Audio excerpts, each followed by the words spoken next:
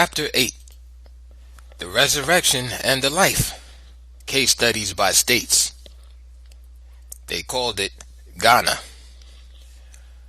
One black state defied the slow onslaughts of the Sahara for over 2,000 years, hanging on to its fringes far into historic times, just as though it was determined to let the world actually see how all of its sister states in that vast wasteland had died. Furthermore, its very antiquity and the similarity of its advanced institutions to those of the Ethiopian Empire in the east has raised the question of whether it was a western outpost of that empire. There is, of course, no question about the travels of blacks between the eastern and western Sudan.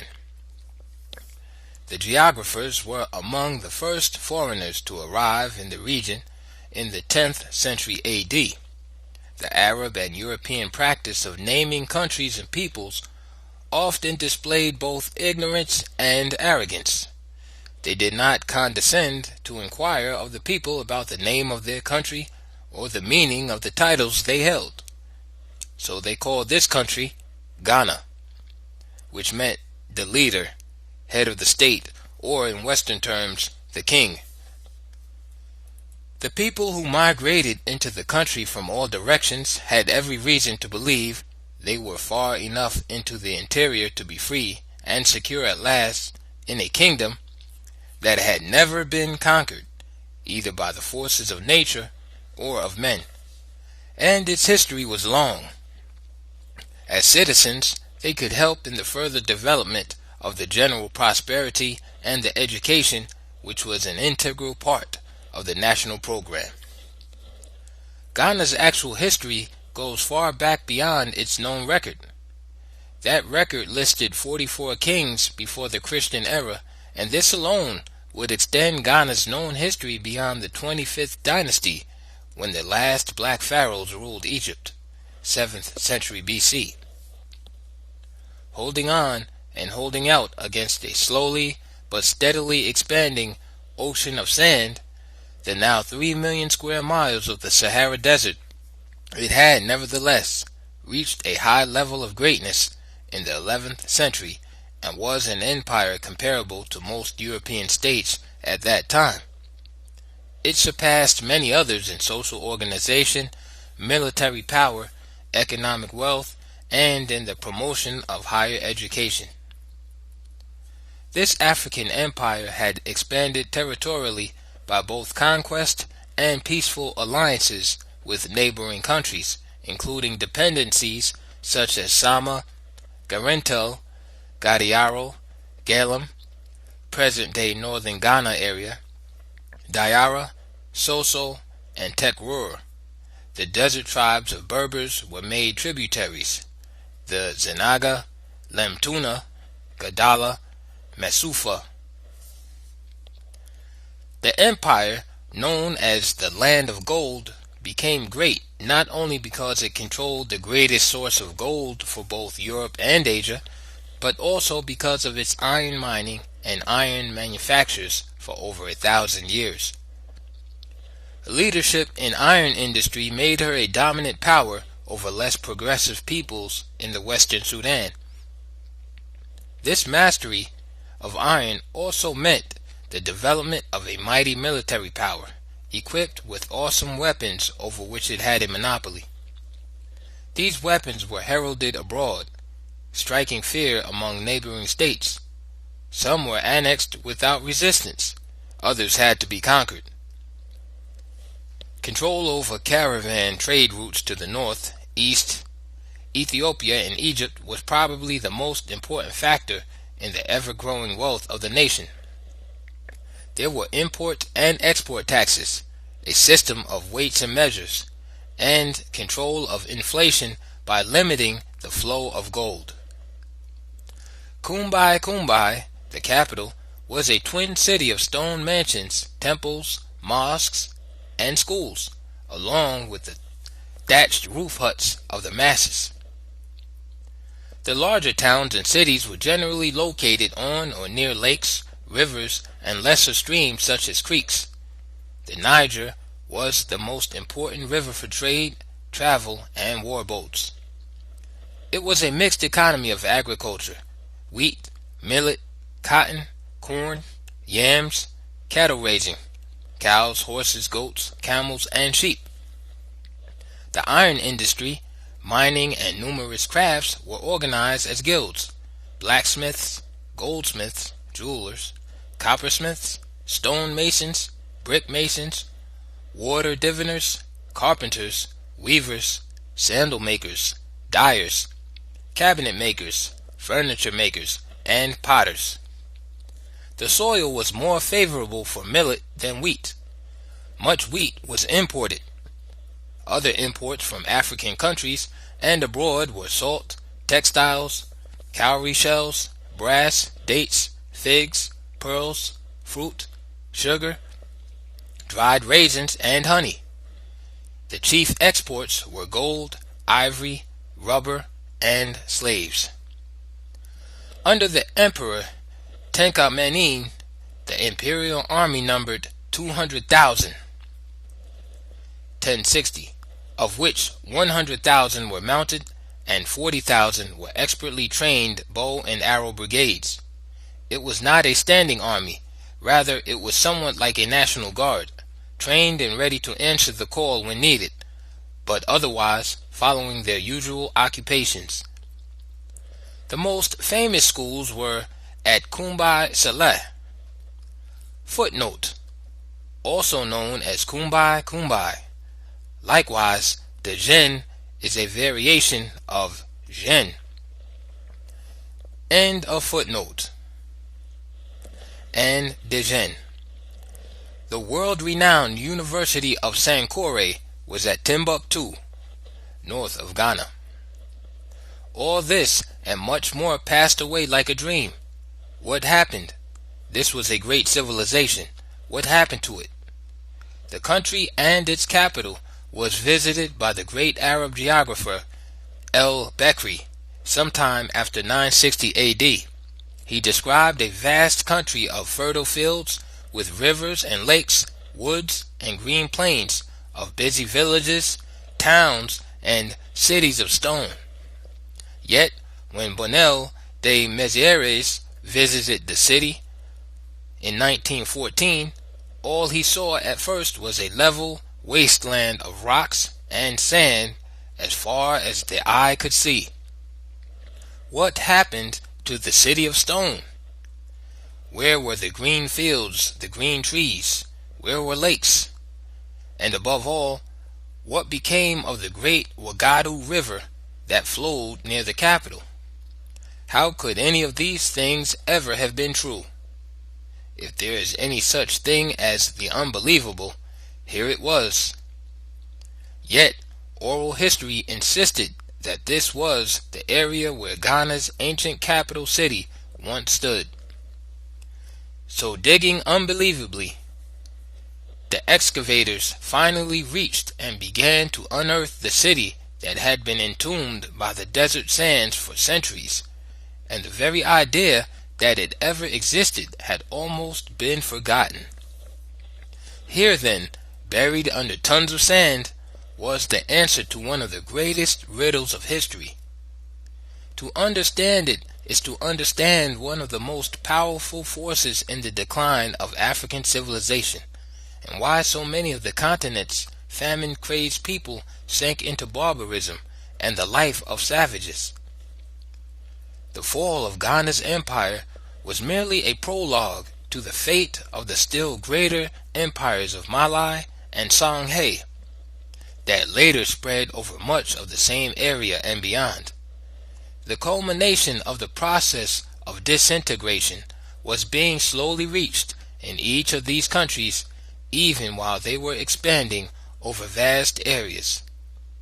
Flushed with all the glories of wealth and power, we might here observe that nearly 1,000 years later, the illusion that bigness, wealth, and military power are sufficient to guarantee security and permanence still persists.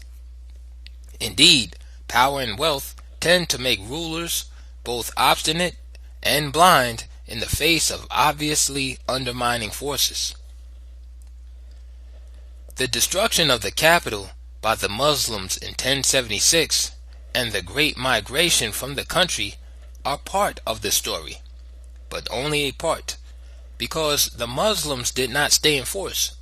This invasion was simply another major factor in the process of slow disintegration and expedited it.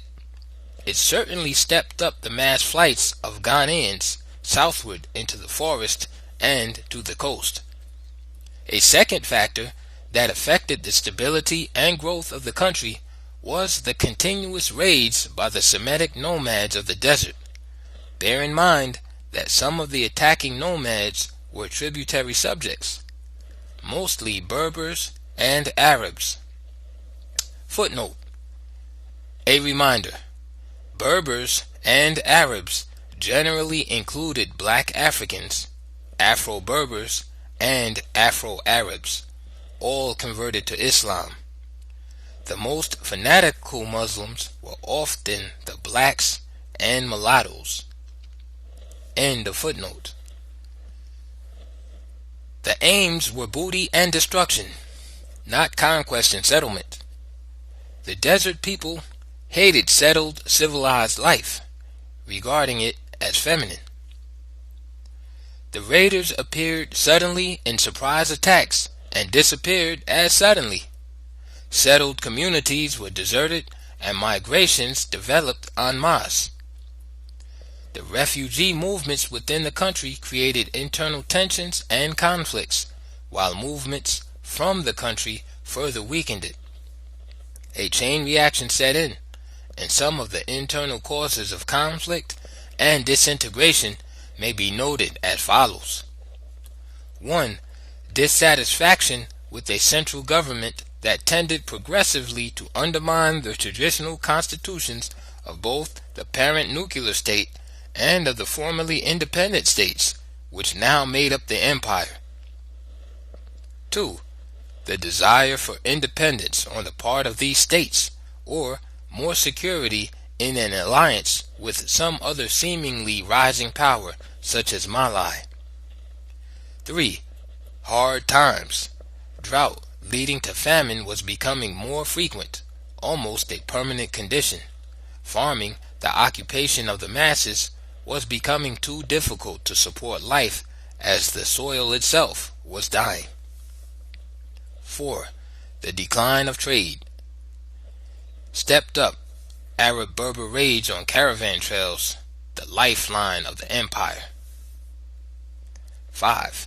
Failure to capture Wangara gold mines, leaving the state in the now precarious position of a dependent middleman. 6. Civil strife over successions to the throne. The ruling class had become Muslim, introducing revolutionary changes in traditional constitutional practices. 7. Weak leaders on both local and national levels. Wisdom, courage, and ability were no longer tests for high office. 8. Religious conflicts. Muslim kings versus non-Muslim masses. This meant war on time-honored religious beliefs and practices. The African masses, of course, were regarded as infidels, but the ruthless program of forced conversions to Islam failed as more and more of the people fled the country. Islam eventually triumphed over this whole area, which is today what was French West Africa. 9. The increasing death of the soil. Deforestation, erosion, and the uninhibited southward movement of the Sahara. The gradual drying up of streams and sinking of lakes and rivers were death knells for a civilization that was already decaying for reasons which I have just outlined. 10. Changes in climate. The quick evaporation of rainfall, leaving the soil as dry and thirsty as ever. Maurice Delafosse, in his Negroes of Africa, declared, "The region where Kumbai was built is now very arid. In truth, it rains here every year, but there are now new rivers, and except at a few points where pools and sheets of not very deep subterranean water exist, the vegetation, although fairly thick in spots, is reduced to thin pasturage, gum trees and other spiny bushes. Halligan. The region contains no villages, and is traversed only by nomadic Moors and hunters of the nobodies. But very numerous and extended traces of former habitations and burial places which turn up at every instant show that the country was formerly inhabited, in part at least, by sedentary peoples, and lead us to suppose that it was better watered than it is today, and more suitable for tillage. Besides, Beckery speaks of vast and prosperous fields which extended to the east of Ghana. The capital city and local traditions are unanimous in attributing the decline of the kingdom and the dispersion of its inhabitants to the drying up of the Wagadu and consequent famine. This early conclusion by Delafosse with regard to the reason for the disappearance of one highly civilized African state has not only been confirmed by later investigations, but the same major factors explain the collapse of other African states. Mali. Mali was the second of the great three West African empires that became well known in the medieval world. Although its history has been traced back to Paleolithic times through rock paintings, carvings, and other archaeological finds, such as the Ashilerman in 1927, the empire rose in the 13th century with the decline of Ghana. Kangoba was the small kingdom of the Mandinka people on the southern border of Ghana near the mouth of the Niger River. It was a tributary state and held the strategic trading position of dominance over the gold mines of both Wangara and Bore. Among the contestants for succession to the disintegrating empire of Ghana were two of its rebelling provinces, Kaniaga and Diara. These were overcome by the nearby kingdom of Tegrur under the leadership of Sumen Guru, who succeeded in capturing the capital of Ghana, Kumbai Saleh, in 1203.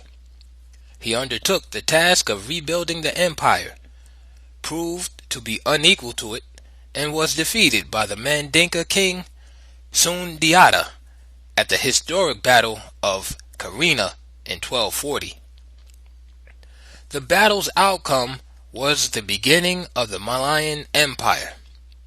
Under the emperors Sundiata Keita and Mansa Uli, there was systematic reorganization and consolidation of the former empire and expansion beyond it, so that when Mansa Musa came to the throne in 1312, he had a solid foundation upon which to build what was to become one of the greatest empires of the time, and to be recognized as such around the world. But two things should be noted here. The first is that both Ghana and Mali included strong Arab-Berber tribal states under their rule. Most of these were united desert societies. They occupied the surrounding strategic points of power. They were able to harass and raid the great caravans conducting the vast import and export trade of the black states across the Sahara. The armed escort guards were powerless against them because they could throw a mile-long caravan into disarray and confusion by the tactics of sudden attack and withdrawal,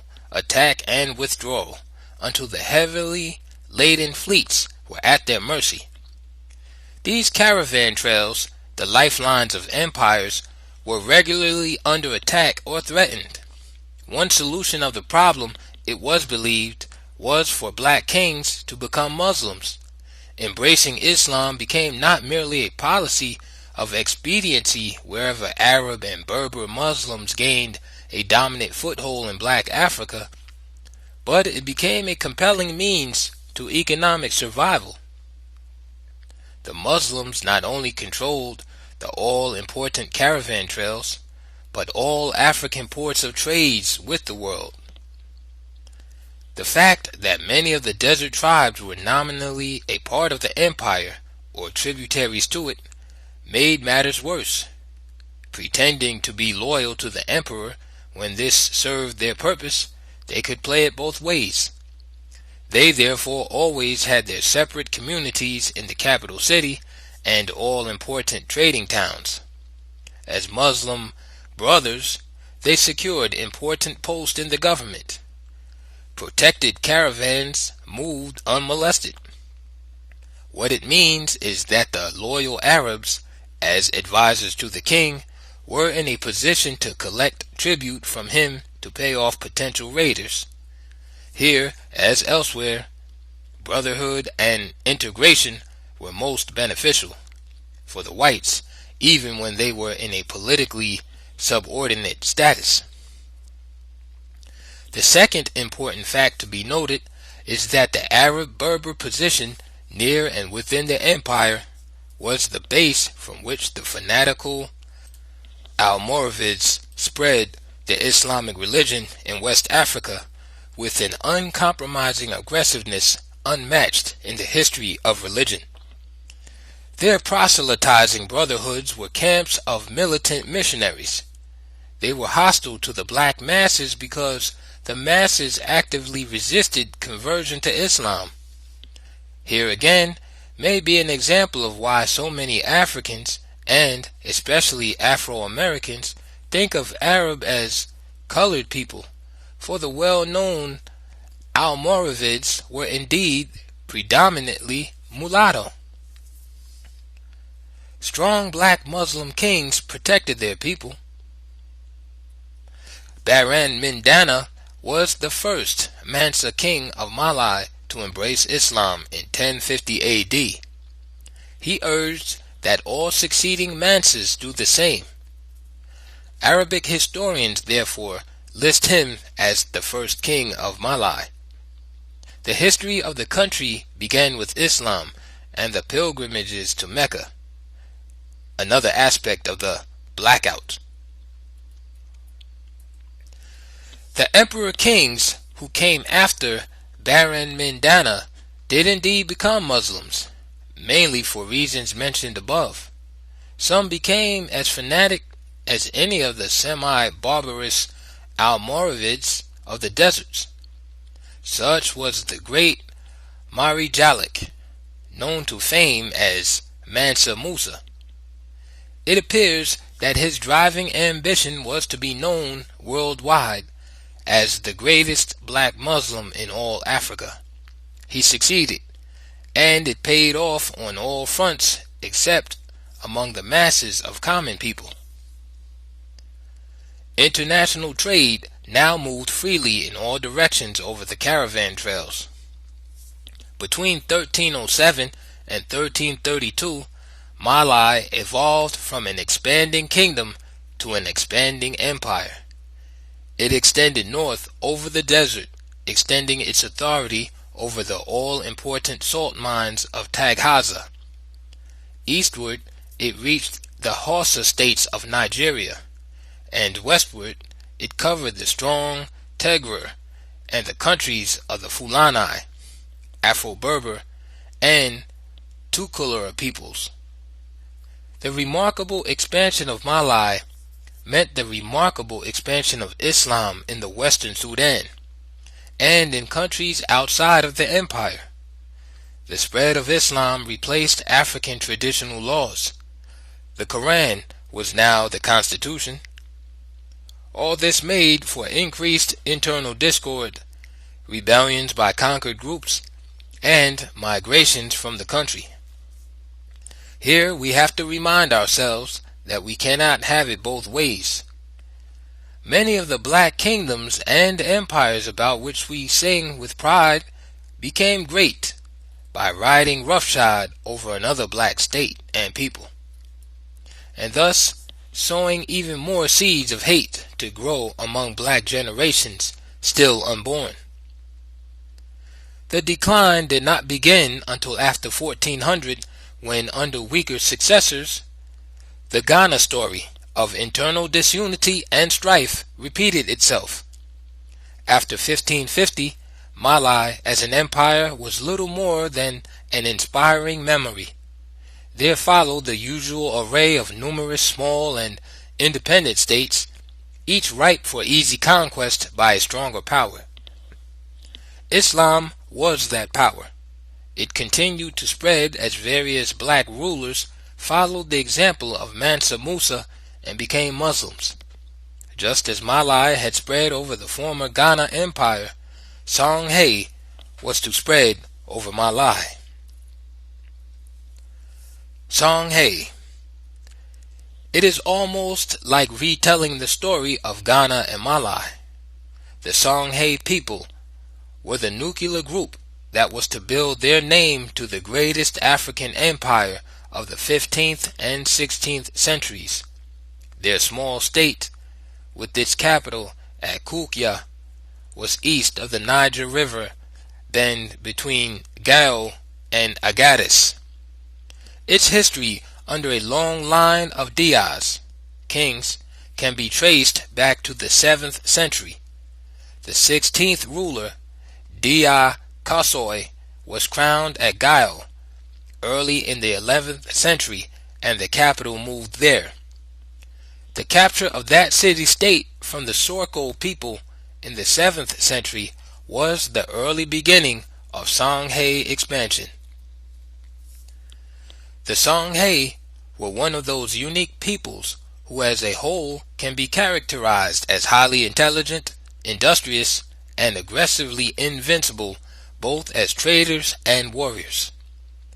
With the capture of Gao, their success was assured, for this was the important caravan center for international trade. It dominated the commerce of the central regions of the Western Sudan, controlling the flow of gold and ivory from the southern forest and the precious salt trade from the Taghaza mines in the northern desert. This was an intolerable situation for the still powerful Malai. Therefore, in 1325, Mansa Musa sent several divisions under his ablest generals to bring Gao and other Songhai territories within the empire. The defeated Songhai pretended loyalty and wholehearted allegiance to the Malai Empire while busily rebuilding and reorganizing their armies and political structure. They discontinued the rule of the Dias in 1335 and started a new leadership with the kingly title of Sunni. The second Sunni of the new line, Suleiman Mat, was able to break away from Malai and declare Gao independence in 1375, just 50 years after being under the empire's rule. There followed a long period of relative calm and inaction. The record indicates that the fortunes of the nation rose or fell according to the character of the leadership. So it was that rapid expansion in all directions was resumed when Sunni Ali, perhaps the greatest of Songhai emperors, came to the throne in 1464. He became a nominal Muslim for the same economic reasons that influenced other black kings. The Muslims not only controlled trade with Asia and Europe, but they also dominated trading activities in towns and cities through resident merchants. The wealth of the nation depended very largely on cooperation with them. The African people, on the other hand, were generally anti-Islam. The problem of all African kings was how to be a Muslim without alienating the people. Sunni Ali was powerful enough to play it both ways. It became clear to the Arabs and Berbers that his real loyalty was to the traditional religion of the Africans. They never forgave him. However, at the close of his 35 years of leadership as a great general and statesman in 1492, the Songhai Empire rivaled that of Malai in wealth and territorial expansion. The two principal seats of learning, Timbuktu and Jenne, had been included in Songhai's northward and westward sweep. It was at Timbuktu that two of the great African writers of the period wrote their famous histories in Arabic: Tariq al-Fatash by Mahmud Kati and Tariq al-Sudan by Rahman al-Sadi. The most famous African scholar during this period of Songhai's intellectual flowering was the biographer and lexicographer Ahmad Babo. Footnote: some writers, including E.W. Boyle, classify him as Berber or Afro-Berber. End of footnote. Born in 1526, they all wrote in Arabic, just as black Americans all write in English, and for the same reasons. The Black Revival of Learning. Songhai's greatness was due to something more than the remarkable expansion of its empire over a territory larger than the continent of Europe. That was great, but greater by far was the grand scale on which the revival of learning spread among the blacks of West Africa, the Western Sudan, or land of the blacks. Three of the principal centers of learning were at Jenne, Galle, and Timbuktu. At the head of the educational system at Timbuktu was the world-famous University of Sankore, drawing students from all Western Africa and scholars from different foreign countries. It was especially noted for its high standard of scholarship and therefore exacting admission requirements, about which there were some complaints. The university structure consisted of 1. Faculty of Law, 2. Medicine and Surgery, 3. Letters, 4. Grammar, 5. Geography, and 6. Art. Here, art had to do with such practical training as manufacturing, building, and other allied crafts. After the basic training, the expertise required was through the traditional apprenticeship system in the various craft guilds. There were thousands of students from all parts of West Africa and other regions. We have no record of the exact number. The accounts also mention the large number of scientists, doctors, lawyers, and other scholars at the university without giving the exact number, perhaps not considered necessary in the 15th and 16th centuries. And there is something else that simply had to exist underneath this university system for which there is no record, account, or even a passing reference. This was the West African elementary and secondary school system, without which there could not have been a University of Sankore with such high standards for admission. As we have shown, the Muslim religion and its Arabic language had spread over much of West Africa and had been embraced particularly by black rulers, notables, and merchants, along with the immediate followers of all of these. The masses held on to the African religion, although thousands of these also found it expedient to pass as Muslims in towns and cities. The Arabic language, unlike any other in the world, had a three-way advantage in its spread. Like Latin in Europe, at the time, it was the language of religion and learning. But unlike Latin, Arabic was also the language of trade and commerce. This last use made it more widespread among the blacks than it would have been otherwise. Arabic, therefore, was the language used by black scholars in West Africa, whether they were Muslims or not. But the study of the Islamic Quran, law, and literature was at the core of the university's curriculum, and all this made the widespread revival of learning in Africa appear to be an entirely Muslim affair. The fact is that the thirst for learning was so compelling that the introduction of any written language after the loss of their own native writing was welcomed as a godsend.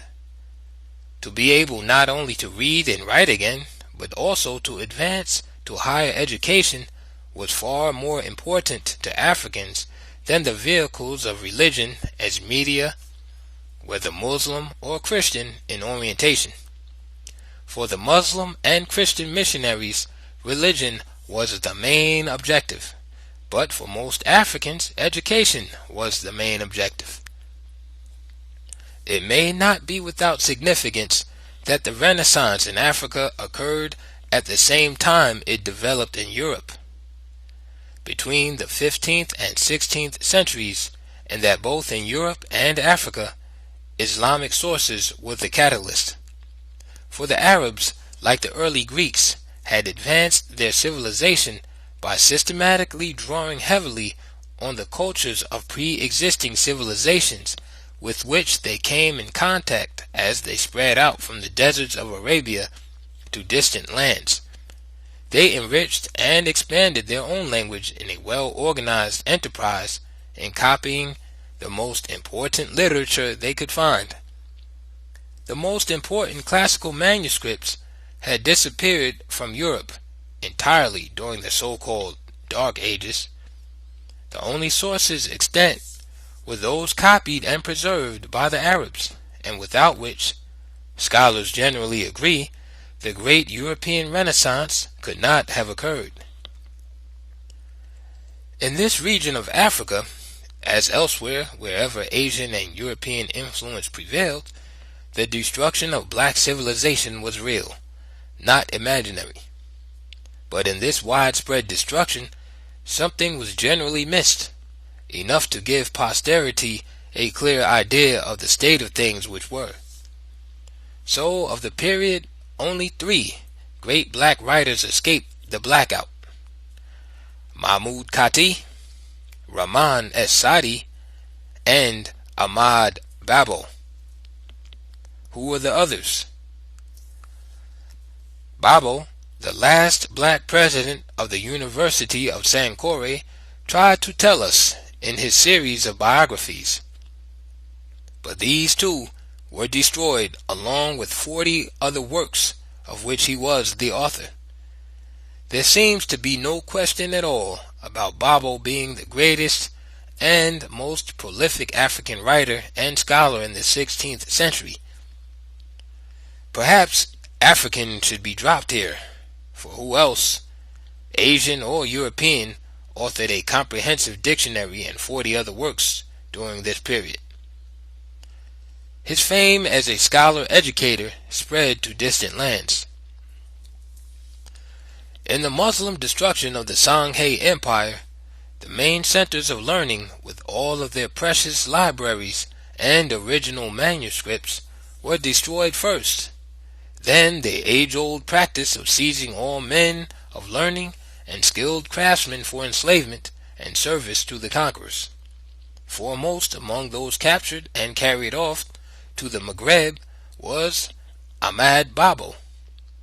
There he was treated as an honored guest and instructed to use his great learning in the service of his conquerors, the Moors. Now again, just who were the Moors? The answer is very easy.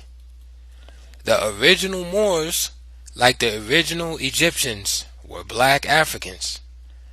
As amalgamation became more and more widespread, only the Berbers, Arabs, and coloreds in the Moroccan territories were called Moors, while the darkest and black-skinned Africans were called Blackamoors.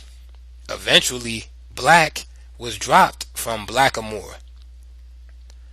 In North Africa and Morocco in particular, all Muslim Arabs, mixed breeds, and Berbers are readily regarded as Moors. The African blacks having had even this name taken from them, must contend for recognition as Moors.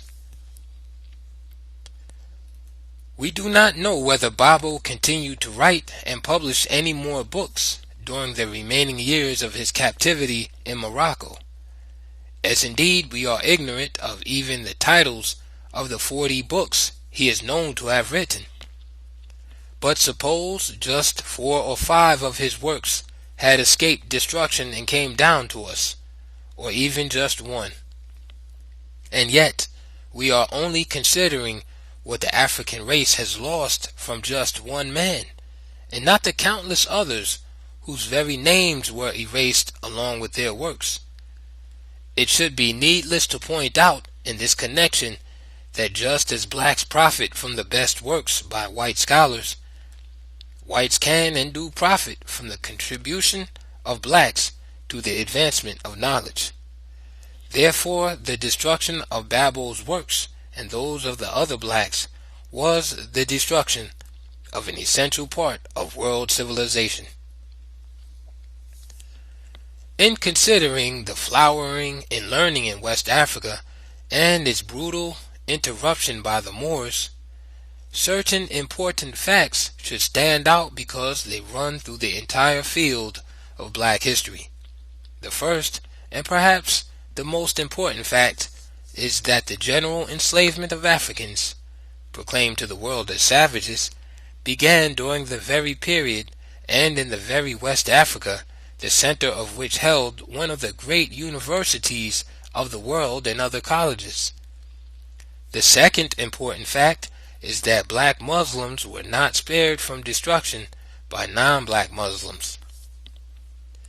The third all-important fact was the non-enslavement of mulattoes and their classification as white, Egyptians, and Moors.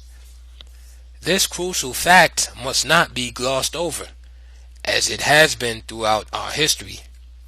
First, because there were many tribes or societies in Africa which were exclusively mulatto, to use the term loosely. Nothing was more characteristic of the mixed breed clans, tribes, or societies than their unceasing efforts to emphasize their separate identity and their constant fear of being considered Negroes or black Africans. Hence, their over-anxious crusades or jihads against black states and their spearheading most of the slave raids in Africa. They further emphasized their ethnic difference by always retaining thousands of black slaves in their own service while selling the others. The white man, by driving his offsprings as a wedge into the black race, is not only able to keep it weak by keeping it divided, but he is able to maintain effective control over it without the necessity of his own presence. The most murderous of the mulatto slave traders was Tippu Tib, with his slave empire headquarters on Zanzibar. His slave trails extended in every direction from the east coast far into the interior where white slave traders feared to go. But Tibb's agents and slave caravan leaders were generally colored like himself. And since black slave armies were always both the backbone and spearhead in European and Arab adventures, the record should be clear in identifying all of the participants in the slave hunting crusades in Africa. There were, therefore, more significant factors in the destruction of this larger-than-Europe Songhai Empire and its advancing educational system than is evident from a summary statement that it was destroyed by the Moors. The Black Muslim Triumph and the End. Sunni Ali was succeeded by Sunni Bahru in 1492. He refused to compromise with Islam at all, defended the African religion, and thereby lost the support of the towns and cities which were the centers of Muslim power. He was deposed after a year, thus paving the way for Sunni Ali's chief minister, greatest general, and most ardent and sincere black Muslim, Muhammad Toure. He became emperor in 1493 with the military title of Askia. He matched Sunni Ali not only by reigning 35 years, but by extending the empire eastward over the Hausa states across northern Nigeria, northward over the Sahara, beyond the Taghaza salt mines, and westward to the Atlantic Ocean. He had earned the name by which he is best known, Askia the Great. At the age of 80, he was deposed by his eldest son in 1528 and died 10 years later. His successors were generally weak and had short reigns. Weak leaders and short reigns led to internal conflicts and social, political, and economic disorganization. These conditions were signals for revolts by conquered states and attacks by others. In 1582, the Hausa states regained independence, and within a few years, the Masai states renewed their attacks. The Sultan of Morocco, Moulay Ahmad, now saw his opportunity to capture the salt mines of Taghaza and the gold of Songhay. Armed with guns and cannons, then unavailable to African armies, the Moroccans met the army of Songhay under Askia Isiaq at Tondibi, 1594. Spears and arrows had to give way to gunfire. Thereafter, the Songhay forces split up into small units to harass enemy garrisons and outposts in surprise attacks. These attempts to dislodge the invaders lasted over 70 years, but the Songhay of glorious memory was no more. The armies of Islam continued their triumphant march in Africa, destroying its basic institutions wherever they could do so. The remarkable Masai. They never called it an empire. They called it the Masai states. We let it go at that. But it was in fact an empire if the same definition is applied as it is in other areas of the world. It was a union of kingdoms, similar to other core groups, whose expansionist proclivities create empires. It differed markedly in the pattern of centralized authority. The traditional African political system of local autonomy was maintained in the independence of the individual states that made up the empire. There were 5 core kingdoms: Ouagadougou, Yatenga, Fada-Gurma, Mamprusi, and Dogamba.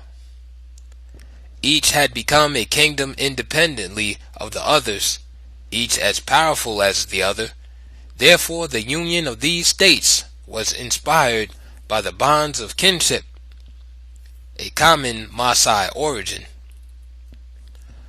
Although located southward between the great arms of the Niger River and almost surrounded by the expanding empires of Malai and Songhay, neither was able to subdue and bring the Maasai within their empire.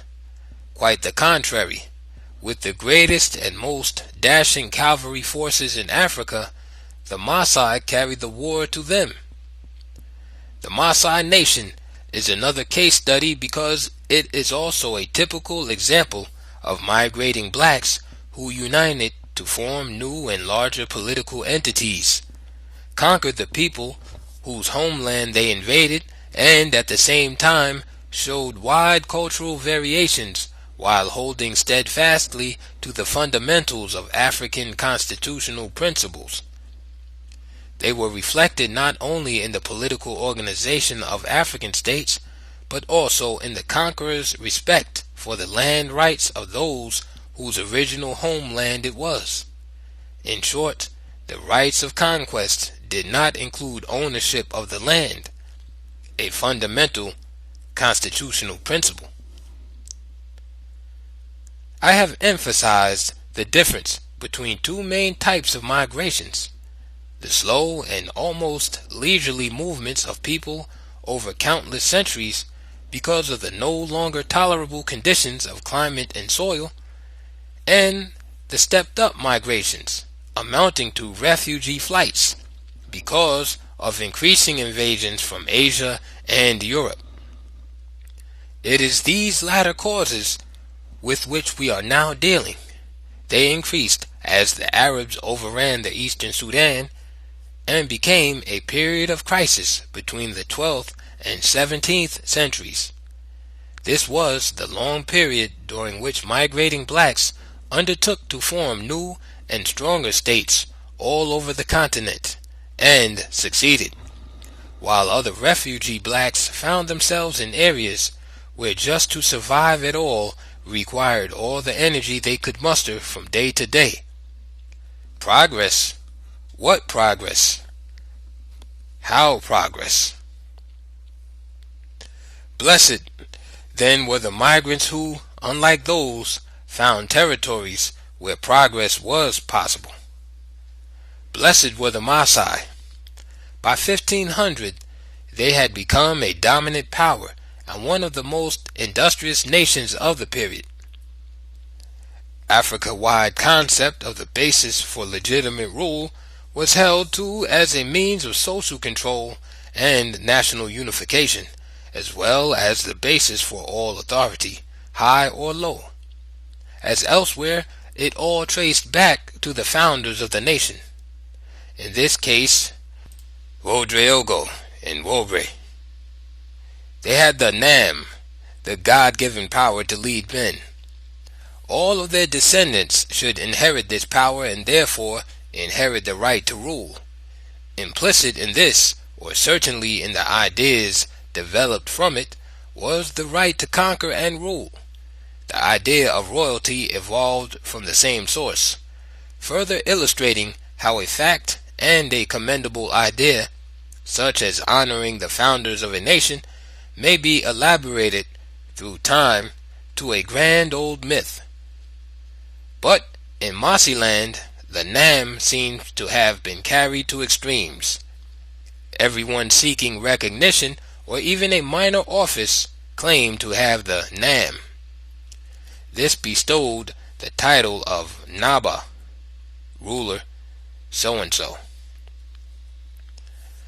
The extent to which the political structure was based upon the Nam made Maasai society somewhat unique among African states.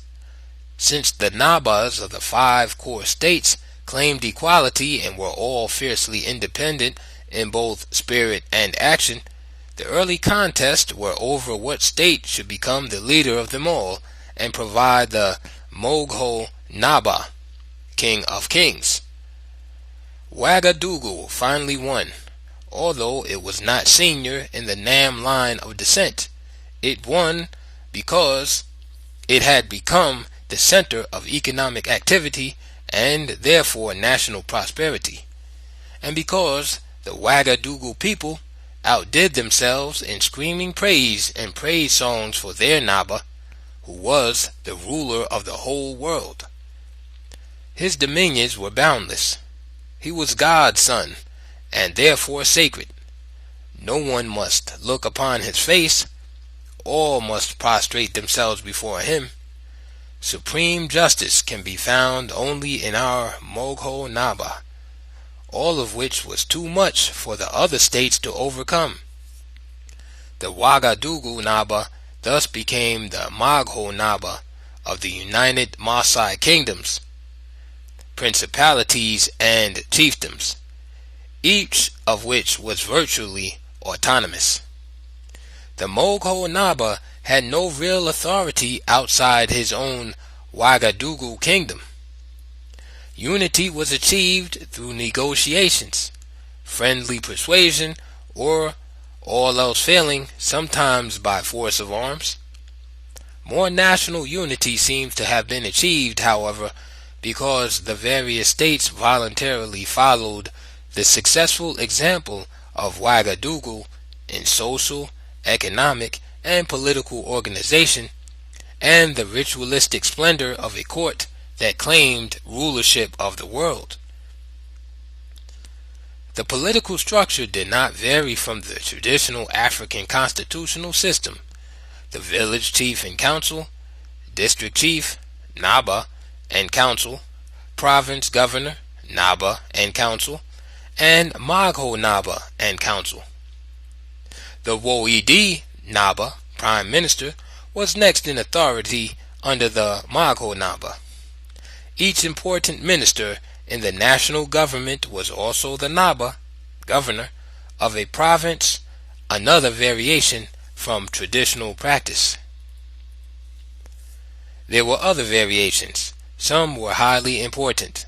One was the minister of Muslims. For, unlike so many other African societies, the migrating Maasai had learned something from the history of the blacks in their relations with Arab and Berber peoples. No foreigners could settle in Maasai territory, but since the Maasai themselves were great traders, they needed the far-flung outlets which the Muslims everywhere controlled. Muslim traders were therefore admitted into the country under the strict supervision of the Ministry for Muslims. All Muslim activity was restricted to trade. The religion of Islam was rejected, its teaching or conversions to it forbidden. In short, the Maasai saw Islam and Christianity as the white man's vehicles of conquest. It was the only black nation to see this in time. Indeed, Maasai prophecy held that when the first white man appeared in the land, the nation would die. The time had not yet arrived. The Maasai policy of excluding whites or rigidly limiting the number and controlling their activities in the country further illuminates an African experience that is already so clear that it should require no additional light.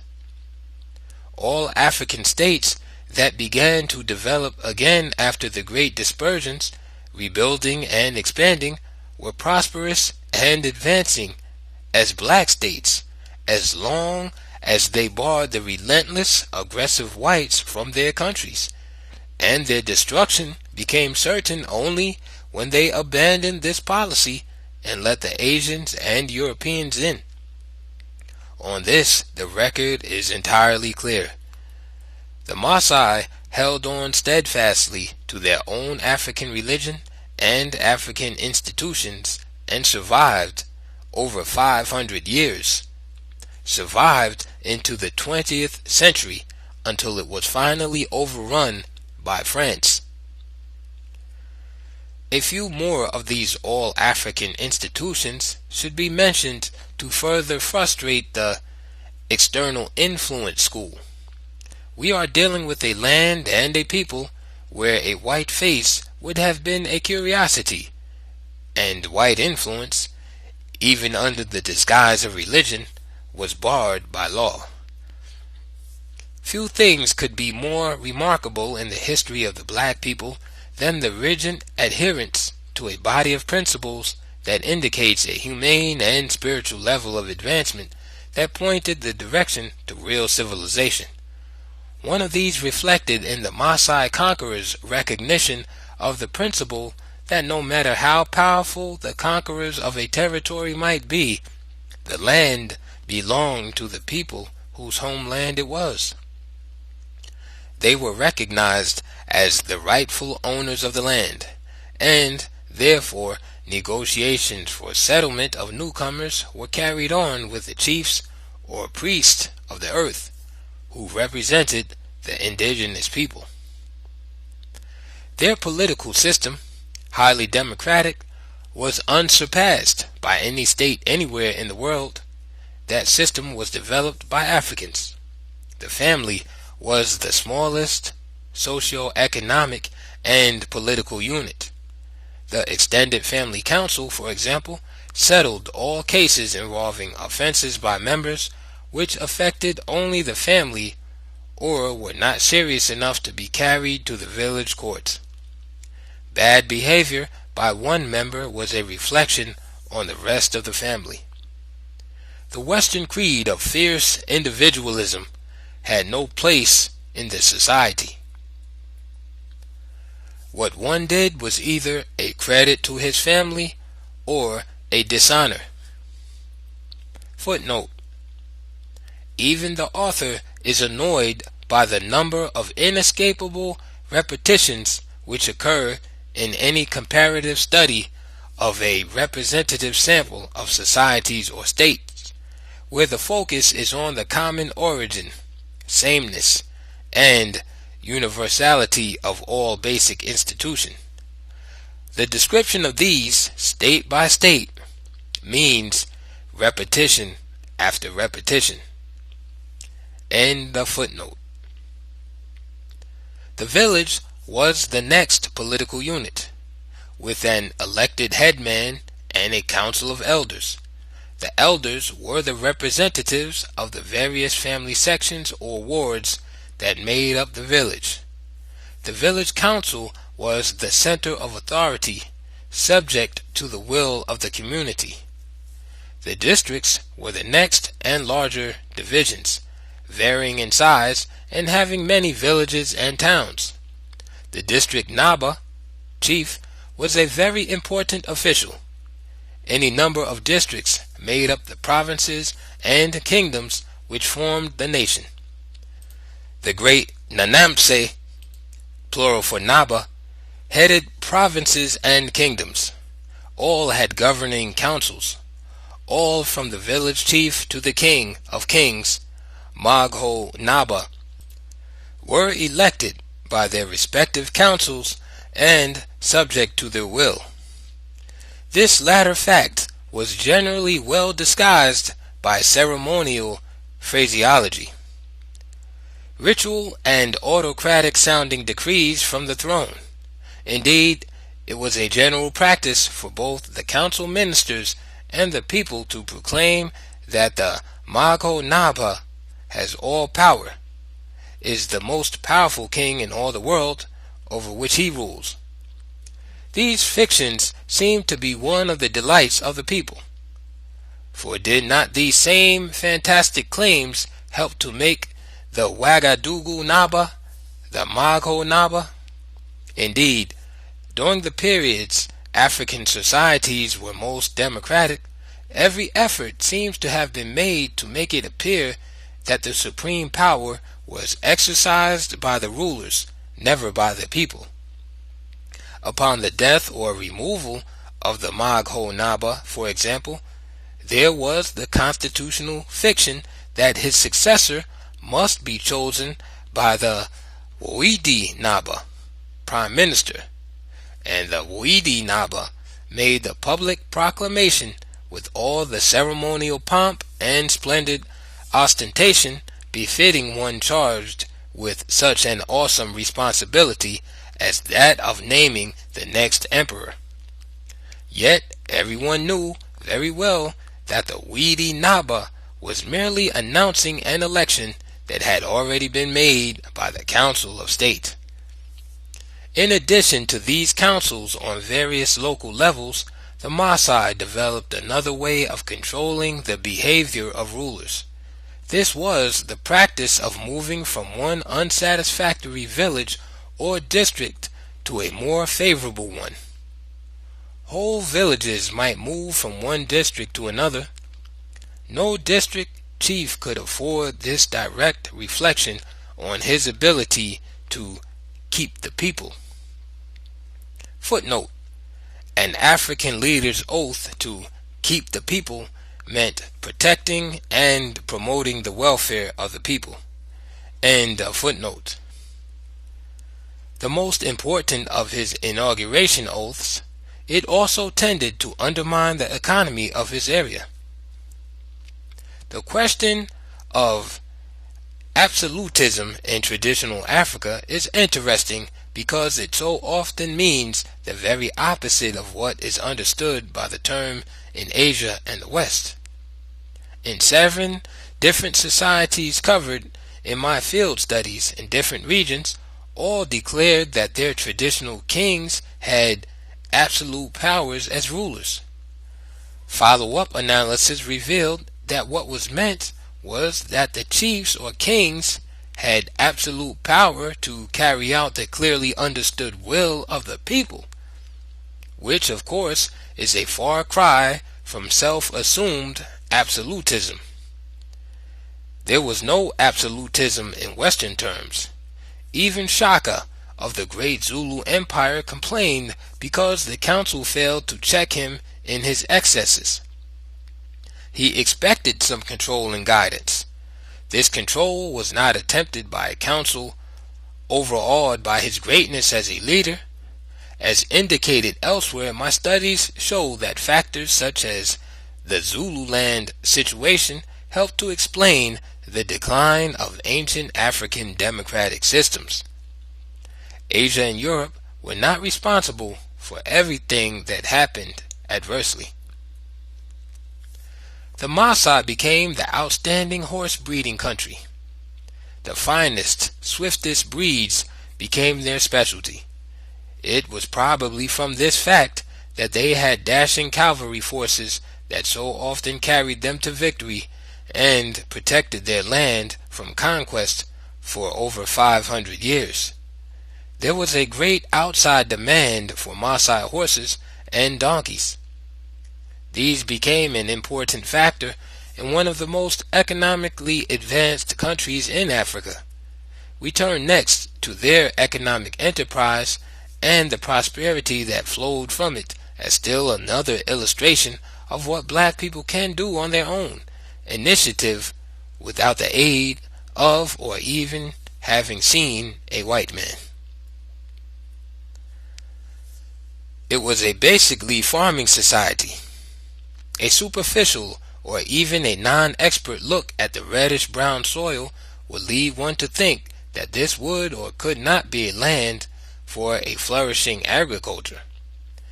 It gave the lie to my description of what in appearance seemed to be unproductive land in other parts of the continent, hard brown soil robbed of its topsoil and moisture. Here in the Maasai states, just about everything grew: cotton, millet, wheat, corn, peppers, yams, rice, peanuts, cola nuts, onions, tobacco, etc. Their industries included tanning, fine leatherworks, cloth making, basketry, straw hats, iron, lead and antimony, and copperware, mats, jars, pots, pans, soap, and dried fish. All of this production meant that the 6 caravan routes that crisscrossed the country were the highways for a thriving export and import trade. They imported salt, coffee, tea, perfumes, carpets, fine robes, and other things needed, such as needles, which they themselves did not produce. Cotton and cotton cloth seemed to lead in the Maasai export trade for a very long time. Honey was also an important part of the market trade, but I do not know whether it was found wild in abundance or was derived from a cultivated beehive industry. Footnote: I received conflicting answers to this question. End of footnote.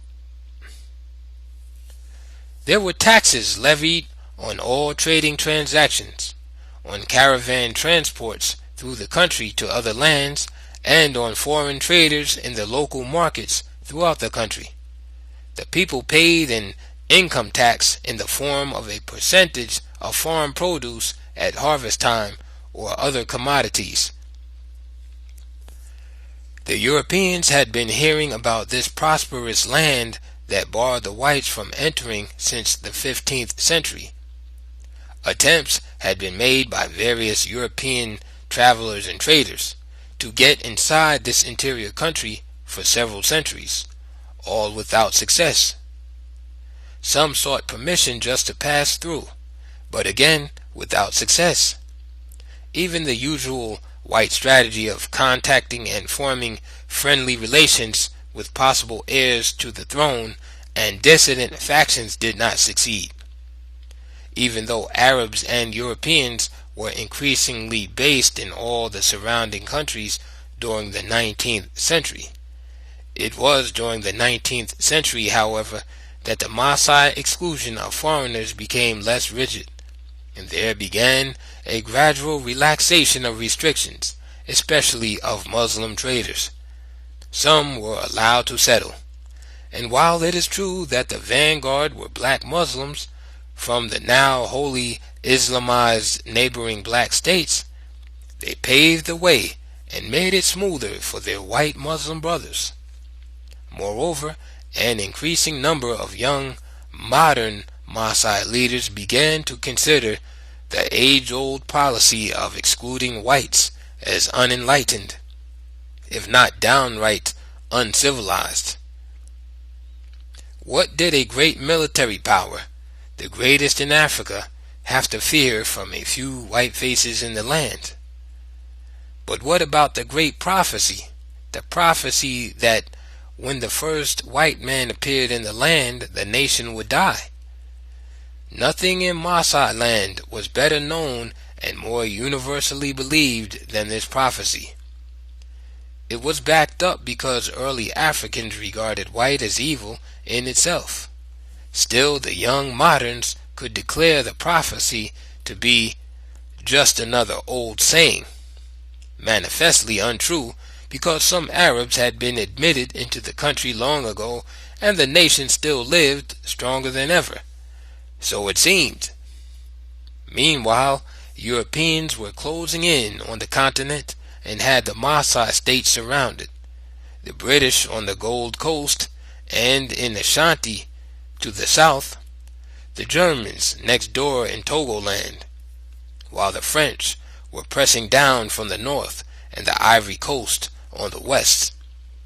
All had their agents busily gathering as much data as they could about this powerful and overly proud black nation.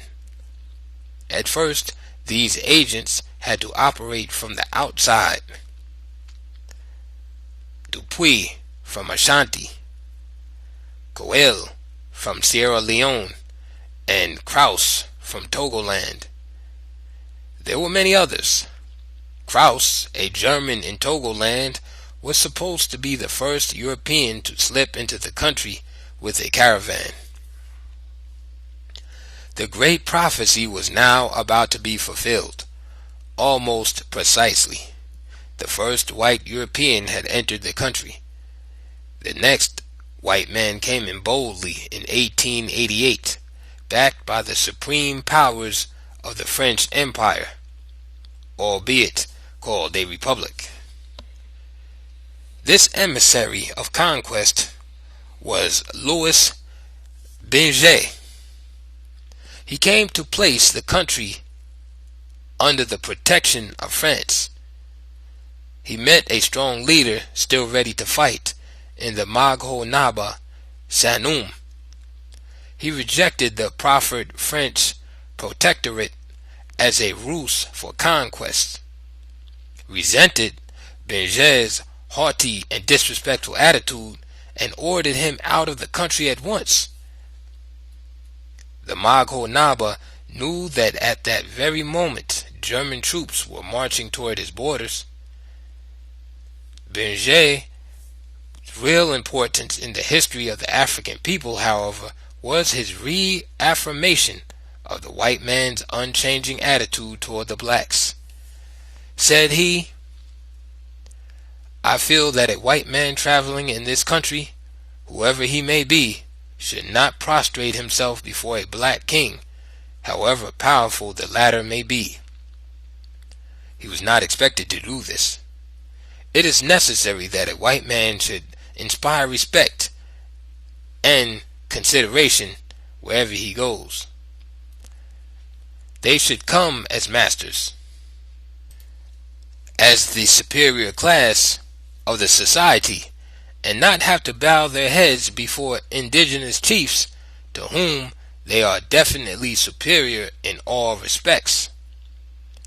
Footnote: quoted in E.P. Skinner, The Maasai of the Upper Volta.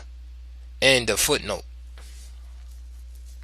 In short, and in even plainer language, the lowest white scum of Europe, the most depraved, are nevertheless the superiors of the greatest black kings. The Caucasian Creed. It is a creed for destruction and death. Millions have already died for it and because of it. How many millions more? The future holds this secret. Meanwhile, the 1888 German army under von Francois halted at the Maasai border. The great Zongagongos war drums had sounded throughout Maasai land and easily reached the ears of the German forces. They were not fools. The death-defying Maasai armies were as well known as were their industries and flourishing trade. The Germans also knew that the Maasai forces were waiting for them, probably impatiently, under the personal command of the Tansoba himself, Minister of War. One may wonder why von Francois did not realize even before leaving Togoland how foolhardy it would be to invade the country of the Maasai. In any event, he turned his forces back and thus avoided certain annihilation. The fact is that neither of the three great powers contending for Maasai land wanted to risk its forces in armed combat with these blacks. Another stratagem was developed: a war of attrition. Hit these fighting blacks where it would hurt the most. Weaken them within by destroying their great international caravan routes. Throw the country into an economic panic. The British, French, and Germans all participated in the great conspiracy. While the war against Maasai commerce was quietly pushed, the friendly missions to the Mogul Naba went forward, one after another. This was easy now. After the death of Sanum, his weaker and more European-minded brother became Mogul Naba. Had it not been for a stronger and not so trusting council, he would have been taken in more easily. The wide use of black agents, usually mulattoes, continued to be the white man's secret weapon in becoming the masters of the black world.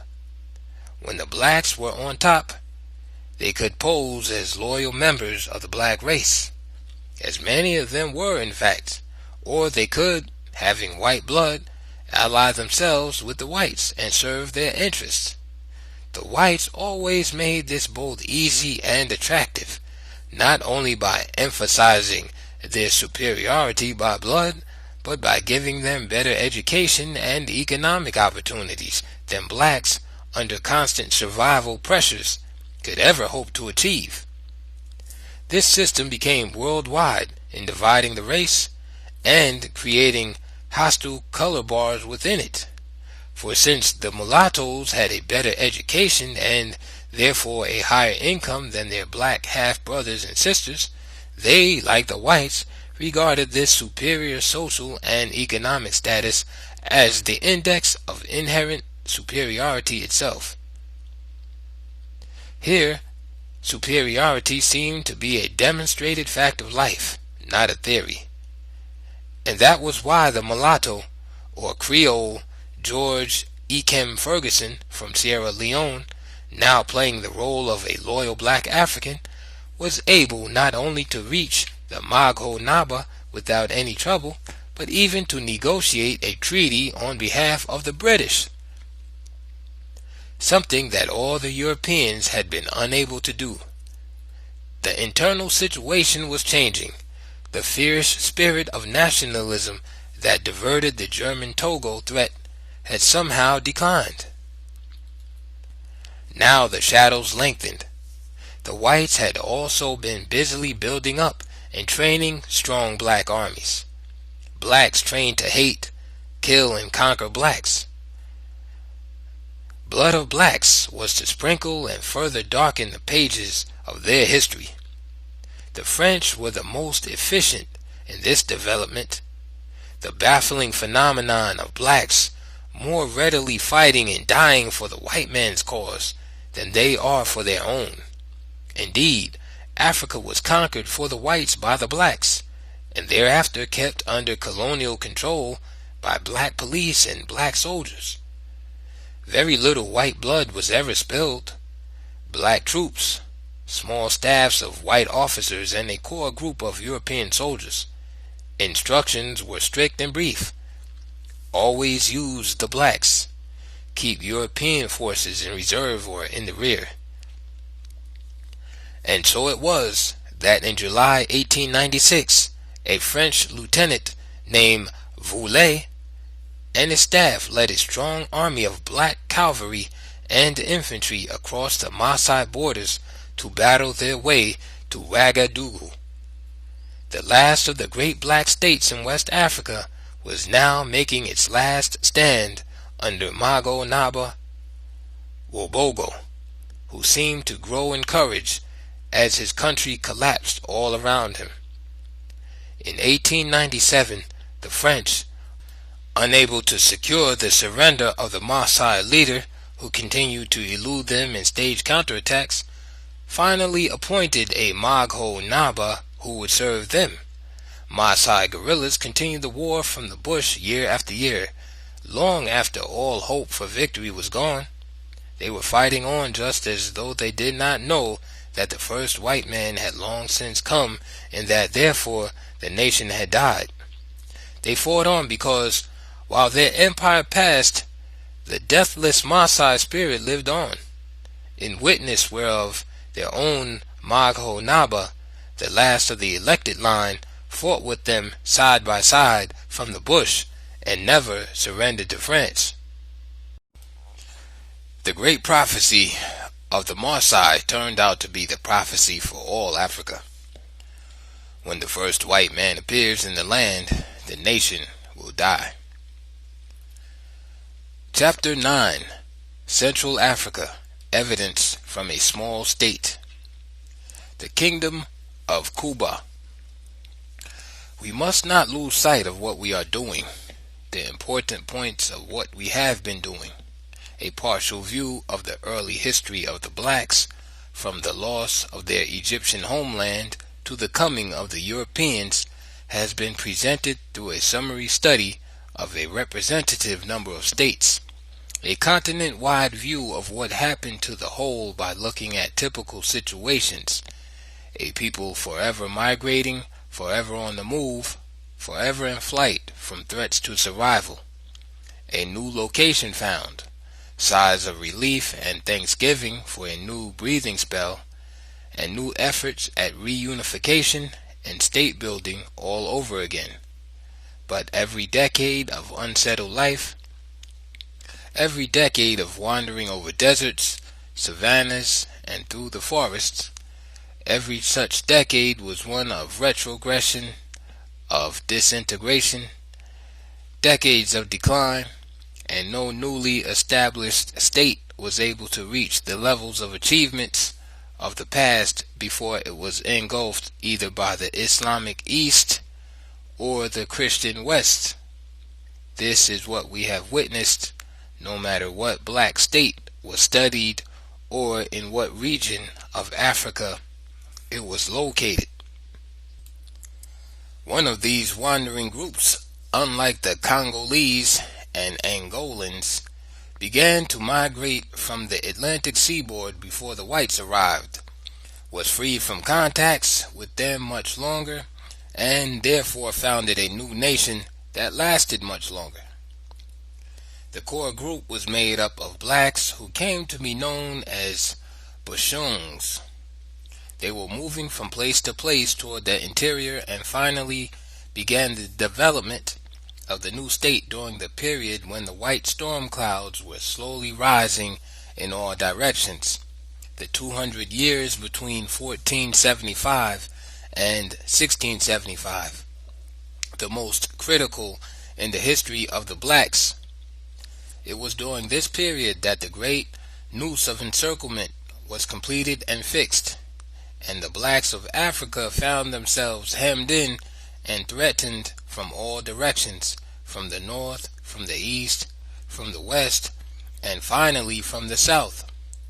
The white man's march toward world conquest and world domination was in full swing.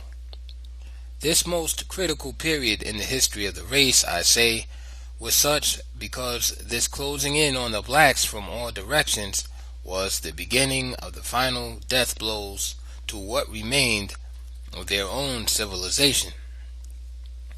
There were dire consequences in terms of their psychological impact on Africans under perpetual danger. A new fatalism emerged that carried the sentence of ultimate doom to the minds of thousands. Some gave up resistance to anything, including a resistance to slavery and resistance to the barbarism that engulfed those who either went backwards or stood still for mental atrophy. Some tried to save themselves by serving the invaders' cause, even if it meant enslaving and killing their own people. Some believed that because the white man came in big ships with big earth-shaking guns, cannons, surely they must be the gods of the world. Others saw no sense in trying to maintain the traditional brotherhood and attempts at unity in the face of such overwhelming odds. Rather, the drive must be to secure these guns and ammunition from the whites, even if it meant ceaseless wars to secure the slaves the whites demanded. Secure them by warring on their own kinsmen in neighboring territories. And still others resolved never to yield, to move and keep on moving rather than submit, to rebuild and keep rebuilding, never giving up, and to fight for unity as the only route to survival. Voluntary unity if possible, unity by force if all else failed. These last others were the ones who had the spirit that accounts for the survival of the most bruised and battered of the races of mankind. Such a representative group were the Bushungs. This their record will show. As the Portuguese slave raid spread, the Bushungs moved inland from the Atlantic, enlisting new followers as they moved or temporarily stopped. They were headed toward the Congo region. Fleeing from the whites was not the only problem for them, as it was not the only problem for the millions who had trampled over Africa before them. So when they had settled on the lower Congo early in the 16th century, their immediate foes were the fierce Yaga warriors, a roaming tribe that seemed to be more interested in raids of destruction than in settling anywhere. They were destroyers, not builders, and they were set on a course to prevent others from settling and building. And while large groups of them did split off from the main body to merge with others and form states, they seemed to be nothing more nor less than bloodthirsty barbarians who engaged in warfare for the sheer thrill of warfare. These eventually opened war against the Bushung state that was forming over a wide area along the Congo. Under relentless and savage attacks by the Yaga warriors, the Bushungs were forced to retreat along the Kasai and Sanguru rivers, many groups splitting off from the main body and going in different directions. The main body, led by its chief, Woot, entered the plain of Ayul and Kasai and began the formation of a little-known state during the third quarter of the 16th century. It is precisely because it was small and generally unheard of that I selected it for a summary study. There was another reason. It was typical of hundreds of other small black states which, unlike the world-renowned Ghana, Malay, and Songhay. The migrating blacks had built all over Africa, but which seemed to be so insignificant to the conquering Europeans that they were swept away, their people scattered, with no Vincennes to seek out its oral historians to hear how things came to be. What was achieved or failed to be achieved before death came to their society at last. The little kingdom of Cuba, then having its history recaptured, will be telling their story also, telling it substantially as it was in all fundamental particulars. The Bashung, or Central Organizing Group, was allied in a federation of voluntary kindred groups and other tribes, numbering 18 at the outset. The Kwa and the Kete were indigenous. The Kwa, as previously stated, having lived there since the world began. They offered no opposition to the invaders, seemed to welcome them, and became members of the Federal Union under Woot as the elected king. Footnote: there is a record listing Woot in a much earlier period. End of footnote. Many of the splintered off segments from the central groups came in later from different directions to join the federation. Other members were the Mongo, Pende, Iyebo, Shua, Kel, Kaam, Kayol Wing, Lalua, Luba, Najinde, Maluk, Payang, Ngumbe, Baying, Kufa, and Mbingi Negongo. From the very beginning, the core group of Bashung set an example for nation building for all Africa, but few African states ever followed it. First of all, the total population at the formation of the Federal Kingdom can be estimated as between 75,000 and 100,000, of which number the Bashungs were 80%. All the other tribes combined, therefore, were only 1/5 of the total population. This means that even under the most liberal democratic system, the Bashungs could have dominated and ruled all the other tribes by the sheer weight and power of overwhelming numbers. They did not choose to do so. Here was what might be considered to be a justifiable occasion to depart from the traditional African constitution with its all-embracing democratic system. Quite to the contrary, they followed it to the letter by simply transforming the village council of elders into a council of state in which each tribe, now constituting a constituent province, was represented as an equal by its own chief or a representative of its choice. The members of the state council were the electors who chose the king. As it was throughout Africa, the council represented the people, and therefore all powers not delegated rested with the council. The significance of this was that the smallest tribe or province, which might be only 2% of the population, was equal in the council to the Bashung group that was 80% of the population, a situation which head counters might criticize as the very antithesis of democracy. Footnote: the Kaam might be the smallest minority in the Kaam states, but only a Kaam could be the chosen counselor. End of footnote. But the numerically dominant Bashungs seem to have been statesmen with a larger view of what democracy means if it is to operate as a unifying force with divergent and formally independent groups.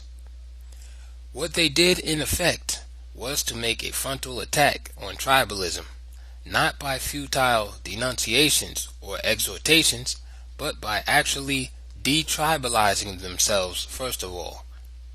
They not only treated all of the different language groups as equals, but they promoted a national policy of glorifying those cultural variations in any groups which were so outstanding that they should be adopted nationally. Hence, every tribe that in isolation had developed something noteworthy but peculiar to itself, no matter how strange or different from all others, could see its unique culture pattern become a national institution and be filled with both pride and gratitude. If the Pende had a different kind of dance and excelled with it, theirs would become the national dance of Cuba. If the Luba excelled in the architectural arts, they would be the leading planners and builders, and so on in all human endeavors. Each group could win national distinction in one way or another for excellence in one or more fields, including agriculture and cattle breeding. The kingdom was south of Zambia in northern Katanga, covering the province of Kasai between the Sankore and Kasai rivers. There were 5 rulers during the short period of 19 years between 1568 and 1587, one being a woman. It is not known whether the council sitting as an electoral college set what seems to indicate 4-year terms.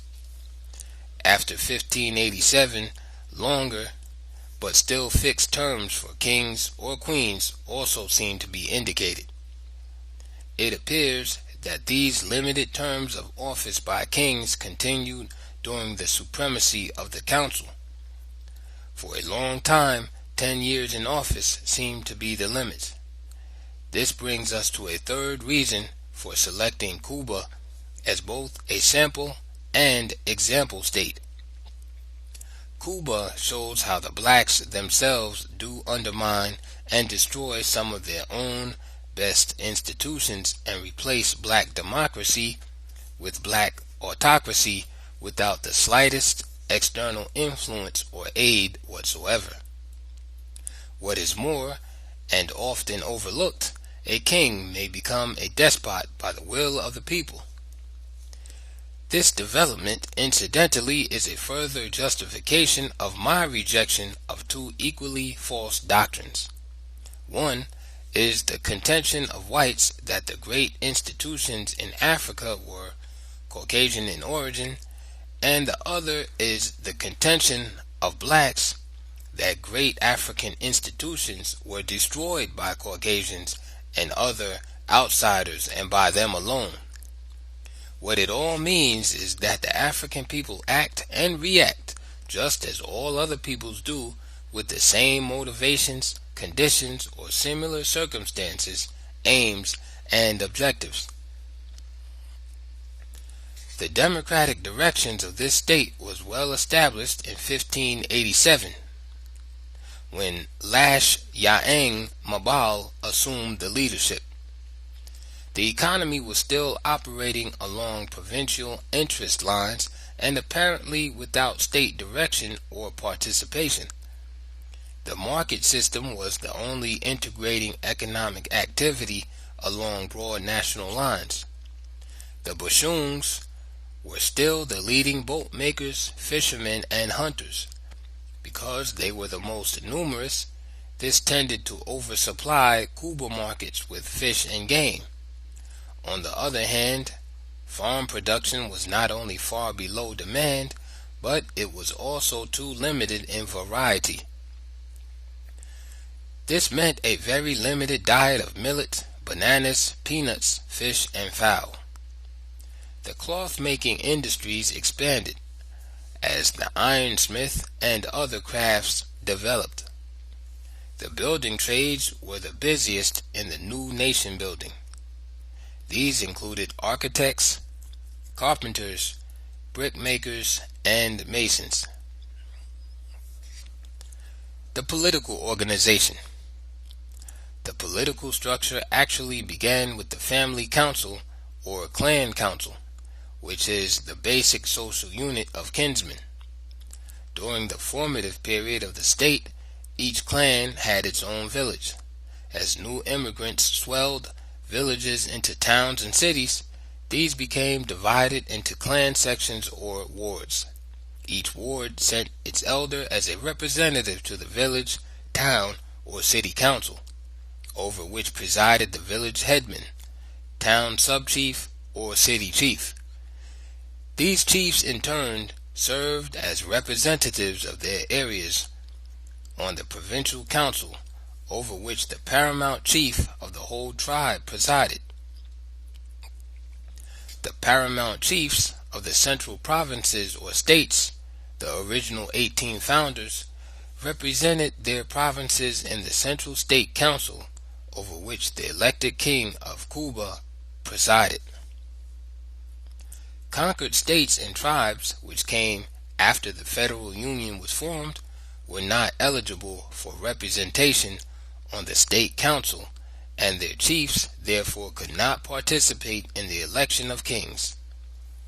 There were other special benefits and privileges enjoyed by the 18 elector chiefs, which other chiefs did not have, or, more pointedly, the newcomers had burdens and responsibilities from which the elector chiefs were free. The heaviest of these were the tributary taxes levied on all chiefs except the original 18. This too was to cause trouble later. The government of Cuba. 1. The Council of State. A. The king presiding. B. The linguist, interpreter, and special aid to king. C.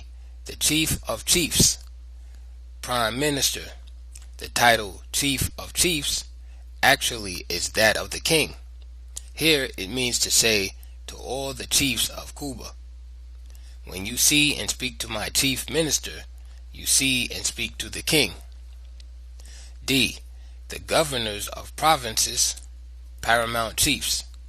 Each paramount chief, or one of his elected generals, was in supreme command of all military forces in his province. The king, who was also a governor of his particular tribal province, had only the soldiers of his province under his command. 2. Administrators, not members of the state council. A. First chief of the treasury. B. Chief of border defenses.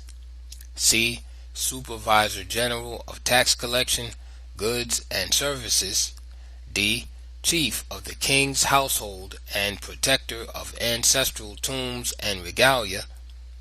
E. Chief of roads and markets. F. Collector General for tributary states.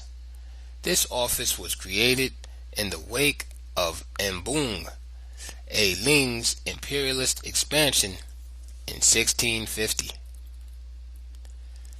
There were 26 kings during the 342 years of Cuban history, or from about 1568 to 1910. As in the cases of Ethiopia, Egypt, Makuria, and the other states studied, here also only a few of the outstanding leaders will be mentioned. In thus rigidly limiting the scope, we necessarily passed over many great leaders and important events, just as we shall be doing in the case of Cuba. Here also we are not as interested in chronological details as we are in such things as the development of national policies to unite diverse tribes in a patriotic devotion to one nation, and other policies that would clearly defeat that objective. The founder or founders of a nation constitute the specially honored group throughout Africa, and it is the source of royalty itself. So Cuba was still following the African Constitution when it made the central or nuclear group of 18 founders the permanent ruling council, to the exclusion of strangers. In Africa, or those who came after the community or nation is established. Yet it is equally clear that as newcomers increased the population and as the nation expanded by conquering neighboring societies, the reasons for future conflicts were also being expanded.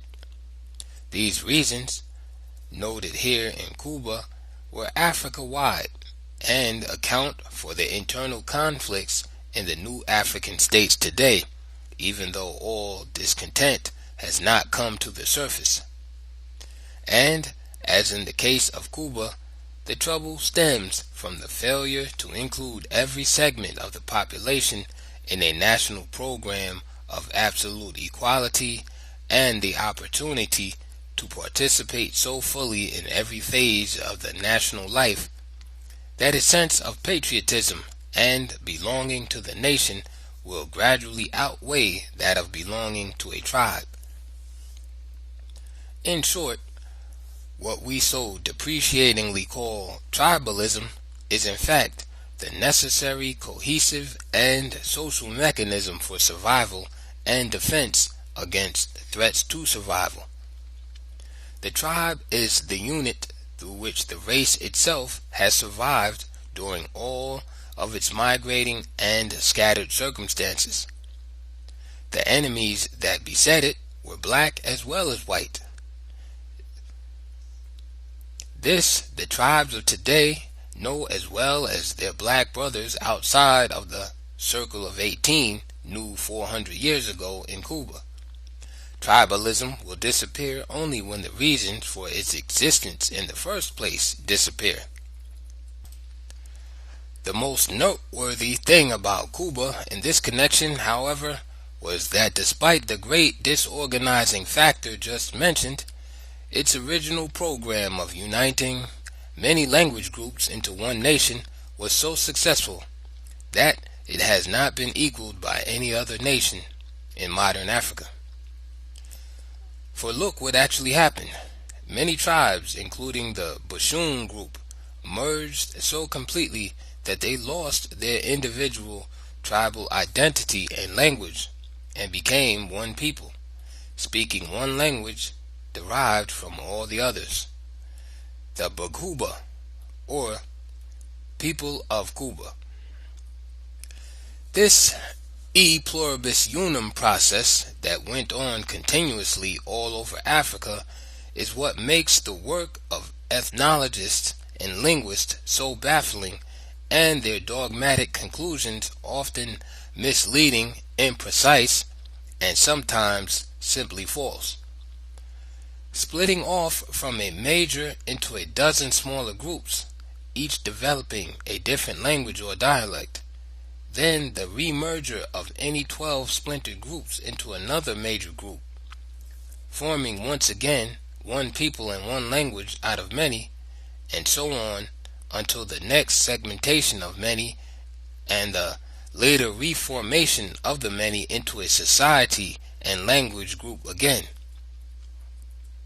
It is, therefore, unlikely, to put it modestly, that any anthropologist or linguist on Africa could take a group of Bakuba today and determine which had ancestors who were Bashung under Queen Ngogati, or Payang when Lashang Mabal was king, or Njinde when Mbu Mbush reigned, 1680 to 1695, etc. Even members of a group as distinctive as the Pygmies, Kwa, lost their identity through intermarriages with almost all the other groups. Their mingling with other groups was more widespread because, unlike them, they did not occupy a particular province but were scattered in all of them. The descendants of a Kwa Maluk marriage in King Mishe Matun's day, 1620, could not be described as having Pygmoid features today, or Maluk either. The reason is simple. There have been too many other crossings and recrossings during the 300 to 400 years that have passed.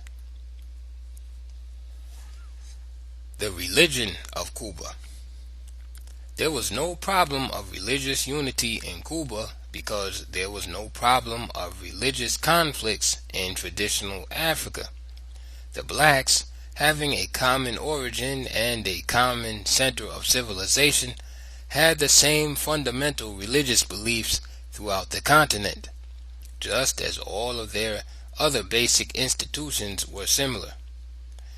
The inevitable variations were insignificant when compared with the universal similarities.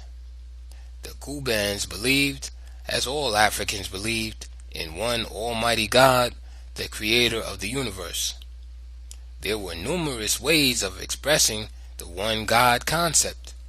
He might be identified with the sun and called the sun god, or as a variation of this, he might be called the sky god. The numerous other gods, far from being in conflict with the great God, were a necessary part of his divine plan, his own deputies and emissaries who had direct charge of the various departments of life that concerned human needs: the earth, soil, water, illness, health, fertility, planting, harvest, the forests, war, hunting, fishing, rain, etc. There were lesser gods under these. Their rank or importance was determined by their role and the extent of their role. Different tribes might have different tribal gods, or a group of kindred tribes might have the same sub-gods. Each family or clan might or might not have its own clan god, and each member of the family might or might not have his own personal god. In short, the traditional African religion respecting an almighty God and a hierarchy of lesser deities was later taken over by Christianity in the form of patron saints and higher deities who rank next to God himself. It is said that religion in Cuba did not include ancestor worship. This ancestor worship thing is another one of those overdone myths about Africans. The Bakuba did not worship their ancestors, but neither did other Africans. If Western writers are using the term in the sense that one worships God, and of course they are using worship in this sense, just as they pretend not to understand the role of the numerous African deities, but understand the role of these same deities in Western civilization if we call them patron saints. In the same way as just about every other aspect of African life and history has been misrepresented and distorted. Yet one can understand why a people for whom the idea of immortality is merely a creed would find it hard to understand the all-encompassing religious philosophy of a people who actually believed in life beyond death. From this central belief, numerous other beliefs developed naturally.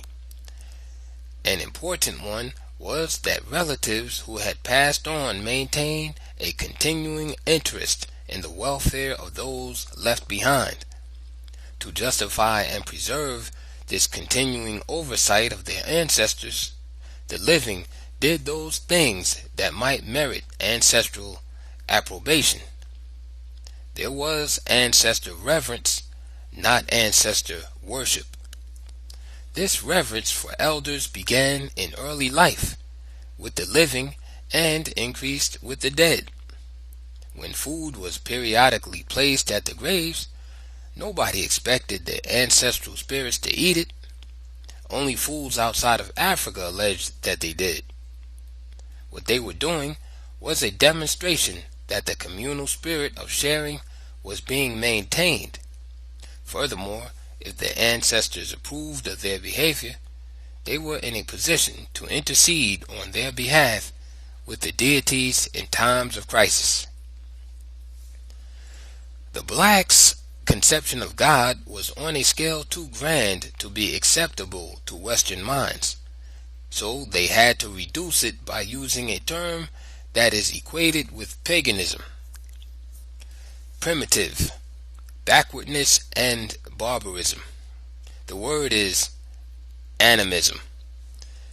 But the historian and anthropologist are witnesses against themselves, still proving the very opposite of what they intend. In documenting animism as the chief characteristic of the religion of the blacks from remotest times, they are also documenting the fact that the blacks' belief in the existence as well as the nature of one universal God also goes back to times immemorial. And what is animism? As applied to Africans, it is the belief that the spirit of the Creator or the universal God permeates all of his creations, living and dead. Therefore, any object, animate or inanimate, may be sacred. This concept of God and his creations would be regarded as highly civilized if expressed by a Westerner in some such terms as a reverence for life. Indeed, precisely the same African religious belief becomes the doctrine of immanence in Christian civilization. The Bakuba, people of Cuba, believed that two contending spirits affected man, the spirit of good and the spirit of evil. Evil was thought to be expressed most clearly in witchcraft, which in turn characterized persons engaged in the practice of trying to do harm to others. In Cuba, as throughout Africa, the penalty for witchcraft was either death or banishment. The much misrepresented witch doctor, far from engaging in the practice himself, had the task of combating the practice by trying to help its victims. Hence the title witch doctor, which came to be applied to all African doctors indiscriminately because of the widespread belief that almost all human ills resulted from the work of evil spirits through evil operations. Witches. A long chapter could be devoted to the training of the native doctors and their practice of medicine. This is not our purpose at this point, but it should be noted in passing that writers have generally focused their attention on the entirely superficial externals that disguised the African doctor's real practice of the healing arts. They spent years in the forest studying the medicinal properties of various plants and herbs. They went through the same long periods of apprenticeship that the members of all the other skilled crafts had to go through under a master. The people were not fools. The prescribed medicine had to be beneficial. If not, the doctor was held to account far more rigidly than doctors are in our times. The African doctor's entire future in his community depended upon his successful ministrations, and these must overshadow inevitable failures now and then. And while the psychological ritual of hideous mask to frighten off evil spirits, the wild dance and mystical speech were all intended to impress the people with the mysteries of healing, carried over to modern medicine in Latin prescriptions.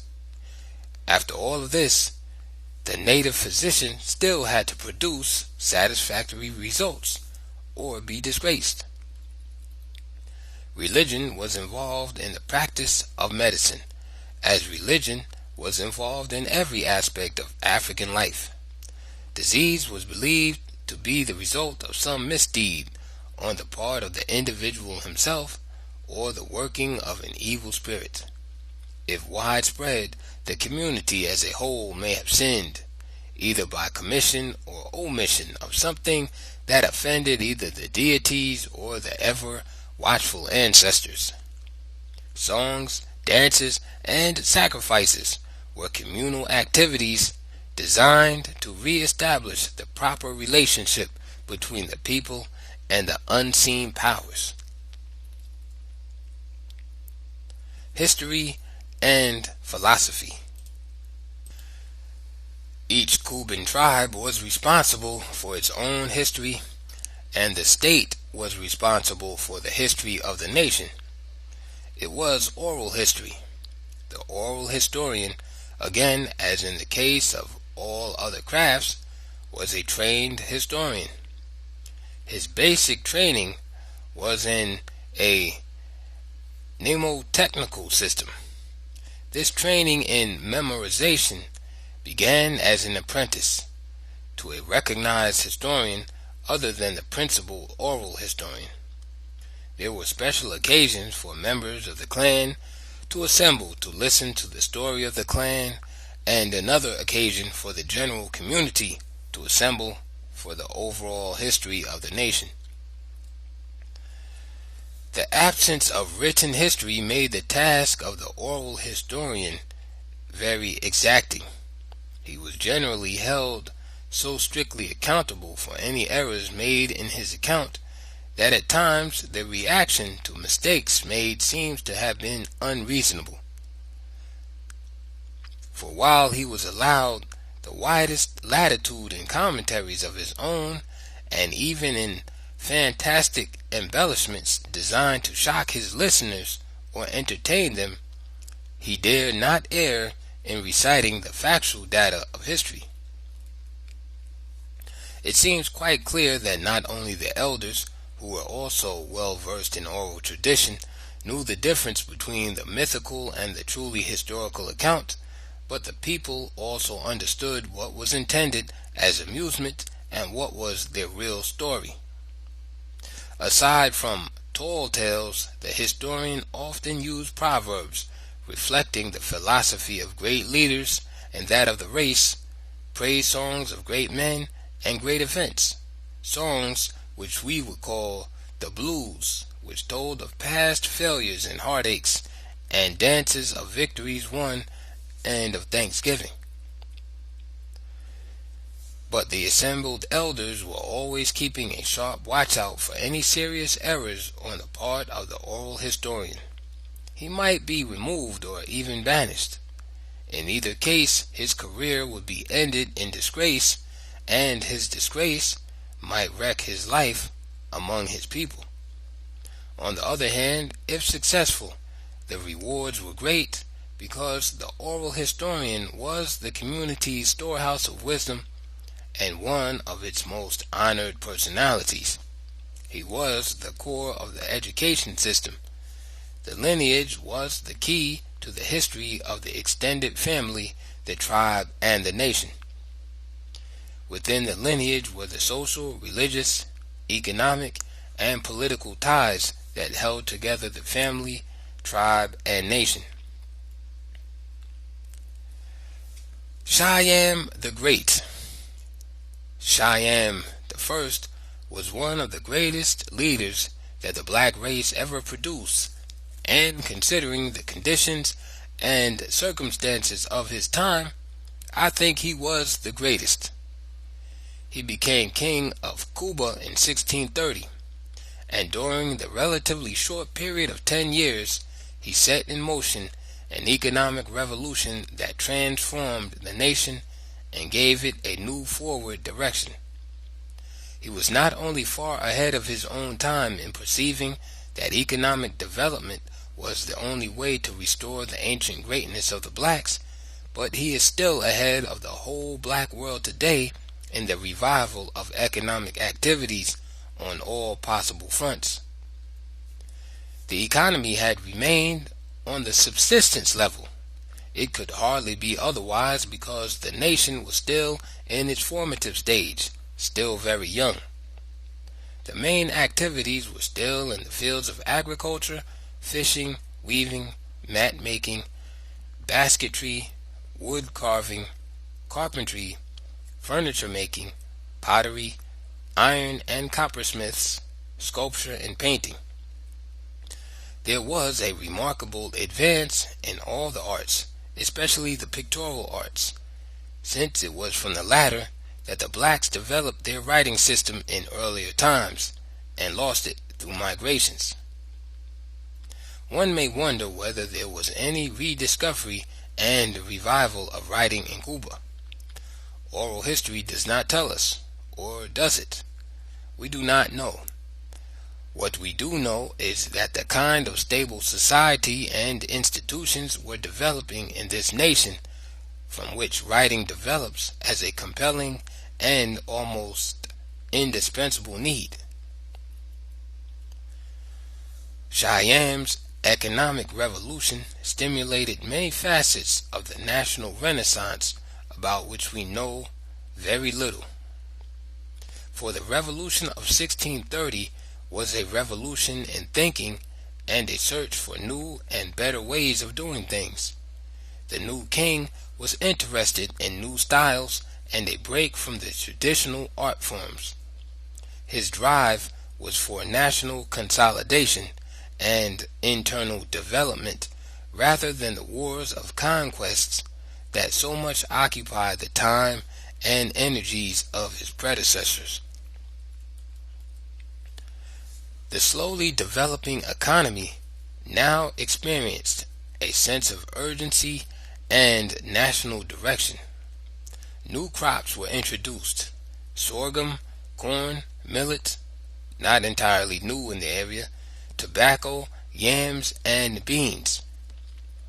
The external influence here was black external influence, and now hardly external to Cuba, because some of the tribes now constituting the nation came from areas where these crops were grown. Would yams and tobacco grow in Cuba? Let's find out. Siam seemed to have been saying on all fronts, all down the line. The skilled crafts were expanded and methods of production improved and speeded up by new techniques. New weaving and embroidery methods were notable. The break with tradition was most clearly seen in the experiments in new art patterns and new styles in wood carving.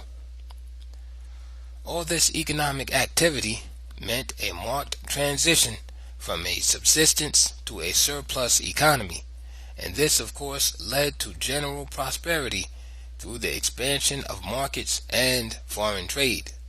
Since Cuba was not within the orbit of the caravan routes of international commerce, her foreign trade was with other African areas. Cuban trade missions were sent near and far to promote trade through the establishment of markets at important trading centers in nearby and distant states. This was the most important aspect of Siam's economic revolution.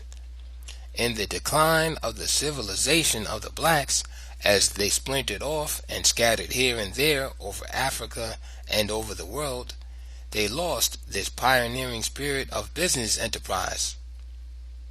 The most urgent need in recapturing their lost status in the modern world of aggressive competition. The traders were also organized into societies. Every occupation except agriculture had its society or guild. Farmers were not so organized because just about everybody was a farmer in addition to his trade. Any townsman who did not have a farm somewhere would have been considered strange. One's trade or profession then was seen as possible only because of the basic economy, and for that reason everyone was responsible for a share in agricultural production. The general prosperity engendered by the economic revolution did not bring general internal peace. The inevitable increase in population was further expanded by the annexation of new territories and the influx of the endless streams of migrating people who were attracted to this new land of opportunity. But they were strangers, and this fact, as noted above, was a cause of general unrest among them, and even greater unrest among the conquered groups. It appears that the national prosperity served to heighten the tensions rather than reduce them. More trouble came from the Bai Yang elements in the country, members of a major tribe that had challenged the Bushun leadership even before the move from Ayu. Rebellions also broke out just before Siam assumed the leadership. The Bai Yang and Kete succeeded in capturing and destroying the capital city, while the unsubdued Bai Yang continued their attacks from the area still under their control. These internal conflicts were of great historical importance because of the far-reaching consequences. The most important overall outcome was radical changes in the traditional constitution. To begin with, religion was drawn upon as an indirect means of social control by enhancing the divine role of the king. The traditional role of the king as the chief elder and therefore the chief representative of the people before God was very easily changed now to the conception of the king as the lieutenant of God on earth. As God's lieutenant on earth, the king could assume powers not recognized by the Constitution and go unchallenged. But above and beyond this, the internal turmoil was regarded as such a threat to the nation's existence by the loyal chiefs and the people that even more powers than the king had dared to assume were bestowed upon him to enable him to crush rebellions by direct action and restore internal peace. Here then is how a democracy may become an absolute monarchy, not by a coup d'etat, but by the consent of the people themselves. They seem to be thinking only about the others, strangers causing trouble, when they allowed the council to give the king the power over life and death. Another fatal blow to the African democratic system was allowing the king to raise and maintain his own national army. The national army, as we know, had always been made up of contingents under the supreme command of the council, operating through the respective paramount chiefs and provincial kings. This single change can be said to have completed the triumph of the king of Cuba as an absolute monarch. He had already acquired extraordinary powers quite naturally as the kingdom expanded over new territory. New administrative offices had to be made. Some of these were so important that the king encountered no open opposition when he also appointed them as members of the hitherto exclusive state council. This marked the end of the traditional council as it had functioned under the African Constitution. The core council of the 18 elector states was now outnumbered by appointees of the king. It appears that Siam made no display and very little use of his new powers vis-a-vis the elector chiefs. His chief interest continued to be in the field of internal improvement, building a capital city, and upgrading the social amenities that reflect a highly advanced society. These included new forms of court etiquette and procedures, resplendent regalia, etc. One of Siam's stratagems for securing the loyalty and support of important chiefs and other notables was the appointment of their sons to many important posts. This move was significant because it bypassed the nephews in favor of the sons, thus satisfying the natural but never spoken desire of most fathers in a matrilineal society. The King General. Siam left a record of achievements that none of his successors could match. He was a legend even in his own lifetime. The people had never known or heard about such a leader and had never experienced in their own lives the direct benefits of such leadership. It had to be magic, and therefore Siam had been the great magician. Since magic in Africa was simply another religious means of invoking the aid of a deity, to call their chief intercessor with God a magician meant that he was actually securing benefits for the people, and that he was indeed the lieutenant of God on earth. In short, magic was another form of prayer, song, or dance in the appeals to supernatural powers for help. Mbung Liang, Siam's successor, was not a great magician. He was a warrior king, a great general. He did not have to carry on the economic revolution.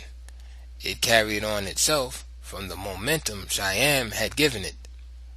Mbung Liang devoted himself to further wars of conquest and the expansion of the royal power, which these wars made easy. The age-grade military system started by Siam was expanded from a militia to a strong standing army, strong for the period. Prisoners of war, now slaves, formed the king's personal army. They were stationed in separate villages of their own. Now the king was powerful enough to attempt to make the modest changes in the matrilineal system under Siam more thoroughgoing and permanent in the royal family itself. The royal nephews were all placed under permanent house arrest, and sons of the king became heirs to the throne. Meanwhile, they were appointed to important governing posts in different parts of the kingdom. And while it has been suggested that this radical breach of constitutional law was intended to reduce the factional power struggles in the royal family, what it did was to sharpen such struggles along more clearly defined lines. Mbung had divided not only the royal but all the chiefs and people into the defenders of the traditional constitution on the one hand, and the progressive reformers on the other. This meant more unrest and more rebellions. The King General dealt with these with an iron hand, was successful, and proceeded with another important assault on the Constitution. He outlawed migrations from the country. This had been one of the black man's greatest freedoms, the right of every dissatisfied individual or group to withdraw from the community, migrate elsewhere, and either join some other group or set up a new chiefdom. The universal use of this freedom, let it be remembered at every point, is one of the reasons for so many different little societies and language groups throughout the continent, while at the same time indicating a common origin and background. This relatively small and generally unknown kingdom in the Congo region was a microcosm of black Africa in other respects, and as in other African states, it presents the concrete evidence and specific validation of much of the history of the black people. There was still another development in Cuba that was occurring all over Africa, a development of the highest importance for ethnologists, but one which they generally bypass or treat very lightly.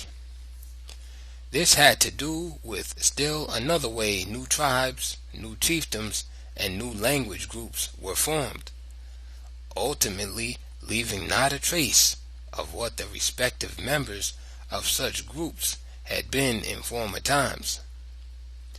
A new tribe and chiefdom of this kind was formed by strays and stragglers, individuals and very small groups that had become detached from their main society during the migrations.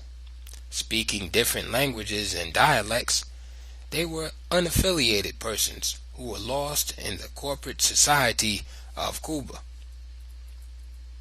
Even to become second-class citizens as newcomers, strangers had to be members of a single group large enough to have the traditional tribal socio-political structure headed by a chief.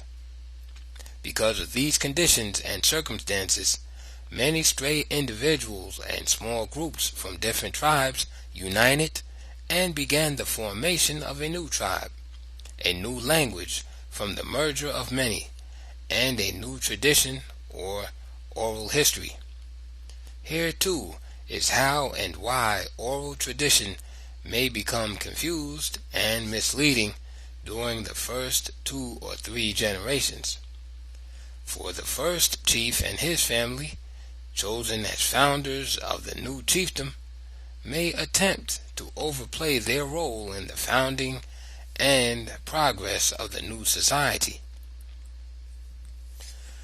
The central point that is stressed here again, however, is that the historical process in Africa of segmentation, re-emerging, segmentation, and re-emerging ad infinitum defies all attempts by Western anthropologists to divide and classify the race into opposing ethnic societies. It cannot be done either by linguistics or by conclusions arrived at on the basis of widely different physical features and or characteristics. All these observations can be drawn from the most eventful 50 years in the history of Cuba, 1630 to 1680.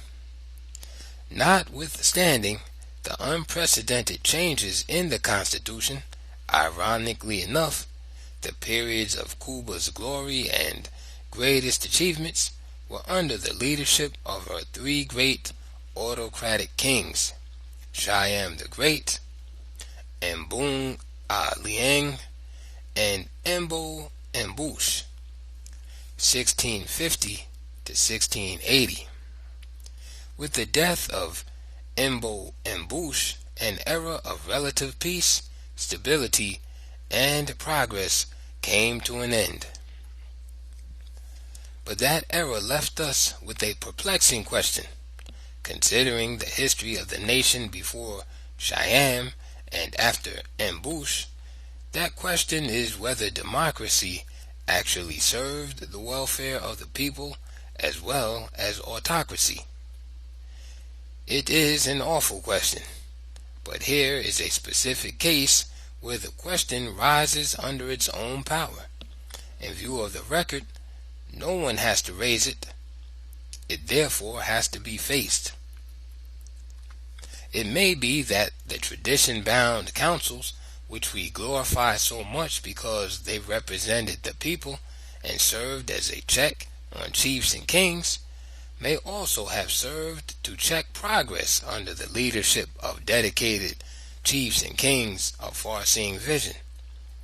This in turn introduces the question of the role of leadership in the affairs of men, and particularly in the history of every people that had great leaders who lit the blaze which banished the darkness from their marching paths. Since leadership is indispensable in any group situation, large or small. The ultimate solution in a democracy may be centered around the question not of how much power a leader has, but rather in whose interest and for whose welfare that power is to be used. This presupposes an alert people who know when and where to draw the line between their welfare and the actions of a powerful leader. When Mbung went to the extreme by appointing and deposing chiefs at his pleasure, the people could have checked him. Therefore, the great kings who did so much to build a strong nation also planted the seeds for its destruction from within long before the Europeans completed its destruction from without. From 1680 until the coming of the Europeans in the 1880s, intermittent internal strife darkened the whole period. The struggles centered around the various constitutional violations and changes. These were the main issues, whether the rebellions were led by whole tribes or were civil strife led by royal sons on the one hand and royal nephews on the other. Through it all, however, foreign and domestic trade somehow continued to flourish. In fact, the Cuban markets were so widespread outside of the country that these enterprising blacks attracted the attention of the now world-conquering Europeans.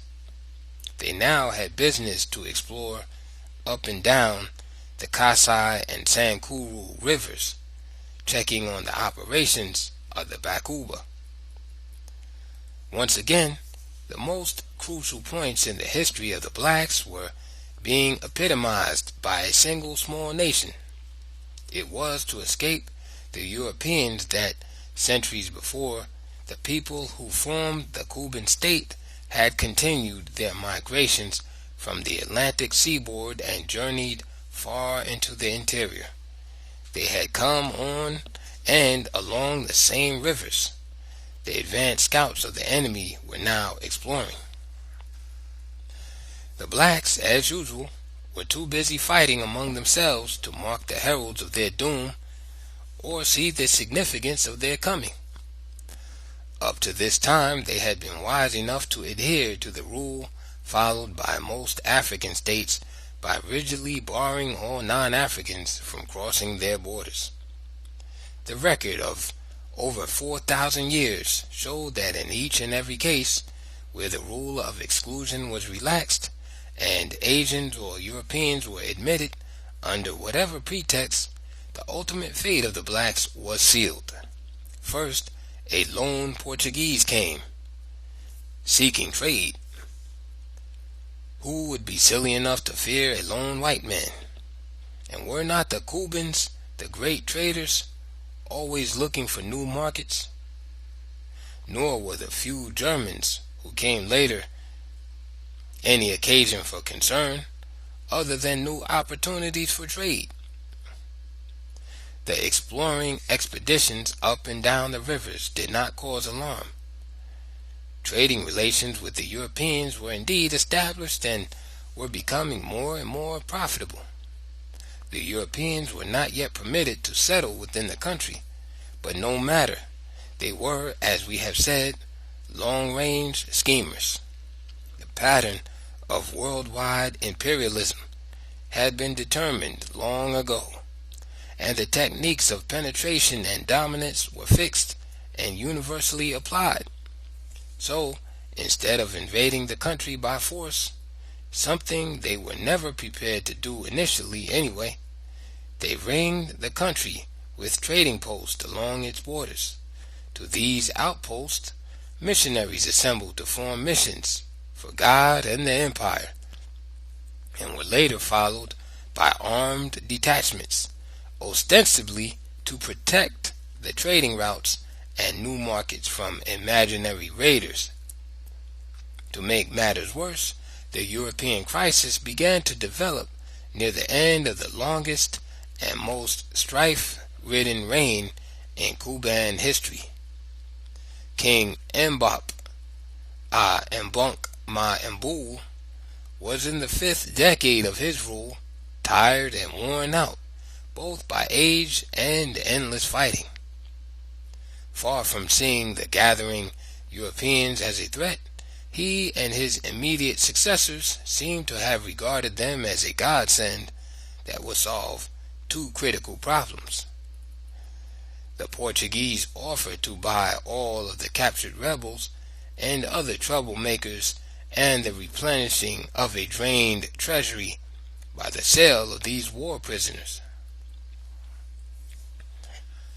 The first would tend to end civil strife and restore domestic peace, and the second was a new source of great wealth, to be relieved of the cost and trouble of maintaining prisoner of war camps was still another incentive for selling them. For such reasons, the unforgivable sale of blacks into slavery by blacks began. The fact that African chiefs and kings had a quite different conception of slavery than that of the Caucasians does not excuse them, for in the course of time they had to know that in the West the captured blacks became slaves in fact, and not as in Africa, persons who became members of the community, were integrated into families, became members of any of the crafts, had rights to farm land, held offices, and in fact had all the rights and privileges enjoyed by their original captives. So, I am saying that while at first the African slave sellers may not have known the fate to which they were consigning their brothers, in time they did learn, and for this reason these blacks will stand condemned forever before the bar of history, King Ma Mbul along with the others. The sale of malcontents into slavery did not end the civil strife because, for one thing, all the rebels were neither captured nor defeated. Besides, the permanent center of conflict was in the royal lineage itself. The general upheaval after 1885, the year the European conquest of all Africa began, made it easy for the whites to enter and spread all over the country. The traders and missionaries were the first to take over the country by first allying themselves with opposing chiefdoms and opposing royal factions, urging on each to keep up the fight against the others. Indeed, the missionaries in Cuba were missionaries of damnation, not salvation. They wore the deceptive garb of religion, but their activities were not only almost wholly political, but were concerned with furthering the disintegration and collapse of this little black nation. They obviously did not come to help, spiritually or otherwise. They came to hinder, at least until the country was completely under white rule. Their next step, therefore, was to actually set up chiefdoms themselves, install puppet chiefs, and rule the country through the chiefdoms over which they and the traders had control. When the 20th century dawned, a dying Cuba was gasping for breath, making its last desperate attempts to free itself from the choking hands it thought had come to bestow Christian blessings. But it was too late. The temporary restoration of the king was too late. The Congo Free State's gesture of assistance was too late. Death arrived according to a schedule, and that was determined by the whites. In 1916, the European-controlled Kat Ape, the last to hold the fictitious title of king to disguise white rule, passed from the scene, and the kingdom of Cuba, having long since died, now had its death certified by the equally small state of Belgium, that now ruled a black African region 10 times its size. Cuba was the African experience in so many important respects that it was taken as a case study typical of that experience. We have therefore seen how many of the migrations ended after the people had been uprooted from one place after another. Some to the farthest regions went, found what they believed to be a place of refuge, and began to build again as a separate, isolated society, slowly developing new forms of speech and variations from the original culture. Some found refuge in swamps, caves, and forests, or deserts, where the natural environment alone was an effective barrier to progress and an unspoken command to retrogress to barbarism. Still others, such as the Bashungs, united with other tribes to form a new nation. Out of this new nation there emerged not only a new people composed of many diverse groups, but also a new language, similarly made up of different languages and dialects. It was also significant that the new state was formed under the guidelines of the traditional African constitution. Kings were to be elected, and the power center was in the Council of State. There appeared to be a studied program of nation building by glorifying the unique cultural offerings of each society and making its contributions a part of the whole nation's heritage. Significant too was the fact that religion, like other basic institutions, was essentially the same as it was in the heartland of the race. The sky god was still the sun god, and the sun was simply the obvious way to symbolize the reality of the one God concept, the creator of the universe. The role of the great leaders as benefactors in human affairs was repeated and made clear again in the life and work of Siam the Great, and in that of at least two of his successors.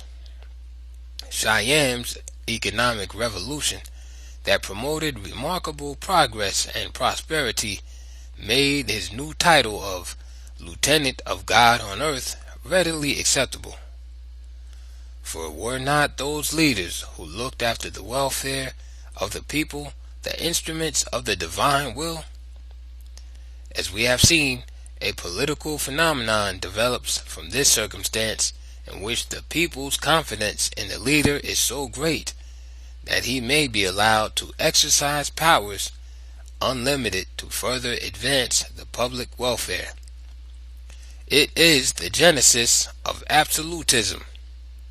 Therefore, the study of this state was also a study of how an African democracy evolved into an autocracy without any external influence whatsoever. Cuba revealed something else. We also saw that there was a black imperialism in Africa, all African, and without outside influence. Indeed, we saw the microcosm of all the conquests of blacks by blacks, the oppression and enslavement of blacks by blacks, all of which left us the heritage of suspicion, distrust, and hatred that accounts for tribalism, disunity, fear, and unrest today. In spite of it all, the Cuban state was relatively secure as a black power entity until they allowed the whites to come in. At that point, the history of the blacks in Egypt and everywhere else was being repeated, and in exactly the same way. The blacks had learned nothing from their previous experiences with whites. The blacks were therefore doomed to repeat the same big mistakes over and over, meanwhile losing both their civilization and their freedom.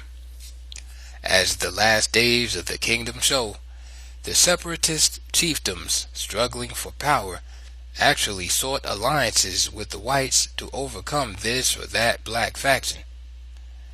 They did this in Egypt and lost. There they continued to form alliances with whites against blacks even after black rule had been pushed southward below the first cataract. The whites were only too anxious to oblige in thus helping the blacks to speed up the work in which they were so busily engaged. Social disorganization and the internecine strife that led to white control of their lives. One may wonder if Kat-Apé, the last of the figurehead kings under Belgian rule, ever reflected on how and why the blacks so often sealed their own doom. Chapter 10. White Devils from the West. Before the 16th century, most Africans on the continent had never seen a real white face. Since in many societies all devils and other evil spirits were white, the ritual to ward these off was always led by chanting dancers whose faces and bodies were hideously painted with white chalk. That there were in fact white humans living, white devils, was unbelievable. Probably few reports are better known than those of first contacts, where the boldest of the unbelievers would venture to rub the skin of whites to see if the paint would come off. Over 1,000 years had passed since Assyrians, Persians, Greeks, Romans, Arabs, and Turks had taken over Egypt, and Arabs now also ruled the eastern Sudan. Arab-Hebrew rule was steadfast in isolated Abyssinia, while the Arabs along the east coast, operating from their Zanzibar stronghold, had not themselves ventured far into the interior. Their Afro-Arab agents generally spearheaded slave-hunting operations. Ghana and Mali had disappeared, and now Songhay was making its last stand against Arab, colored, and Berber armies from across the desert. Even there, where black armies clashed with invading white armies, the masses never saw white people. This refers not only to the countless thousands who fled upon the approach of enemy troops, but also to those who remained scattered over the country in their villages. Now things were changing rapidly, and the people were becoming sharply aware that they were being hemmed in from all directions. To begin with, the Arabs were spreading out and penetrating formerly forbidden borders of black states. Being the longest of the whites in Africa and the freest in amalgamation, because of this there were millions of brown Arabs, dark-skinned Arabs, and near-white Arabs. They could therefore enter black territory from which whites were barred. These black Arabs, many were unmixed, confused African leaders everywhere, increased the tensions and tribal wars among them, and helped mightily in destroying the independence of African states. Having discussed this in connection with the fall of the Maasai states and elsewhere, my return to the same subject again is to keep a focus on the racist self-imposed chains as well as on those imposed by the whites. A further reason is that blacks themselves do not like to discuss these internal handicaps at all, not even among themselves. We prefer to pretend that certain things do not exist. This fact in itself is a weakness that strengthens the white power position over the blacks. The Portuguese were the first white European people to arrive in West and Central Africa. They were not long in adopting the Arab strategy in dividing the blacks against themselves, a strategy since adopted by all white people. The Congo-Angola story.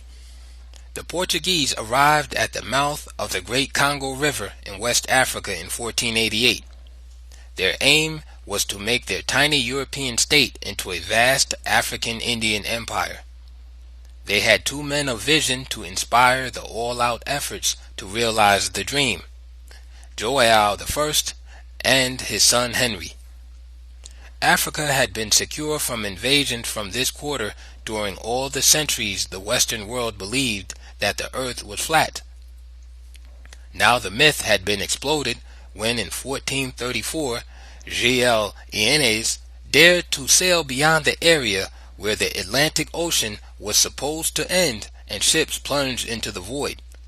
He sailed around Cape Boador.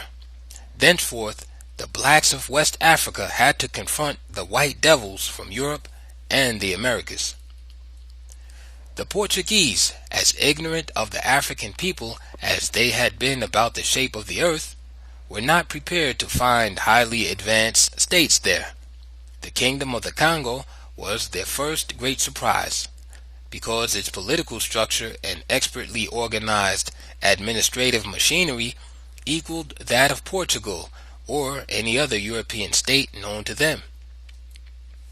That system requires no discussion here because it followed the same constitutional pattern as that of the other African states already described. The Congo's economic system of agriculture and handicraft industries, organized into guilds, was the same. Apprenticeship training for all skilled occupations was the same, and the general pattern of social organization was also the same as other African societies.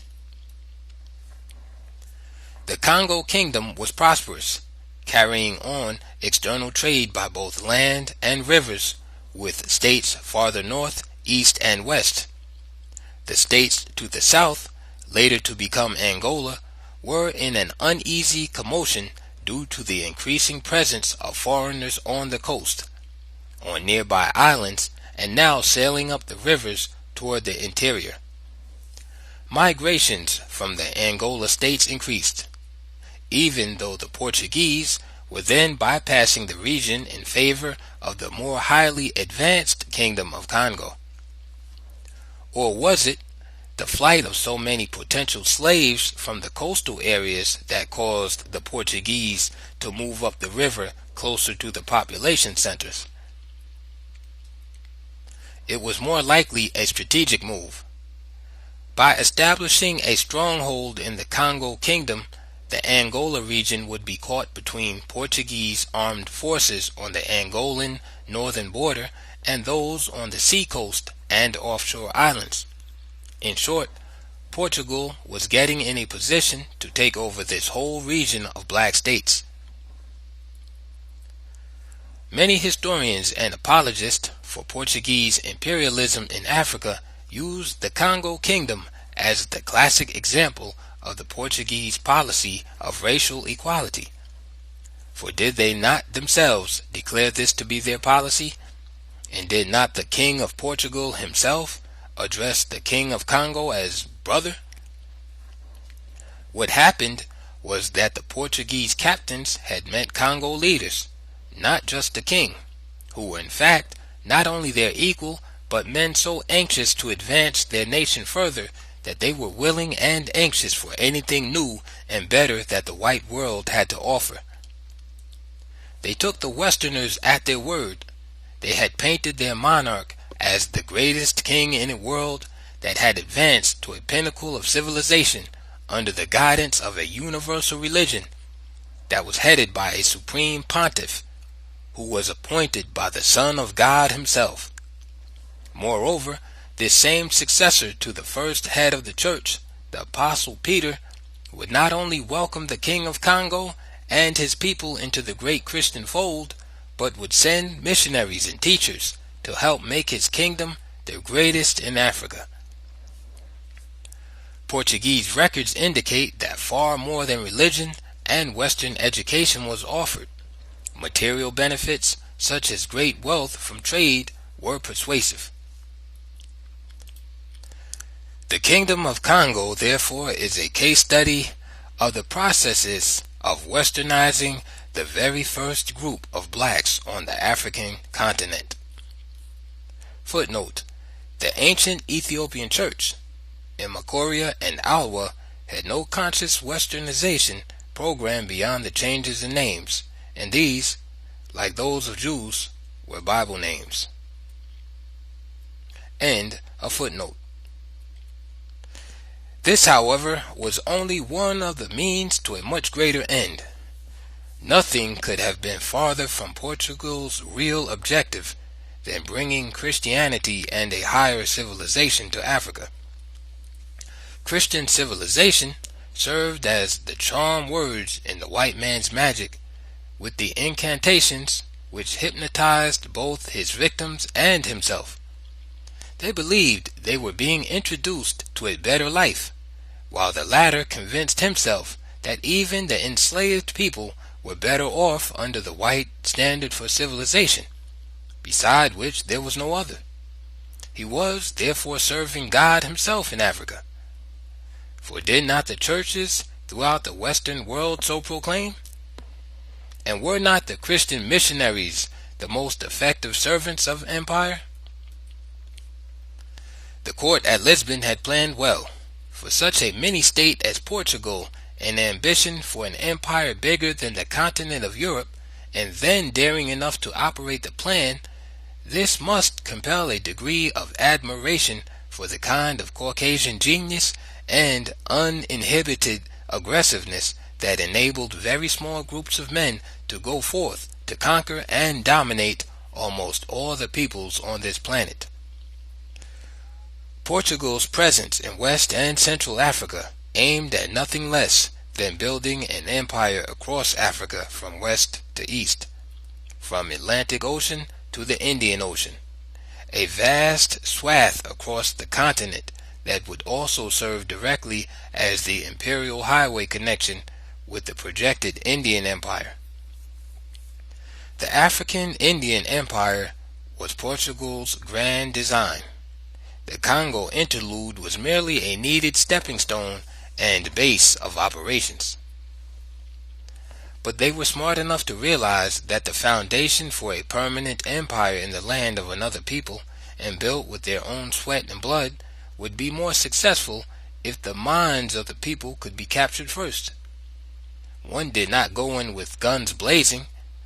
Only fools did this, except in cases where the natives were too damn smart and saw through every scheme, no matter how shining the cross or how white the extended hand.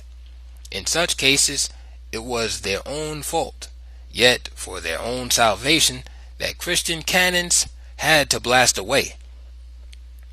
First of all, however, the really big thing was to change the blacks into Christians, which changed them into Westerners, which was to change them into the white man's image.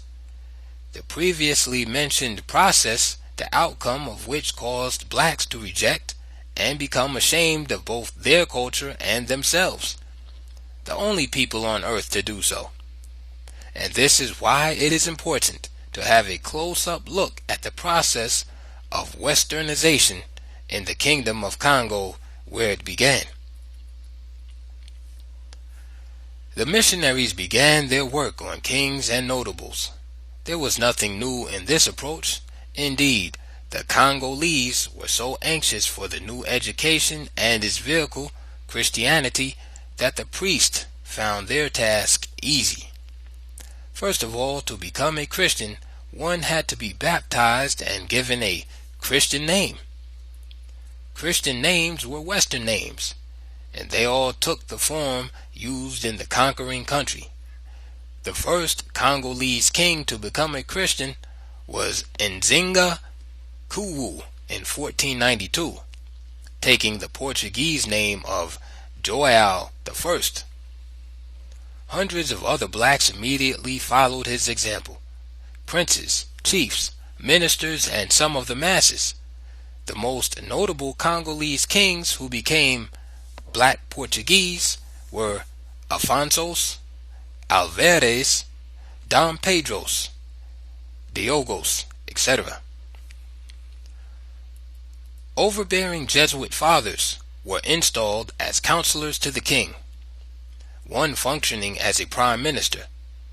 This move at once destroyed the troublesome traditional council that controlled chiefs and kings, and with such councils no European power could operate. The age of absolutism, with the rise of the nation-state in Europe, was directly reflected in the Congo kingdom. With this Portuguese wedge between the king and the people, the Congo rulers now found themselves free to make important decisions without reference to black counselors. Footnote: since the Congolese rulers were migrants into the territory and extended their kingdom over indigenous people, the king's appointment of key officials was one of the same routes to autocracy I have discussed in connection with the rise of new African states following migrations. End of footnote. They therefore tended to become absolute monarchs, insofar as their own people were concerned, but generally puppets in the hands of Europeans. The exceptions were Afonso I and Diogo I. The idea of divine kingship was promoted through the anointment and crowning of kings by Portuguese bishops. Kings now ruled as sons of the church, chosen by divine decree to serve it. This means serving the Portuguese by meeting their demands, always made as friendly suggestions from brothers who were equal in Christ. Even the traditional political system was made to appear as a Portuguese creation.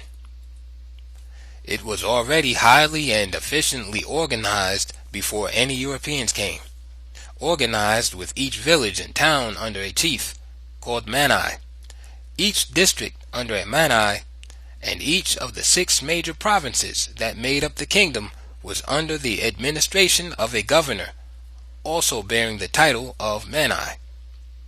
Now, in addition to the widespread use of Portuguese names, important Portuguese titles appeared, such as dukes and infantes. A new class of princes, hitherto never used in Africa because the Western conception of royalty was absent. Here then is another case where the external influence school can have a field day. Since nothing is better known and nowhere denied than the fact that the Africans who adopted European or Asian institutions, such as Islam and Christianity for example, were not only influenced by them, but often transformed into black Arabs, black Portuguese, black Frenchmen, black Englishmen, and so on. In fact, it was this very transforming external influence that played a decisive role in first destroying the best in African civilization, while at the same time giving worldwide publicity to all remaining elements of barbarism that could be found. The new masters of the continent were in the position of all power and could therefore make their viewpoints the viewpoints of the world. The system of reducing blacks to non-persons was so thoroughgoing that not only did the various people of the world regard them as such, but tragedy of tragedies, the blacks themselves came to feel inferior and to hate themselves and all of their kind. Magic? Here now indeed a magical thing had happened, since these whites, who called themselves Portuguese, had arrived. As the 15th century moved on toward the 19th, the Europeans became less and less white devils and more white masters, backed up by awesome firepower. White was no longer the face of evil in the black world. It had changed places with black. Now black was the badge of evil, all that was bad, even bad luck. To make a white man look evil, you had to dress him in black. Life's final tragedy, death, called for mourning in black. Happy events, such as baptisms and weddings, required the wearing of white. God himself, being white, had cursed the blacks and made them the servants of man.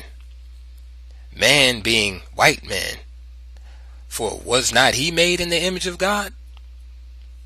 To worship God, in effect, was to worship the white man. A volume could be written on the scores of these little psychological gimmicks that are now so deeply embedded in cultural thought that they are taken as a simple matter of course and require no comment. Yet they are the subtle weapons which have been more devastating in conquering the blacks and reducing them to an inferior status than armed might. Caucasian victory was complete and seemingly permanent when the blacks throughout the world joined the whites in glorifying all things white and condemning all things black, or even tinged with black, including themselves. Here we are at the very heart of the race problem. This self-abnegation, self-effacement, the loss of self-identity by cutting their roots with the past and thereby losing the very links with their history from which a people draws strength, inspiration to move forward to even higher ground, and in fact the reason for being. In short, in the incongruous attempts to replace his own values with those of the white man, the black man lost his own personality and therefore his manhood almost absolutely. Nearly 500 years have passed since the first Europeans landed on the coast of West Africa, and their phase of transforming blacks from men to half-men began. Yet, even with this long background, there are countless millions of frustrated blacks, frustrated by the perpetual annoyance of the blurred vision and the blank wall as they struggle to see life through the blue eyes of Caucasians. The status of African people throughout the world remains too precarious to deal with their history by merely chronicling important events. The situation demands that greater efforts be made to determine the meaning of those events, their effect on the people, the overall change in the direction of history, and what new direction the race must take. The major and immediate Portuguese aim in Africa was not the conquest of blacks. Rather, their first aim was to destroy Arab power in Africa and the Islamic control of just about all of the overland trade routes to the east. For this cause, Columbus had sailed, and other European nations took to the high seas. The Portuguese sought to use religion as the usual spearhead. That Christian states were in Africa from the earliest times had not been completely forgotten. Footnote: there was no reason why the ancient African church should have been forgotten at all. The Vatican records and those at Constantinople were available. End of footnote. One that had escaped Muslim destruction was located in what had been a southeastern border state of the ancient Ethiopian Empire, identified by the Portuguese as a kingdom ruled by a King Prester John. The idea was to unite the Christian forces of Europe with those of Africa in an all-out war against the Arabs. But what was not generally known was that the kingdom of Axum, expanding to become the empire of Abyssinia, was ruled alternatively by Christian Arabs and colored Christian Hebrews. All Arabs were not Muslims. All Hebrews were not Jews in religion. It appears that African Hebrew and Christian Arab communities were in southern Arabia and Yemen, just across from the East African country they later conquered. The Portuguese, however, did not reach the African Christian kingdom at the time they sought it for the promotion of their campaign against Islam. They had therefore begun the work of creating a black Christian kingdom in their own image. This was Congo. By 1512, no one needed to guess or speculate about the Portuguese plans. Their king, Manuel, made them clear in documentary form. The Regimento. This is one of the interesting and significant documents in the history of black people because it was the first detailed blueprint for the conquest of the black man's mind, acculturation via Christianity, his body, slavery, and his country. This historic document, however, was couched in all the endearing words and phraseology of equality and brotherly love, from which fact historians have declared the Portuguese African policy to be one of equality, replete with humanitarianism. But the Congolese king, Afonso, his Portuguese name notwithstanding, saw through the elaborate plan to reorganize his country and began to throw up roadblocks, albeit too late. Manuel levied on the king a heavy tribute in slaves, ivory, and copper to pay the cost of his Christian civilization program in the country, his various expeditions there, and for the, quote, huge expenses in connection with the education of a few Congolese children in Portugal, including the king's son. Manuel's next most important move was to make certain that his Code de Congo was carried out. He therefore sent Simão de Silva, both as his ambassador and, in effect, Governor-General or Viceroy of Congo. While Simão de Silva's real functions were clearly outlined, these were covered over by the usual title of courtesy, advisor to the king or the king's counselor. In this capacity, he was the co-administrator of the nation, a supreme judge, and had control over army and finance. He was to have a comprehensive geographical survey of the country to determine the extent of its natural wealth for direct exploitation. Things quickly got out of hand. The Portuguese settler population, based mainly on the coast and offshore islands, desired the quicker riches that would flow from the increasing demand for black slaves. The settlers therefore pursued a more aggressive course of action, ignoring the Lisbon court's attempt to cover the real operations with the friendly language of diplomacy.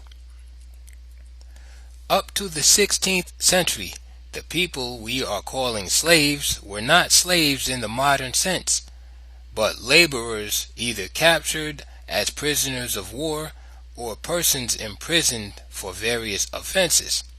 So during the first stages of the slave trade, many African chiefs and kings actually thought they were supplying workers needed abroad and at a great profit to themselves.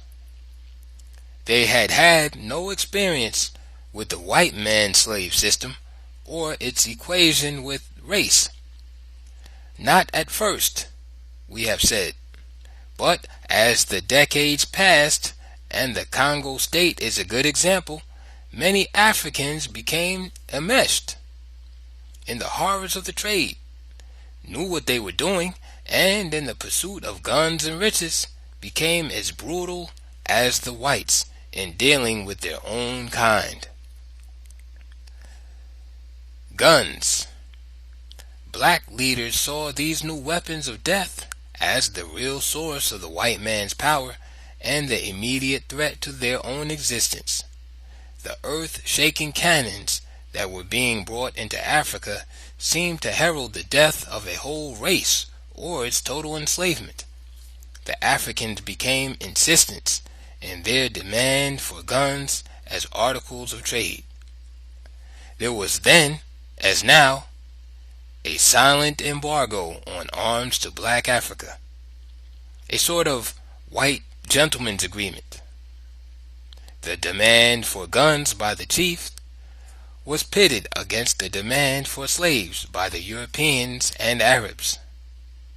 The Arab slavers had no trouble securing firearms. The chiefs could seriously hamper the trade if their demands for guns were not met. Besides, many slave traders were quick to see that the supply of slaves would double and triple if firearms were given to certain strategically located kingdoms and chiefdoms. For these would then seek to become big wealthy powers, expanding their territories over weaker black states, and capturing millions of prisoners to be enslaved in the process. The more aggressive traders were willing to arm such African states as one of the risks capitalists must take in the pursuit of wealth. The more imperialist-minded saw an outcome even more important: that this would be a built-in motivation for perpetual warfare among the blacks themselves, creating an everlasting hatred between groups, destroying every basis for unity, and above all, keep them so busily hating and fighting each other that they would forget their real enemies, the white devils from the sea. The Portuguese Christianization of the Congo created something more than chaos. It was a revolting mess, no matter from what angle it is viewed. To begin with, priests were not only among the leading slave traders, but they also owned slave ships to carry the, quote, black cargoes to distant lands. Priests also had their harems of black slave girls, some having as many as 20 each. They were called, quote, house servants by these holy fathers. The great majority of the whites were the scum of the land from which they came. Even the half-educated priests were generally of the very lowest character, morally and otherwise. The slave situation became more and more desperate and out of hand as every white man, down to the lowly worker, became a trader. The builders sent over to erect fortifications and other permanent installations for the Portuguese, stone and brick masons, carpenters, engineers, painters, metal and other craftsmen were all slave traders. Sailors and unskilled Portuguese laborers had their own quotas of slaves, especially slave girls.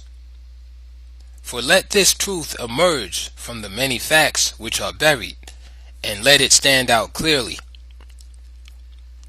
One of the main attractions of slavery, and the magnet that drew thousands of white men on, was their sexual freedom, unlimited, with all the black girls and women who were enslaved and helpless in the power of their masters. These wholesale raids on black womanhood continued to swell the mulatto population, the majority of which, again as in the case of Egypt and the Sudan, became the faithful servants and loyal representatives of the conquering races to which their fathers belonged. The Congolese king, Afonso, found himself in the middle of fires from several directions, and hamstrung by the Portuguese advisor who had acquired veto power even over the king's actions. And Afonso was far from being a weakling. He tried, too late, to gain control of the slave trade, which control now became most urgent, as every black that competing raiders could get their hands on was enslaved, including some members of the royal household and numerous title holders throughout the country. On the other hand, the King of Portugal declared a royal monopoly over the trade, and this not only frustrated Afonso's efforts, but clashed head-on with the interests of the powerful and independent slave merchants, the real controlling settlers on the seacoast and inlands. These were representatives of the great chartered companies that controlled the commerce of the world. Since they operated under royal charters and the court was a principal shareholder in all such enterprises, they could not openly defy the king. but the distance from Lisbon enabled them to bypass De Silva and any other representative of the king and carry on as they wished. The mission fathers, the quote, war dogs of the Lord, Jesuits, were most helpful as spearheads into the interior chiefdoms to form slave-hunting alliances in exchange for discarded guns. For those who require the specific details and examples of just how advancing black states were destroyed throughout the African continent, and wants the facts repeated over and over again, here then is still another example in both Angola and the Kingdom of Congo.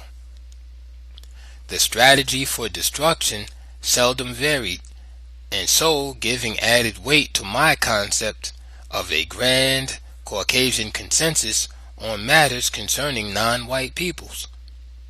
The aspect now under discussion was the practice of having white groups spread out over the country into the various provinces, heavily laden with gifts of goodwill, and getting themselves attached to the courts of local chiefs as friendly advisors who were going to guarantee the security of the chiefs and their people, and even extend their power over other peoples, all of which would mean great riches for the chiefs.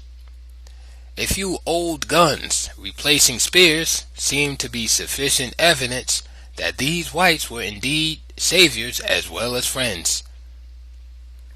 The French name for them was agents provocateurs. The American name would have been CIA or AID. No matter how strong and effective the administrative machinery of the central government at San Salvador had been, it was being undermined and destroyed by the well-planned European activities in the provinces. The identical activities that had been carried on in the Egyptian provinces 3,000 years before, in Cuba, and would be repeated all over Africa. The aim was to provoke war between the blacks, pitting the gun-armed groups against those who only had shields and spears, and thus skyrocketing the number of captives for slavery from a few thousands into millions. Not only were whole villages destroyed, but entire provinces were depopulated, and their formerly proud and free citizens marched off in chains, collared and joined together with heavy poles, just as though the chains that bruised and bound hands and ankles were not enough. Many royal lineages were among the captives, including chiefs, which is exactly how it should have been if any of the people were to be enslaved. According to African tradition, leader and people were one and the same, sharing a common lot. This sense of oneness, however, applied only to the members of one's tribe and not to Africans outside of it, another tragic fact of black history. This is why the chiefs and kings would secure prisoners of war by attacking other states. Only a savage chieftain would sell his own people into slavery. The Europeans learned this very quickly and found that it fitted in well with the general plan to keep the blacks divided, forever suspicious of each other, and to have these mutual hatreds and suspicions historically derived not from anything the Europeans had done, but from the blacks' own record of tribal warfare. As the slave raids spread throughout Angola and Congo, the blacks continued to flee again overland and up the rivers toward the central and southern areas, toward the great savanna regions and the lakes.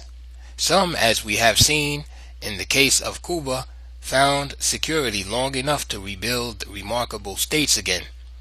Others found security only in the hidden recess of decay and decline. Meanwhile, the fierce Yaga warriors were still on a rampage, fighting with or against any group. including the white slave traders. But since the Yaga generally waged war only against their own kind, Africans, the Portuguese were less hesitant in supplying them with guns. The wars to capture slaves had become so widespread among and within the various states, and the slave trails to the coast were so heavy with barefooted traffic that it is difficult to see why any alliances with the Yaga were needed, unless it was thought to be necessary to make up for the unbelievable death toll among the captives. For every 2 million blacks enslaved, over 1 million died. The record indicates rather clearly that many millions preferred death to slavery. I just said the record indicates, but you will never find a single Portuguese, Dutch, Spanish, English, or American document that explicitly says any such thing. The archives in Lisbon are rich to overflowing with African documents going back 500 years.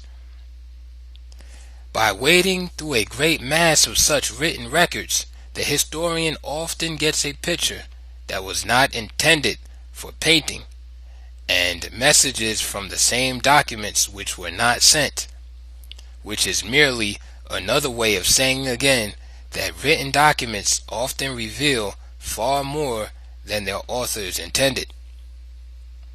You will therefore search in vain for an account written as the following. It is not true that all women and even children were likewise marched in chains. This would have been unnecessary anyway, because we had learned that these black women are so loyal to their men that they would follow them even into hell. Capture their men, and you did not have to capture them. Yet many of these same women would seek death directly by attacking us and our armed guards. These, of course, were beaten and chained the same as the male slaves. Another problem was the large number of suicides during the 200-mile trek to the slave pens on the coast. The greatest number died from poison, which hundreds of women would conceal on their bodies for the purpose, passing it to friends and kinsmen in the darkness of night before giving it to their children and finally taking it themselves. All this slowed us down during the night when we should have moved faster because it was cooler. Yet the dead and the dying had to have their chains chopped off from the living. Many babies were deliberately smothered to death by their dying mothers. We do not believe that the other deaths were caused by the long march, as some allege. For while it is true that we ourselves are carried in hammocks, the bearers are changed every 10 or 15 miles. The biggest and strongest boys are selected to carry us. They are usually between 10 and 30 years old. They also collapse sometimes, but only 5 have died during this year. It must be remembered that these blacks are quite used to walking very long distances with heavy burdens. There are many problems in this business. The captains, taking it easy on the coast, are always complaining about our slow movement and the many weeks it takes on the march. They never take into account how much we are slowed down by tramping and stumbling over the skeletons and rotting dead bodies of slaves that went along these trails before us, sometimes years before us. The stench of those who died recently is unbearable, yet we bear it. We also lose much time trying to find routes down which are free of the dead and dying. Then there are scores and scores of perfectly healthy blacks who drop dead without any apparent cause. Some say they die out of sheer spite, another way of defeating us. We work in fear, for our guns are often useless in the increasing number of ambush attacks along these death-ridden trails, and while the Congolese kings now harass us in their attempts to check the spread of the trade, the real danger is in the Angola region, the region of the Black Terror, in the form of a death-defying black queen, and Nzinga. Who ever heard of a woman general leading her armies in person? The truth is that she is the greatest military strategist that ever confronted the armed forces of Portugal. Her tactics keep our commanders sweating in confusion and dismay. Her aim is nothing less than the total destruction of the slave trade. To this end, and what alarms us most, she has developed a system of infiltrating our black troops with her own men, causing whole companies to rebel, desert, and join her armies in what she calls a war of liberation. Portuguese casualties are always heavier than reported, for she stages surprise attacks with lightning speed, always aiming first to capture guns and cannons. And while we now surround ourselves with armed guards on these long marches, we never know how many of our black soldiers are the Queen's own men.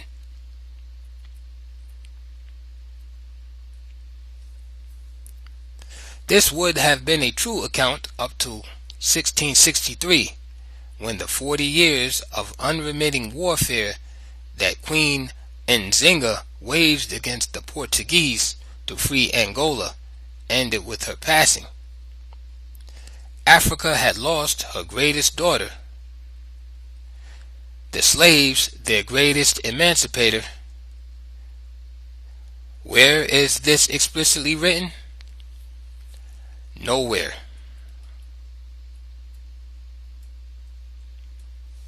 It has been pointed out that Afonso was himself a statesman, and far from being a mere puppet in the hands of the Portuguese. Even though the process got underway with his conversion to Christianity and the replacement of his own African name with a Portuguese one, he was awakened by the code and began to resist and reject those provisions which were designed to make Africans black Portuguese in the name of Christ, while destroying their sovereignty at the same time. The fact that the enemy prevailed in the end does not detract from his stature as a great African. The pressures had increased as Portuguese riches from the slave trade, far from satisfying their greed, led them in excited searches for gold, silver, copper, and lead they believed to be in abundance in the region, but concealed by the blacks. Pressures from the African population increased with the widespread slave hunts and raids. Historians have highlighted the role of African chiefs and kings in the slave trade. Little is said about the general African opposition to the trade or about the kings and chiefs who led the fight against it. Yet, by the very nature of the situation, these had to be as well known as the blacks who enriched themselves from the traffic. Queen Nzinga was not the only African abolitionist.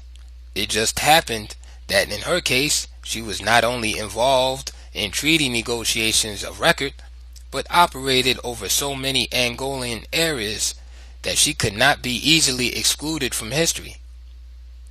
The Congolese, opposing their kings, were fighting both slavery and the Christian church that promoted it.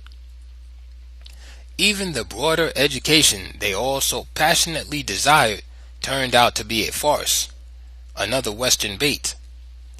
The quote-unquote schools, rigidly restricted in number and attendance, were little more than Catholic catechistical classes under semi-literate priests who were themselves not only slave dealers, but the personification of all that is meant by corruption and immorality. All of Afonso's efforts to get at least one good school established in Congo were blocked. For one thing, no real widespread education of the blacks was intended. That would have meant sending over well-trained teachers instead of the unwanted dregs of Portuguese society. But even if Portugal had the best intentions, she herself did not have many educated men in the 16th century, and her own illiterate masses were just as ignorant as those in the rest of Europe. The situation had become worse on all fronts when Diogo became king of Congo in 1545. Supported by the Lisbon court, factions that could still make or break kings and influence their policies. On the other hand, the powerful trader population had their principal strongholds at strategic Luanda and Sao Tome, from which points they continued to expand slave operations in, below, around, and beyond Congo, all in defiance of Congolese kings and the king of Portugal himself. They were greatly aided by the king, Angola, of Ndongo, the strongest state in the Angola region. Footnote: the name Angola, later taken from the title for the king, was not yet applied to the region that is now the Portuguese colony of Angola. End of footnote. But Ndongo was nominally under the Congo as a tributary state. In 1556, war between the major conflicting groups, hitherto undercover, broke out, open and full scale. Royal Portuguese forces allied with those of Congo against Portuguese trader forces allied with Ndongo. Portuguese against Portuguese, and Africans against Africans. So it appears on paper in the records. The simple truth is that it was a war of Africans against Africans, with the Portuguese forces safely in the rear. The black troops were to be used in all dangerous situations, and white lives safeguarded whenever possible. This was so no silent gentleman's agreement or an aspect of the grand Caucasian consensus. It was rather an explicit royal decree from Lisbon. It was so very unnecessary, this royal order to put blacks in the front lines of battle. This would have been done anyway as a simple matter of course. The Congolese were defeated, and Ndongo and the slave traders now controlled the whole trade. And although the war waged against them was instigated by Lisbon and directed by Manuel's own representatives in Congo, the victorious traders used Ndongo for negotiations leading to a new alliance with Lisbon and the foundation for taking over all of Angola as a colony of Portugal. The defeat of Congo was the defeat of Congo, not Portugal. Even the Portuguese counselors to Diogo could now deny any responsibility for the disaster with a straight face. Yet, when Diogo died 5 years later, 1561, they were still actively on the job to choose his successor, thus promoting further turmoil in an already disintegrating nation. The murder of one king after another became almost routine. Attacks from enemy neighbors, quick to take advantage of the royal weaklings and internal chaos, marked the declining years of Congo as a great power. Yaga warriors almost gave it a death blow in 1568, but not quite. Things moved rapidly. In 1575, Angola became a colony of Portugal by a royal decree only, and Mother Congo, fighting for her own life, could only weep at the permanent loss of her great offspring. But does not the very mention of 1575 as the year Angola became a Portuguese possession? Does not this seem to be sort of closing the book on the most important events prior to and after 1575, making it appear that the Congo's near collapse led to an almost immediate and easy takeover of Angola as a colony? This is the way historians generally read. Well, it was not that way at all. The disintegration of the Congolese state seemed to be complete, but it was not. There was still another revival under another line of great kings, and although the conquest of Angola was ordered by Lisbon in 1571 and began in 1575, the Portuguese, to their great surprise, had to fight their longest and bloodiest war, almost foot by foot, before Angola was finally taken nearly a half-century later. They had not counted on being confronted with a black queen who would turn out to be one of the bravest generals that ever commanded an army. They had not counted on the new queen of Ndongo, Anne Nzinga. Queen Nzinga, the unconquerable. Greatness was born out of the savage oppression of the Africans, and out of that oppression it grew like a giant. Just why the Portuguese drew so much blood with the lash from already chained and helpless slaves is beyond all human understanding, since, if for no other reason, the victims were articles of commerce and the source of the very riches slavers sought. Besides, over half of the captured blacks died before reaching their destination. Self-interest, then, should have stayed the murderous hands of the slavers. Nothing did, and that fact was one of the reasons that Queen Nzinga said that the real savages in Africa were the whites. They created the conditions that brought her to the fore. The Portuguese were so aggressive in their program of dividing the blacks and keeping them fighting among themselves that they overshot the mark, simply went too far. The system of spreading out over the country into the provinces and allying themselves with the various chiefs has been mentioned more than once. But after 1608, the commander-in-chief of the Portuguese army tightened the noose.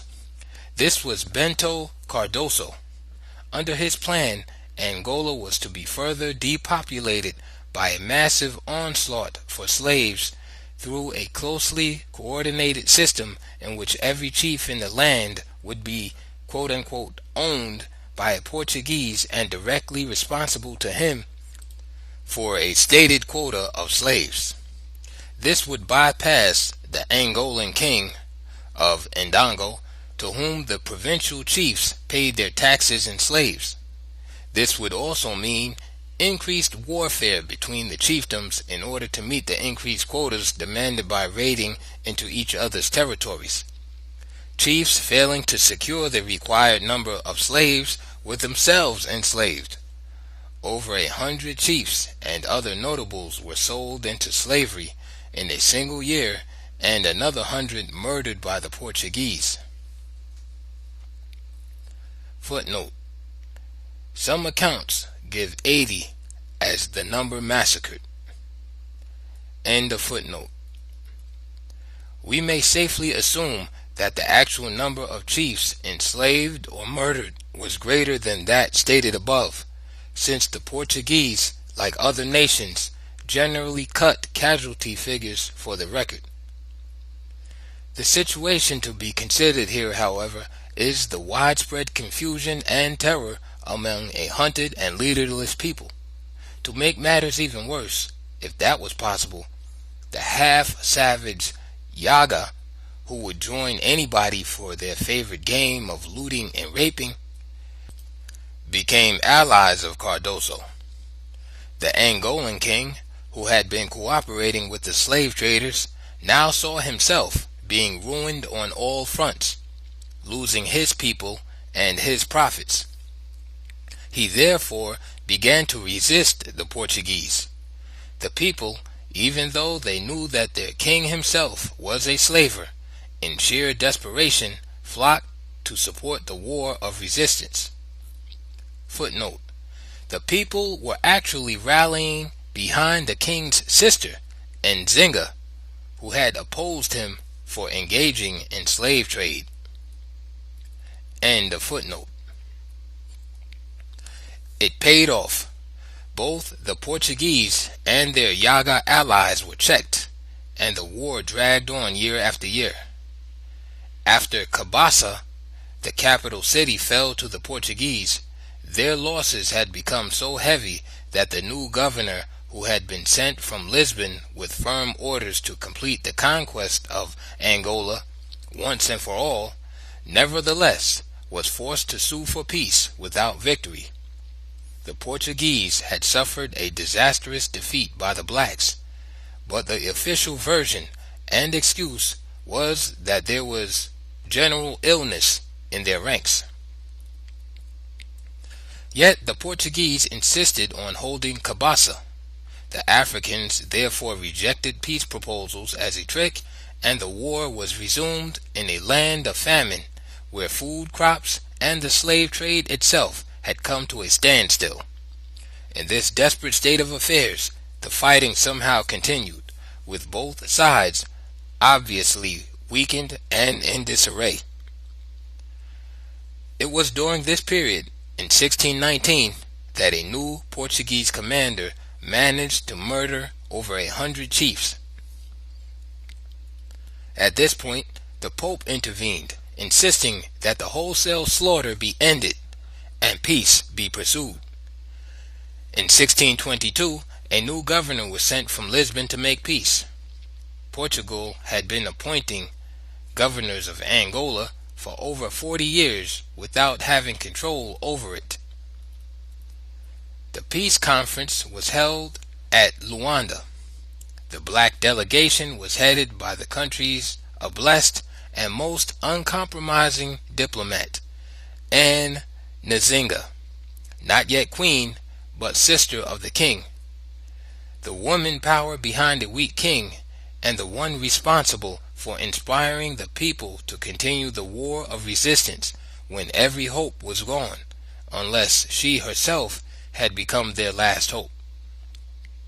But even before the peace conference began, and at the risk of wrecking it, the governor's Caucasian arrogance could not be restrained. He had decided on a studied insult at the outset by providing chairs in the conference room only for himself and his counselors, with the idea of forcing the black princess to stand humbly before his noble presence. He remained seated, of course, staring haughtily as she entered the room. She took in the situation at a glance with a contemptuous smile, while her attendants moved with a swiftness that seemed to suggest that they had anticipated this stupid behavior by the Portuguese. They quickly rolled out the beautifully designed royal carpet they had brought before Nzinga, after which one of them went down on all fours and expertly formed himself into a royal throne, upon which the princess sat easily without being a strain on her devoted follower. Yet she rose at regular intervals, knowing that other attendants were vying for the honor of thus giving to these whites still another defeat. I gather from the different ways this incident is reported that the Western mind is unable to grasp its real meaning. Some historians saw it as a cruel and inhuman use of slaves, ignoring the fact that Nzinga's chief claim to fame was that she was the greatest abolitionist of slavery, that she herself had no slaves and not the slightest need for any. One reason might well be that she was so much loved and even blindly followed by her people that it was believed that all would die to the last man and woman following her leadership. Such were the men, not slaves, who gladly formed a human couch before the astonished Portuguese for their leader. She faced the Portuguese governor and spoke as a ruler of the land, and not as a subject of the King of Portugal. She did not recognize the man in the big chair as governor because she did not recognize the existence of a Portuguese colony of Angola. She only saw before her what her people had seen approaching their shores over 100 years before. Pompous white devils bent on the destruction of the non-white world.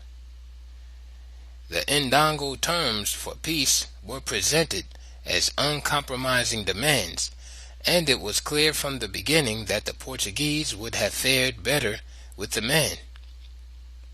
For before any kind of treaty was signed, Portugal had to agree: 1. To evacuate Cabaça and all nearby fortifications. 2. The Portuguese were to wage war against the Yaga, a harsh provision since the Yaga had been Portugal's allies in trying to crush Ndongo. 3. All chiefs who had become vassals of the Portuguese king were to be freed and enabled to return to former tributary status at home. And finally, the important concession Nzinga made was to return the Portuguese prisoners of war she held. The Treaty of 1622 was supposed to end all fighting in the whole West Central region, but the governor, as though to make up for his defeat in the peace negotiations with Nzinga, marched off to invade Congo again almost immediately. The treaty then became dead insofar as its execution was concerned, but Nzinga's brother died the next year and she became queen of Ndongo. The distressed Portuguese, in order to discredit her, put out the story that she had poisoned him. And while there was not a scintilla of evidence or any basis at all for the concoction, historians have shown their unbiased objectivity by faithfully carrying on the charge for over 300 years. Yet, if lying is a legitimate aspect of warfare, the Portuguese may have felt justified in trying to destroy such an implacable foe in any way they could. Footnote: I am not unaware that Nzinga hated her brother, not only because he was a slave trader, but also because he had murdered her young son, who, being the king's nephew, was heir to the throne. End of footnote. Their greatest trouble was yet to come. Nzinga became queen in 1623 and went into action at once. Her first major move was to send an ultimatum to the Portuguese authorities demanding the immediate execution of the terms of the treaty. Otherwise, war would be declared.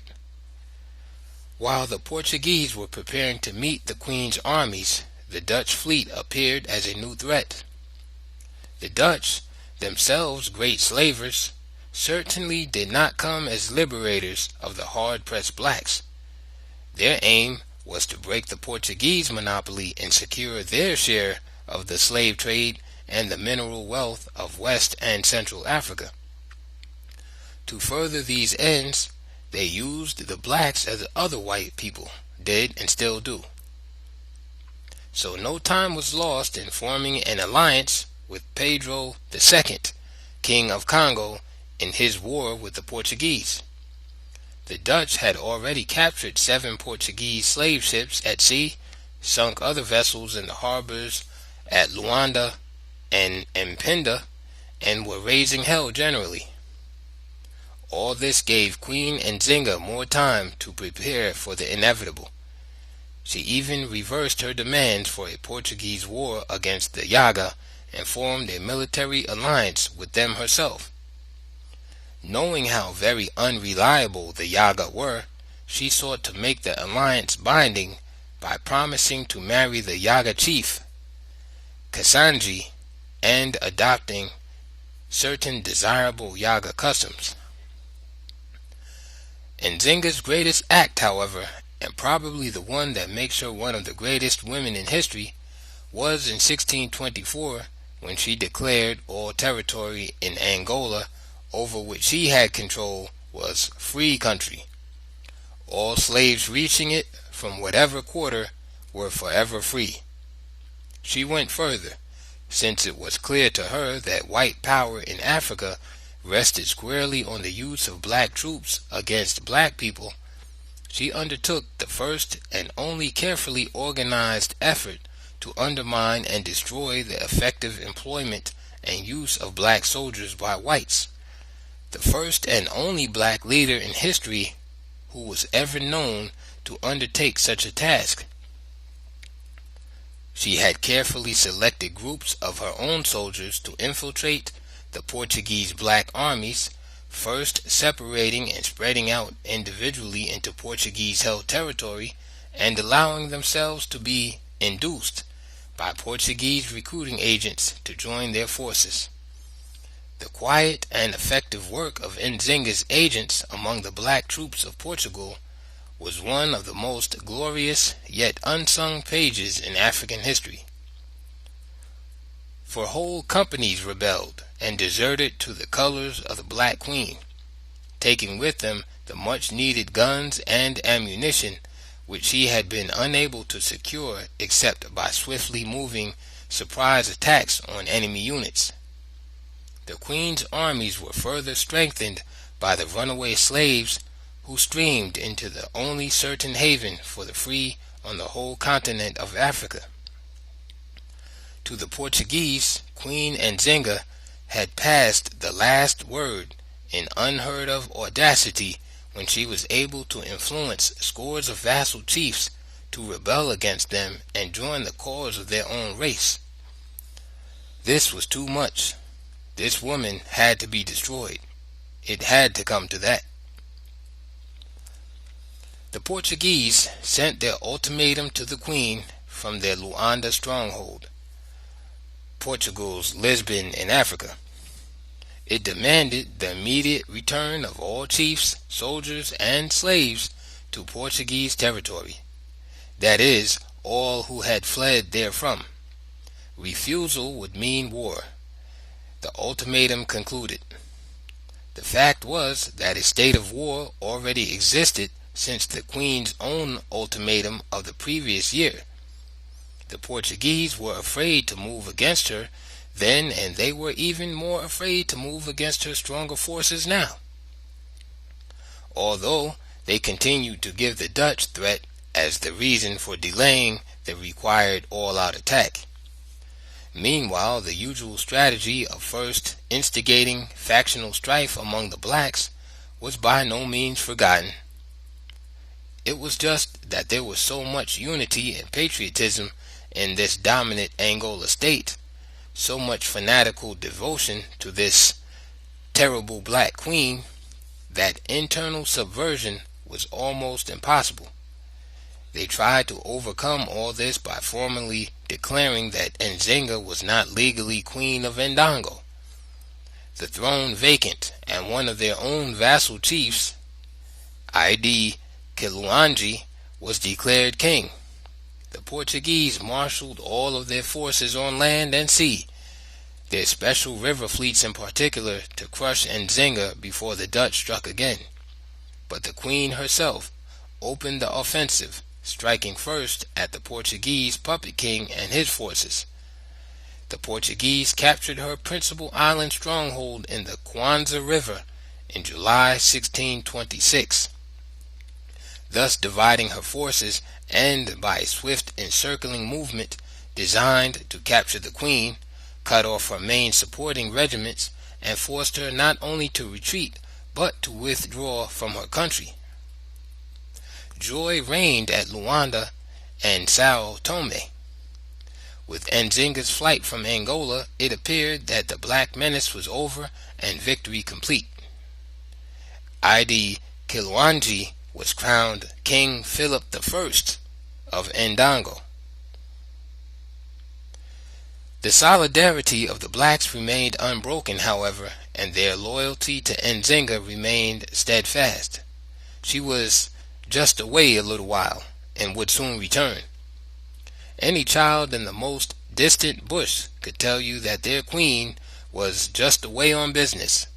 So who was this Philip the First? His name said he was a Portuguese, so he couldn't be king of Ndango. All Angolan kings and queens were so African that they couldn't be tricked out of their own African names. The queen herself had dropped Anna from her name when she discovered that baptizing a black into Christianity meant surrendering his soul and body not to any Christ but to the white man. And oral tradition further has it that the people not only rejected Philip the First, but made fun of the very idea that he considered himself to be king. Their blind faith in their queen and the certainty of her return, according to the same oral record, was not really so blind.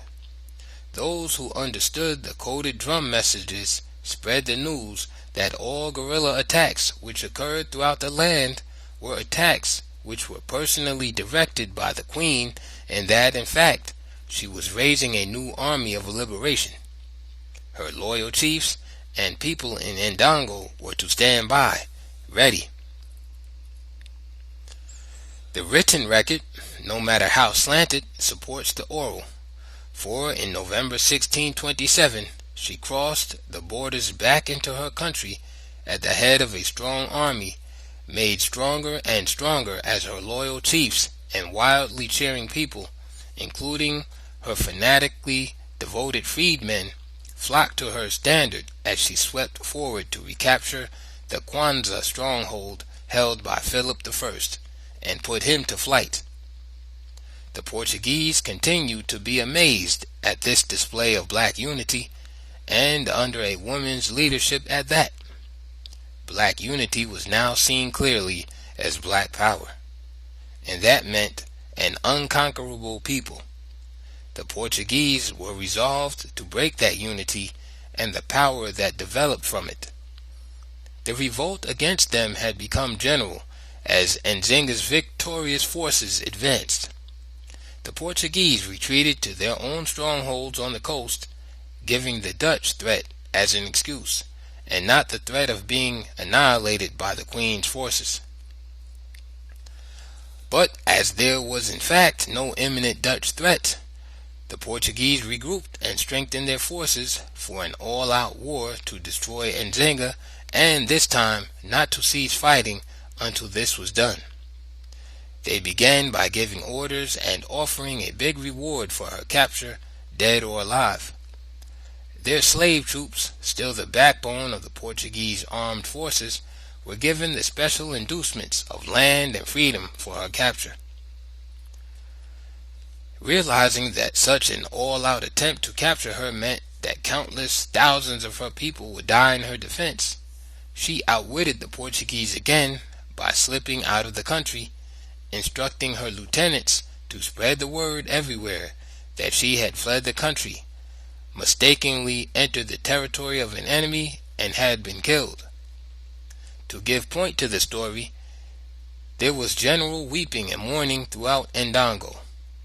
Real weeping and mourning, because the masses believed the story to be true. So did the Portuguese.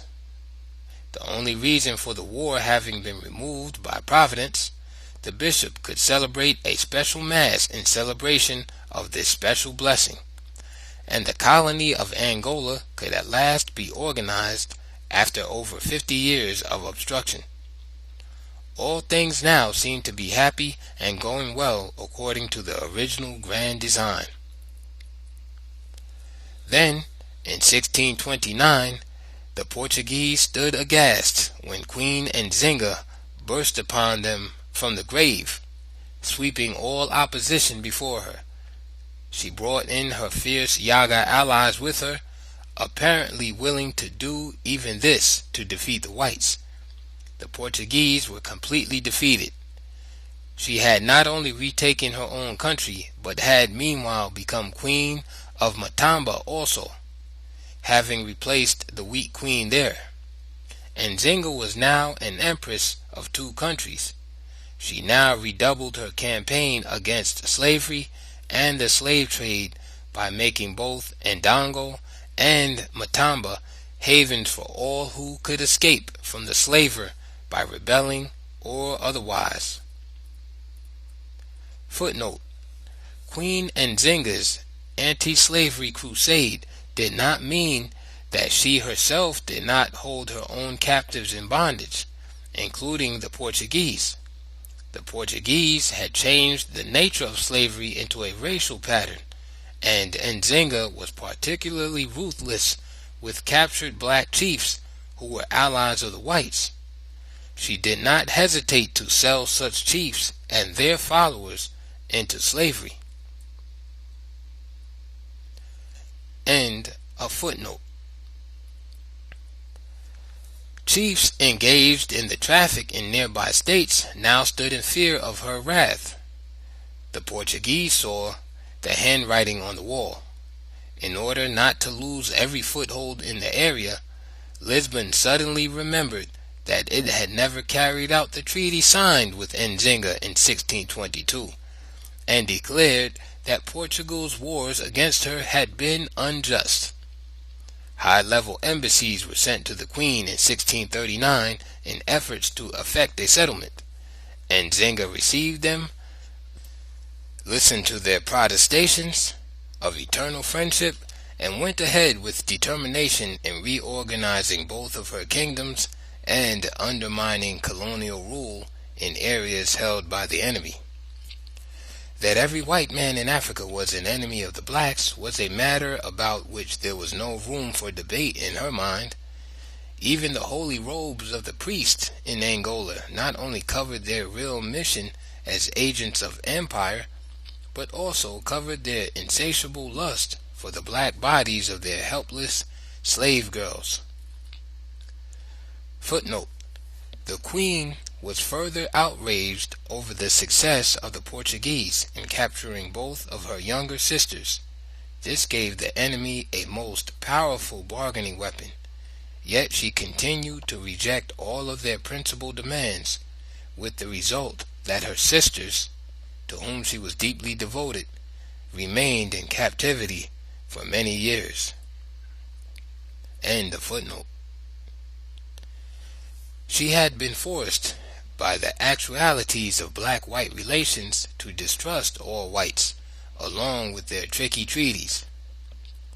By 1641, the Dutch had made great progress in reducing the power of Portugal along the coast, and Nzinga's adamant position made their situation an impossible one to maintain. So a despairing governor and a council had no choice but to declare war against her once again, a full-scale war. But the situation was now most favorable for the Angolans. Their neighbor, Congo, had become more active in its own war against the Portuguese, and besides, a new and greater king had assumed the leadership. This was Garcia II, who continued the policy of cooperating with the Dutch where and when Congolese interests were involved. Some black leaders had learned to use the whites as they had always used them, when it served their own interest. The other happy development for Ndango was that the Dutch invasion of Portuguese-held areas had actually begun in 1641, before any moves could be made against either of the two black states, Congo and Ndango. Footnote: We must continue to skip over much in every region that is briefly covered in this work. This is often painful, as here, for example, I am unable to deal with the quite relevant struggle of the unconquerable Dembo people against the Portuguese in slavery. But this must wait until black history is written in depth, period by period, region by region, and state by state. End of footnote. Nzinga continued her campaign against the Portuguese, winning victories everywhere a battle was joined. With Dutch aid, the great Portuguese stronghold of Masangano fell in 1648. The Dutch, having previously captured Luanda, now found themselves threatened by the steady reinforcements that continued to pour in from Portuguese Brazil. The Dutch withdrew, leaving the blacks in the area, who had helped them to capture and defend this, the most important Portuguese city in Africa, to fend for themselves alone. While the chiefs and their forces did indeed put up a gallant fight, they were massacred in one of the most savage onslaughts on record. The recapture of Luanda by Salvador de Sá, the new governor, and his crushing of black opposition there led him to initiate new peace efforts with Congo and Nzinga's two kingdoms. The Congolese king refused to answer his letter, but did send a monk to hear the governor's terms. Nzinga also agreed to efforts at negotiations.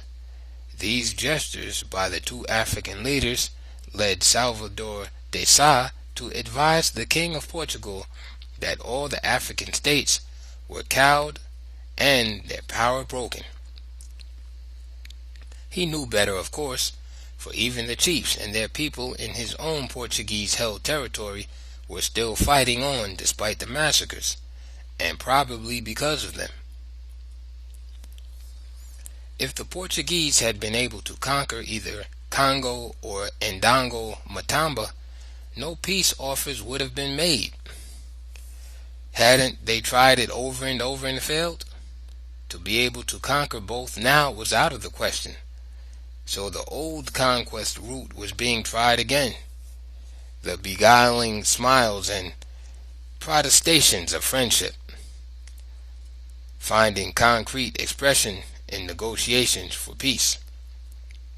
The language of diplomacy reached its most brilliant heights of deception in those velvety clauses of proposed treaties with the Africans. If they signed them, would be signing themselves and their people into perpetual bondage. This fact was supposed to be assured by the other fact that the relevant clauses were so ambiguous that they could be interpreted in several different ways. In this case, in whatever way the Portuguese chose to interpret them. The very same provisions of the treaties could be read and explained to the blacks in such language that it would appear that the Europeans were not only humbling themselves, but also proclaiming that outcome as a glorious victory for the Africans. For of course no blacks, not even an Nzinga, was supposed to be intelligent enough, sharply intelligent enough, to see through all this. But, stripping away all the glittering verbiage, Nzinga saw at a glance that what it all meant was that she was to be a vassal of the Portuguese king, and one paying him a big annual tribute. She would die first, and no one should have known this better than the Portuguese, who at the time of this latest treaty offer had been at war with her and repeatedly defeated for over 28 years. They had met one of the giants of the human race, which they found impossible to recognize as such because she appeared on the planet not only as a woman, but one with black skin. Nzinga therefore kept them anxiously waiting for action on the treaty, toying with it for 6 years, while giving her war-torn land and tired-out people a period for rest and recovery. She was the same queen who had twice fled the country, not to save herself, but to save her people from a slaughter that her flight would prevent. For the same reason, she did not want the war resumed again after over 40 years of warfare. On the other hand, she would not surrender her country to Portugal and its slave trade.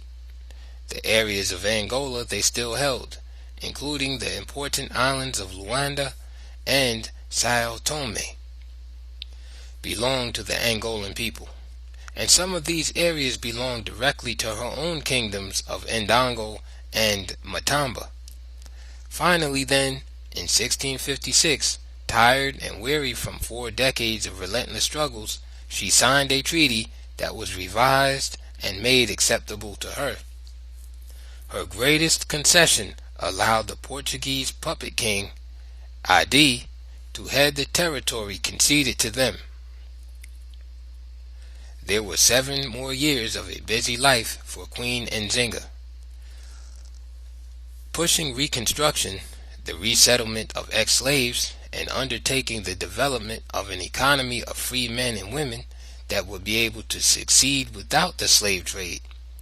She could not have been unaware that with the Portuguese still strongly entrenched in the most strategic areas, unless she was succeeded by equally great leaders, all of her labors in defense of the freedom of the blacks would ultimately be in vain. That was the burning question in 1663, as a dull autumn sun lengthened the shadows over the palace grounds, where thousands stood in tears. Were there any more Garcias anywhere? Would God send them another Nzinga to hold the line against the truly white devils? The sun slowly went down behind the Angolan trees and darkness spread over the land. Over 300 years later, the blacks of Angola are still fighting the Portuguese and still waiting for the sunrise. In the heart-torn state of national mourning, the Queen's Council permitted 2 priests to come in and perform the last rites of the church. Since the Queen had renounced the Catholic religion many years before her passing, had banned missions from her country as centers of subversion, this appearance of priests at the royal bedside may be explained either as a once a Catholic always a Catholic theory, or as an attempt by Catholic Portugal to give the appearance of final victory on all fronts. In this case, it would mean that the most unconquerable of foes, recanting and submissive, had been conquered by their religion in the end. And so it is written in the official documents of Portugal, written that Nzinga returned to the church that had baptized her. Anna, the written record used by almost all historians of Africa. Yet she was one of the very first of the blacks to see that the Portuguese conquest, the slave trade, and the church were all inseparably one and the same. The long years of warfare had been equally against all 3, the unholy trinity. She never surrendered to either. In 1963, 300 years after her death, her people, now Catholic themselves, did not believe she ever returned to the church. Footnote: for a more detailed study of Queen Nzinga, see Roy Arthur Glasgow's The Warrior Queen, John Wiley and Sons, 1969, and Queen Nzinga and the Mbundu Resistance to the Portuguese Slave Trade, scheduled for publication 1971 by Oxford University Press. Note in particular the great difference in the account of the last days of the Queen and that of mine. End of footnote. Chapter 11. The Last of the Black Empires. On a balmy spring afternoon in 1964, I came out of a large cave where archaeologists had been working and climbed up the highest of the 6 hills in the area. In the valley, and as far as the eyes could see, there was so much of the same breathtaking natural beauty that had been seen everywhere in the country that one might wonder whether the Garden of Eden surpassed it. I was standing in the heart of Mano Motapa, now white-ruled Rhodesia, the last of the black empires in Africa. Abyssinia, or modern Ethiopia, has been under Semitic or Solomonic rule for centuries. The ruling house traces its line to King Solomon. Up to this point, we have been dealing very largely with states created or expanded by migrating groups before the coming of Asians and Europeans into their territories. We have therefore been looking at purely African-created institutions, but the picture has been very much skewed by the fact that very little attention was given to the advanced state of early civilization in other parts of the continent prior to the incursions of this or that group of immigrants after the 1200s AD. This kind of treatment has misled many in the belief that a highly advanced civilization existed only in the Nile regions of ancient Ethiopia, Egypt, and the Sudan, and would spread southward therefrom by the various waves of immigrants. The simple truth is that there were northward migrations as well as southward from the earliest times. That these early black brothers from the south probably brought more to their black brothers in Egypt than they borrowed from them is becoming clearer as our research develops. The stepped-up waves of crisis migrations after the destruction of the Ethiopian Empire should not obscure the central facts. The invading immigrants then often found the already existing states as well organized and with institutions as highly advanced as their own had been before the 13th century. But almost without exception, they all had one thing in common, the one thing that made each one so easy to conquer, first by black invaders and later by white invaders. They were all small. The smaller and weaker the state, the more fiercely independent it was. The African continent presented a vast panorama of many states, at once a vast panorama of disunity and weakness. The reorganizing invaders tended to expand territorially over many of these adjacent states, thus forcing a kind of artificial unity.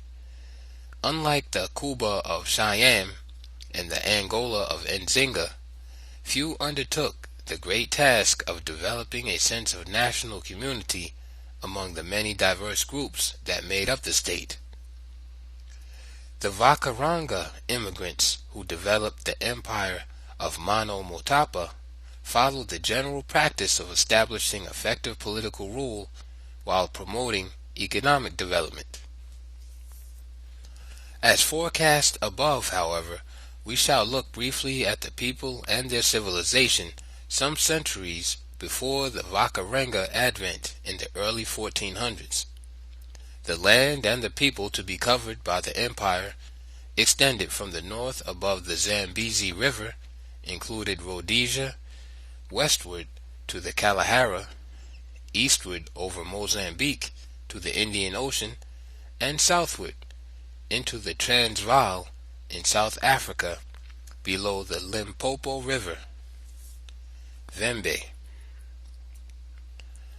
Since the archaeological evidence gathered all over this vast territory makes it clear that iron technology and allied crafts were well advanced here long before the Christian era, the spread of the economic revolution over Africa by the Iron Age may have come from this southern center as well as from Meroe in the northeast. From the period roughly indicated as early as 300 BC, the states which were to form the empire of Mano Motapa were engaged in a wide range of diversified economic activities that led not only to interstate trade but foreign commerce over the Indian Ocean as well. This economic development was inextricably an index of the development of their civilization. The drive for the attainment of excellence in everything produced was reflected in their artistic endeavors, even on common utilities where art could hardly be expected. The huge jars for storing grain were glazed and as beautifully channeled as the cups used by priests and kings. Here, as elsewhere in early Africa, there seems to have been an insatiable drive for beauty and perfection. There was an underlying philosophy. Each craftsman felt that his finished work was at once a reflection and actual measure of what he himself was, his character. The industrial activities, particularly mining, overshadowed agriculture and even threatened the existence of this very basic economy. Over 4,000 ancient mining sites have been discovered, and no one claims that these are all. Iron ore, gold, and to a lesser extent copper and tin were the leading industrial activities, although ivory and ivory carvings always played a considerable role in the total economy. These widespread industrial activities, along with the ever-increasing number of cattle brought in by migrating pastoral groups, drove the farmers to the hills, to a new type of terrace farming on every available hillside, and the building of mounds for the same purpose where there were no hills. As difficult as all this was, the genius of African man was further tested in overcoming the more formidable problem of water and an irrigation system for hillsides and mounds. Widespread mining meant widespread deforestation because of the demand for timber for charcoal production, another industry by itself. Soil erosion kept pace unchecked. The steady disappearance of grasslands was assured by cattle and other roaming animals that fed on grass, the goats being the most ravishing.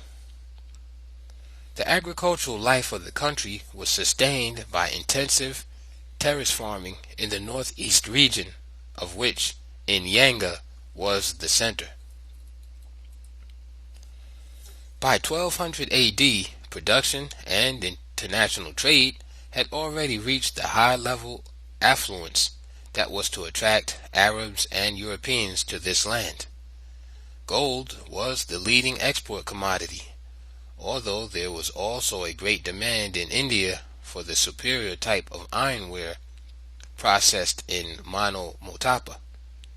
The African smelting process and type of iron ore peculiar to the region enabled them to produce the best swords, spears, and other weapons that could be found anywhere.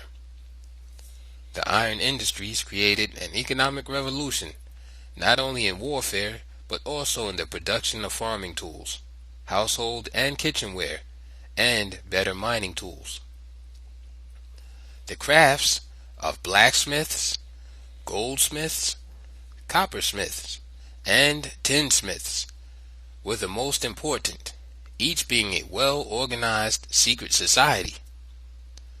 Quite early and without any Bronze Age period, they experimented with alloys to tin and copper and began the production of bronze and bronze implements on a limited scale.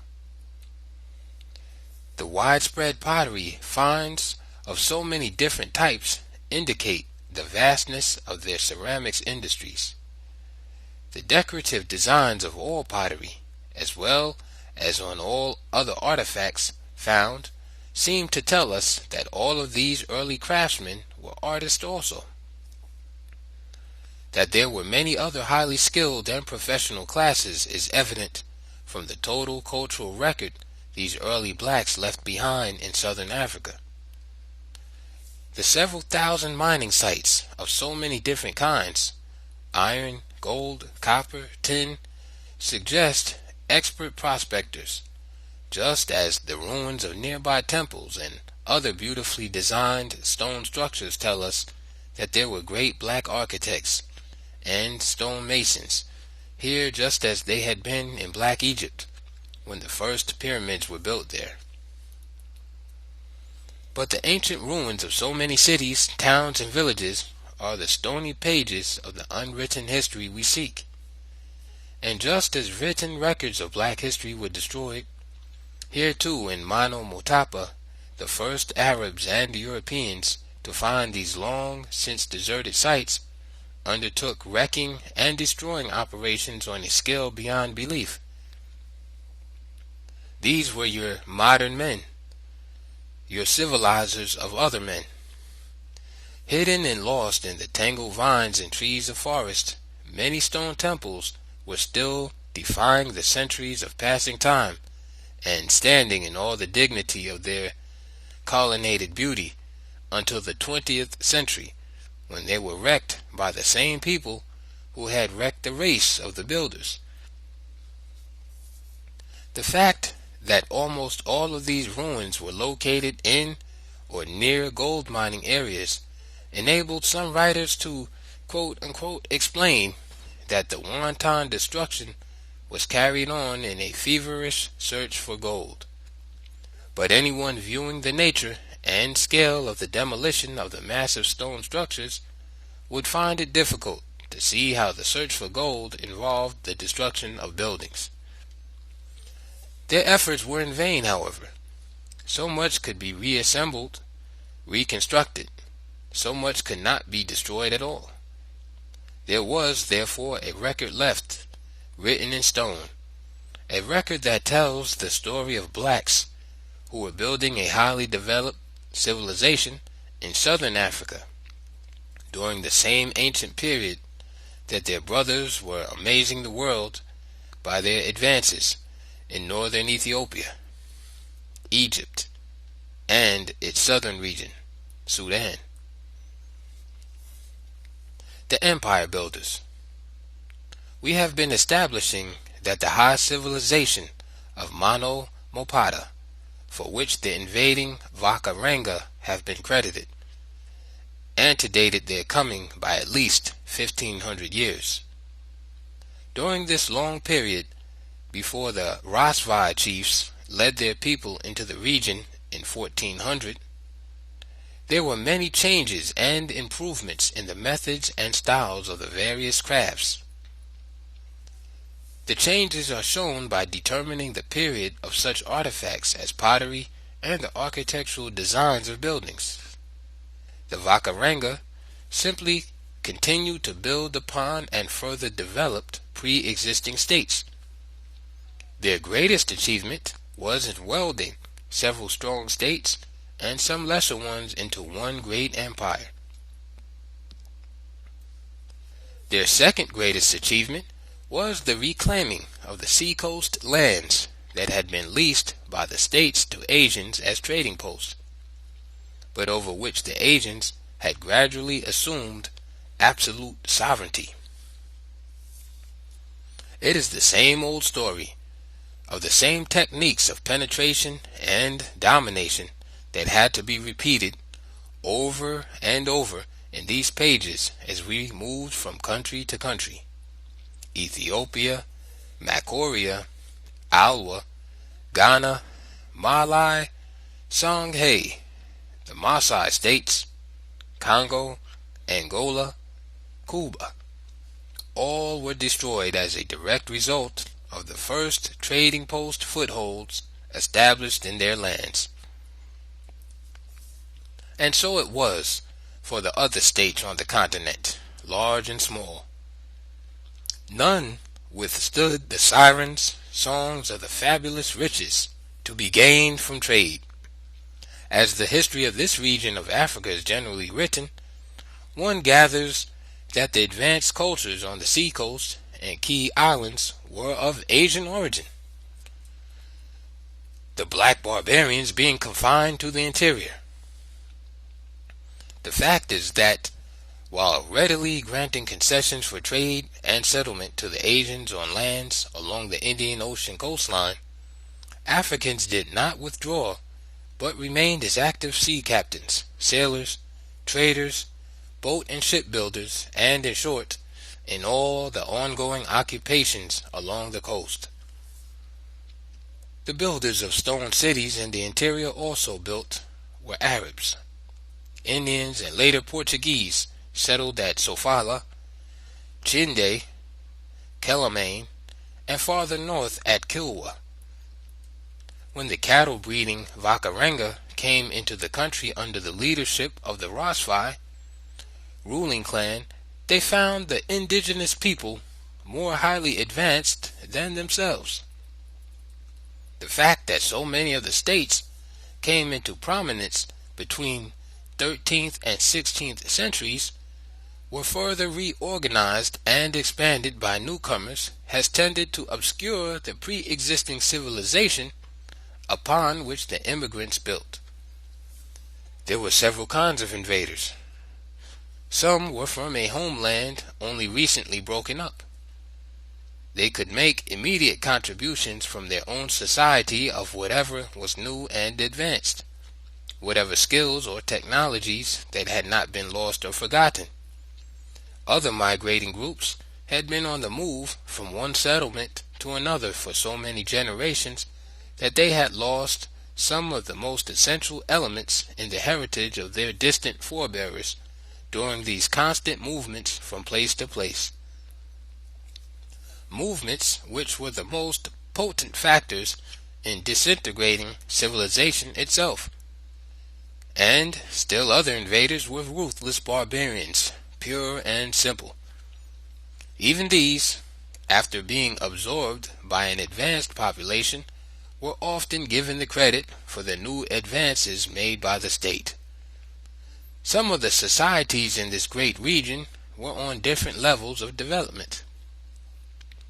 Among these were the Sotho, Tswana, Mata Dayata Daya, or the so-called Bushmen, the Vatanga. The Arabs, of course, had been slowly penetrating the interior from their seacoast footholds for over 200 years before the Vakaranga arrived. By 1400, they had their trading posts scattered throughout the independent states which were to form the empire. According to D.P. Abraham, by 1500, about 10,000 Arabs were stationed at different posts in the interior. They had been penetrating inland all the way from beyond Kilwa to stations southward below Sofala. The major built-in threat was complete before the first great Vakaranga king surveyed the scene. The Great Mutota. The year was 1440. The king was Mutota.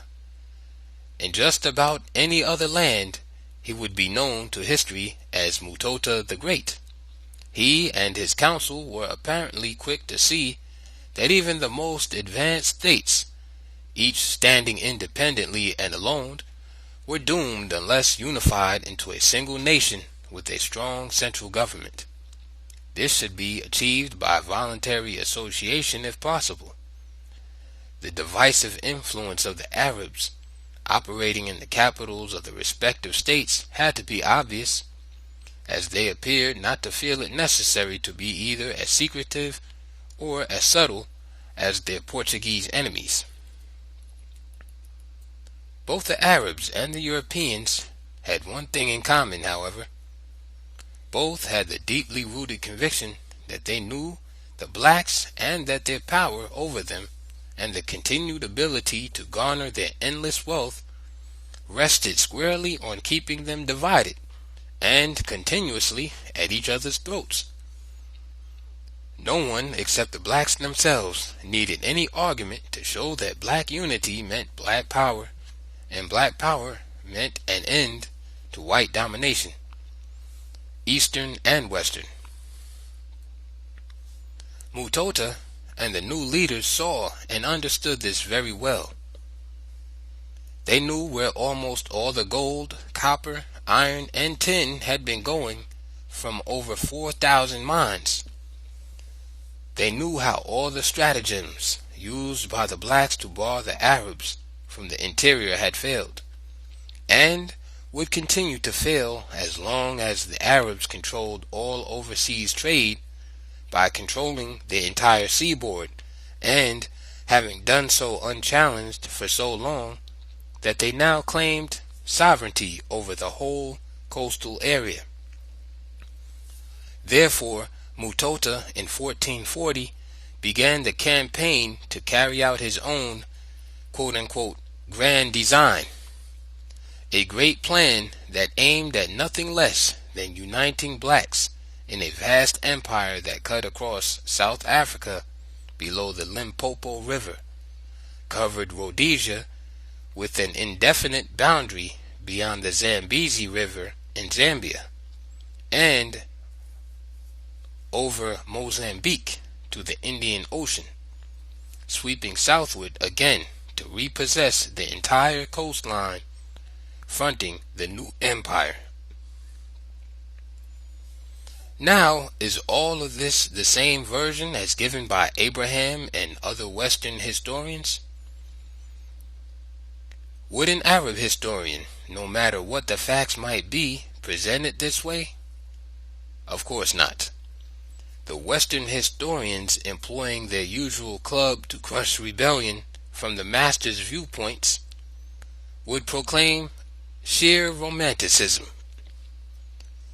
For see, hear now, listen. Does not Professor Abraham make it quite clear at the very outset that no black man, king or commoner, could have conceived of such a vast undertaking? What black man, unaided by whites, could have Mutota's great and awe-inspiring vision? Abraham and his school might well thank their God that there were many white Arabs around to whom such credit could be given. After a review of so many centuries of the ideological stance of writers where blacks are concerned, anger and outrage should be replaced with amusement. For it has become amusing, to this writer at any rate, to witness the sweating dilemma of these investigators when confronted with any kind of all-black achievements, even in relatively unimportant and routine matters which any human beings, any people of any race anywhere, would be thought capable of achieving. But where blacks are involved in anything considered outstanding, the whites somehow feel threatened. What is threatened, of course, is the deeply rooted presupposition of the innate inferiority of the blacks. If somewhere in their long history a single record of outstanding achievement by blacks was found by whites and declared at once to be such, rather than quote-unquote evidently non-Negroid, if this was ever done, the black world has been unable to discover it, and if there is an error here or a misconception, a correction is welcome. But returning to the traditional white line in this case of the Vakaranga king, Abraham and others say that the Arabs persuaded him to unify and expand the country north and south and to the Indian Ocean. The Arabs, who had nothing to gain from a strong and unified black empire and might lose what they had. Professor Abraham says that the Arabs quote-unquote conceived and implanted in the mind of the Rosfi king a desire for empire. Footnote: D.P. Abraham, Maramuka, an exercise in the combined use of Portuguese records and oral tradition. Journal of African History, Volume 2, Number 2, 1961. End of footnote. The empire was to serve as an effective umbrella, protecting their operations in the country from the Portuguese. Scholarly reasoning? Logical? Of course, except that there were no Portuguese or Portuguese threat in the area in 1440. They did not arrive until 65 years later. Meanwhile, Mutota moved forward. His first move was to recruit and build up strong, well-trained armies each under an able general.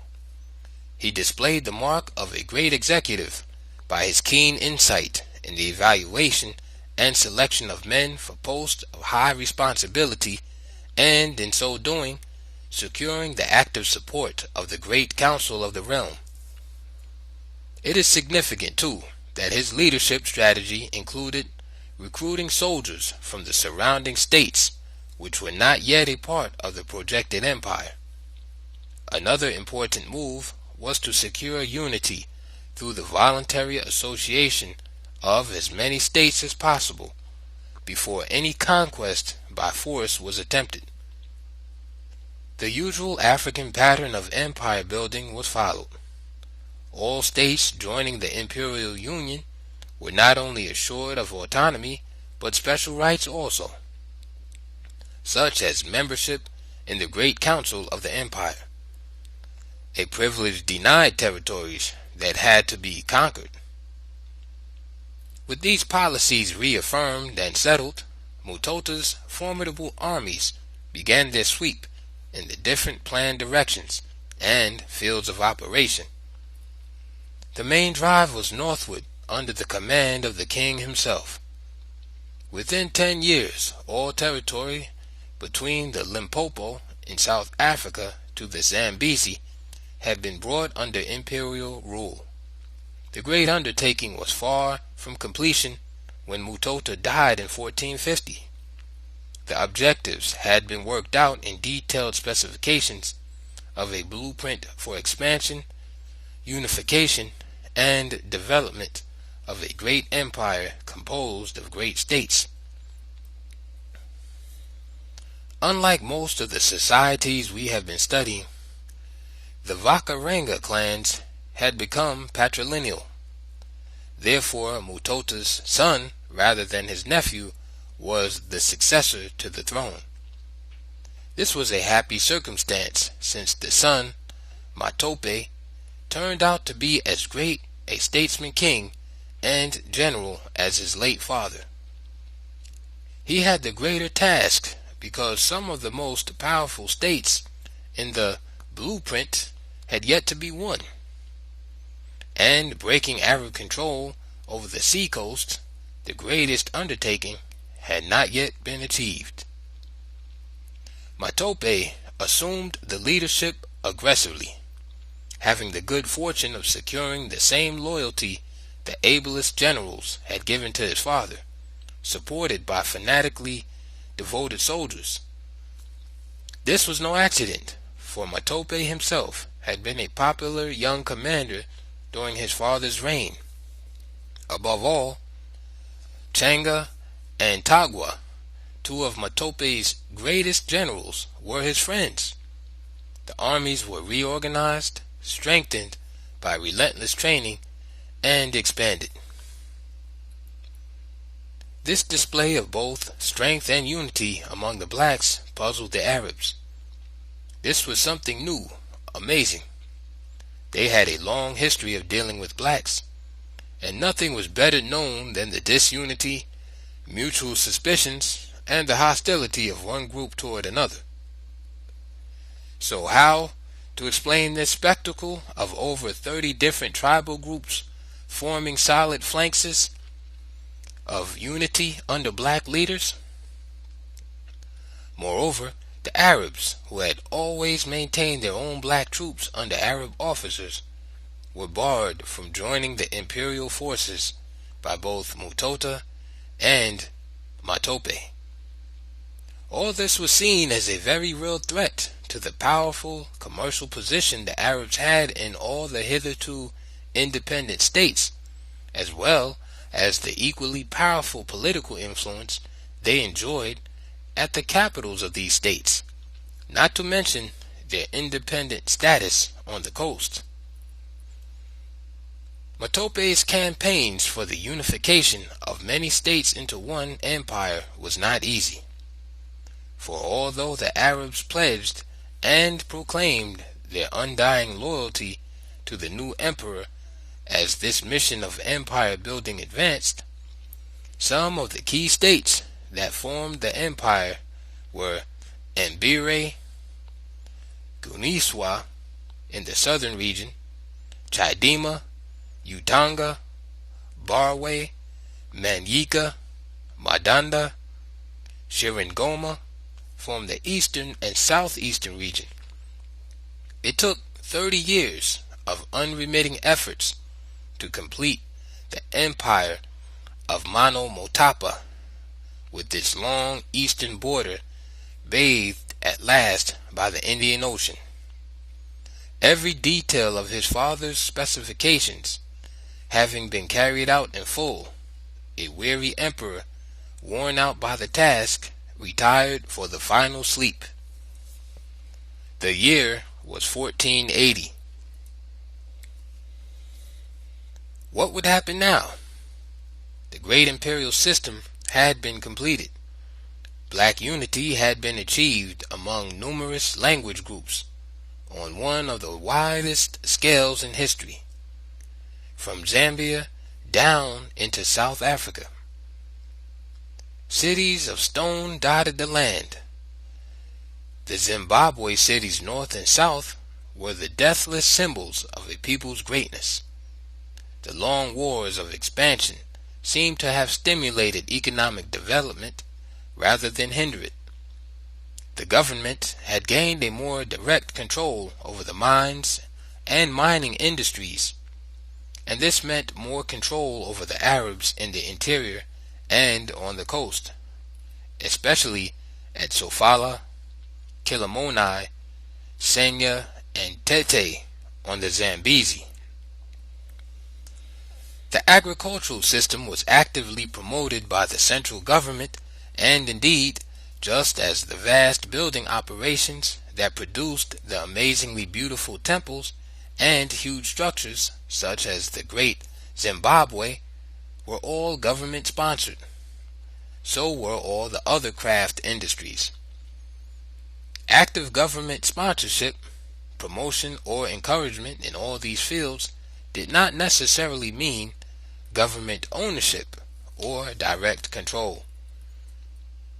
The Emperor Matope also left the country with a great organized religion, with a powerful and formally organized priesthood, something unusual in Africa outside of ancient Egypt and Ethiopia. The traditional African religion is essentially the same everywhere on the continent, but it is generally unorganized, and therefore has seldom had an organized priesthood with a single recognized creed or body of prescribed beliefs. Yet, just about every African society known believed in one Almighty God, no matter by what name he was called or how many lesser gods there might be. In Mano Motapa, he was called Mawari, the Vakaranga version and contribution toward national unity. But would there be unity now that the last of the two great personalities around whom unity revolved had silently stolen away in the shadows of the great Zimbabwe and was gone forever? The question arises whenever a great leader passes. Political psychology and mass psychology are crucially combined. Whether a great state survives after the death of the leader who made it great and held its disparate parts together by his charisma alone would depend upon the good fortune of having a successor of equal greatness, or the miracle of having developed a strong spirit of national community, of oneness, of a loyalty and a sense of belonging to the nation that transcends this tribe. There were unifying factors which Matope left behind in his great empire. One was that same organized religion led by a highly advanced and literate priesthood. Religious temples at the great Zimbabwe were certainly the national center of religion. The other important factor that should have made unity imperative was the greater prosperity that would flow from economic interdependence and close commercial relations between the constituent states and provinces.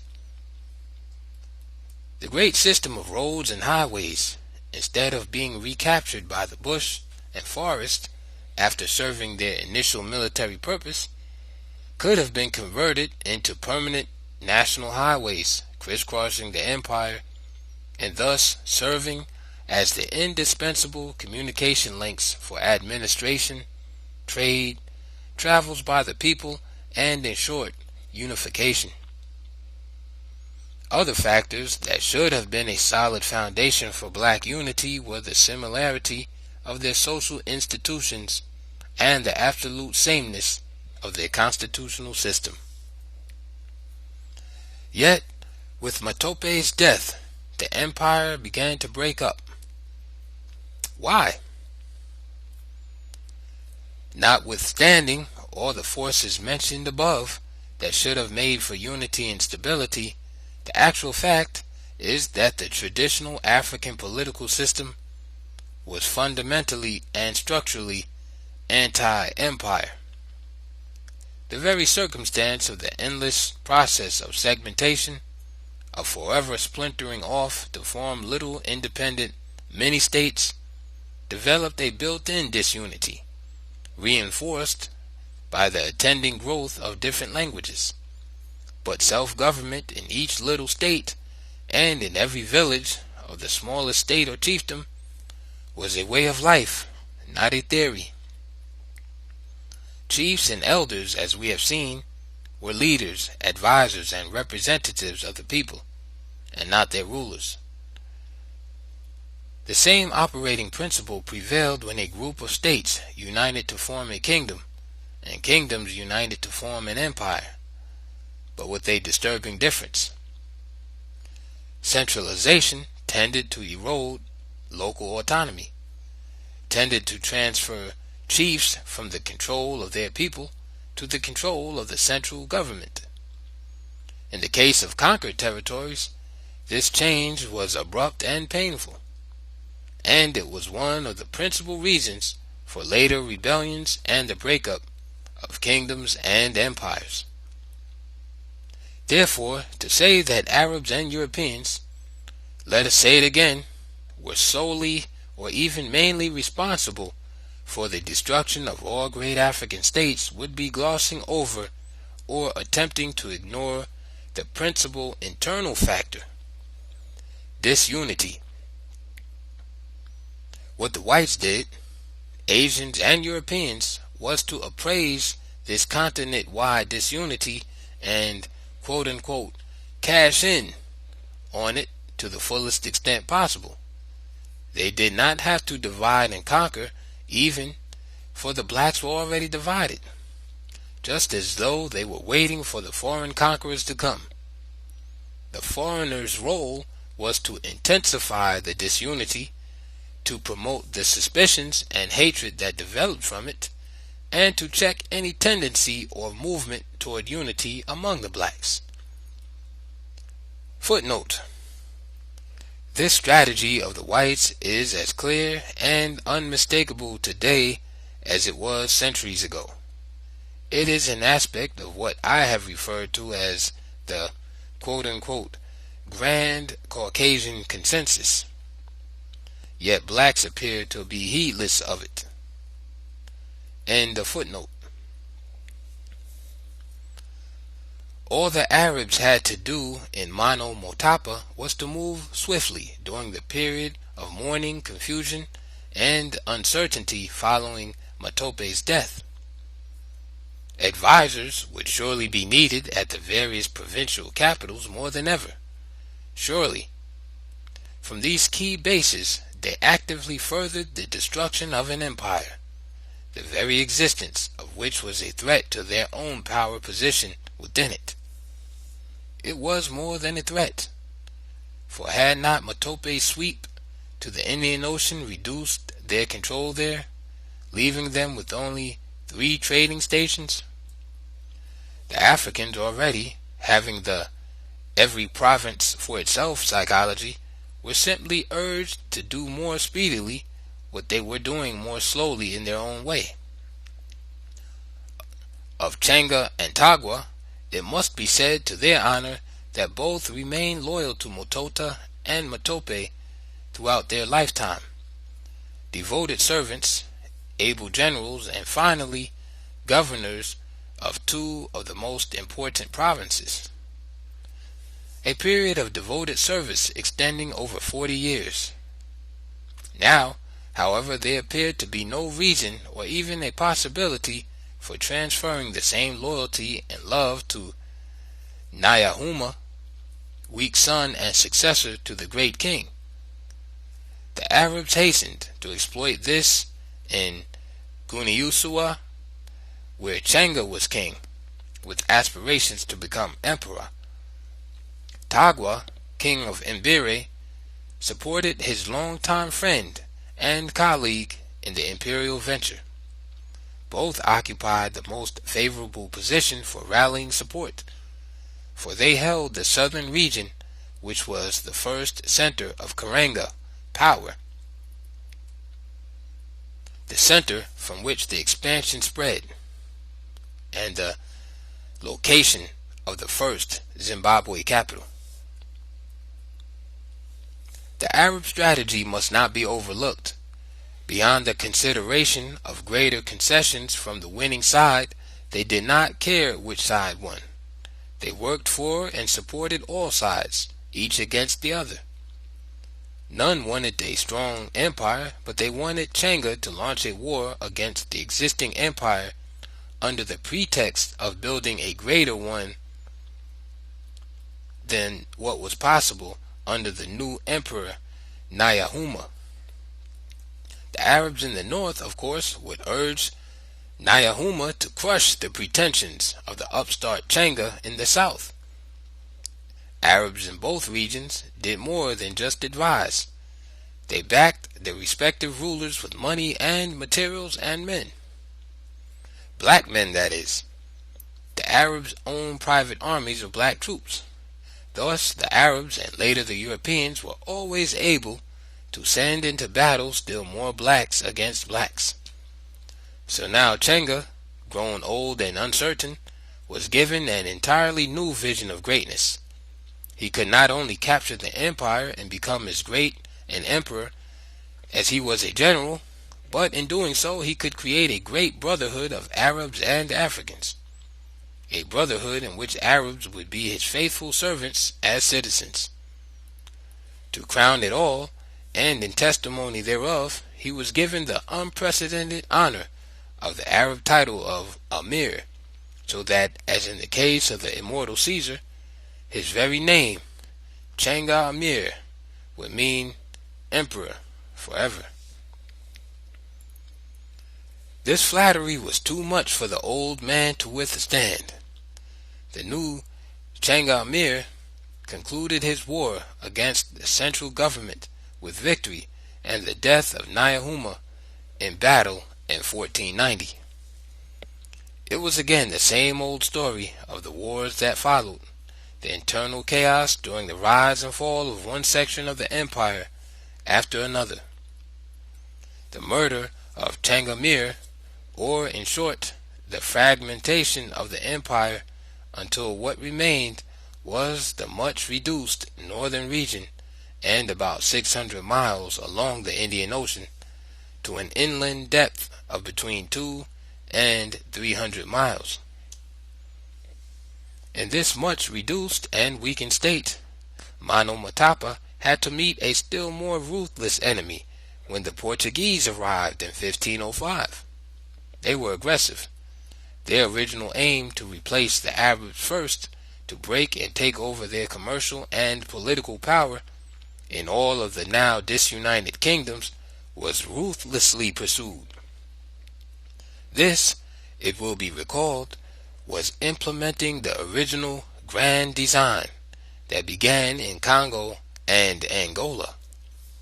Within 50 years, they had penetrated all of these kingdoms, securing concessions of land, establishing trading posts, and missions throughout the interior as well as along the Zambezi and the Indian Ocean coast and islands.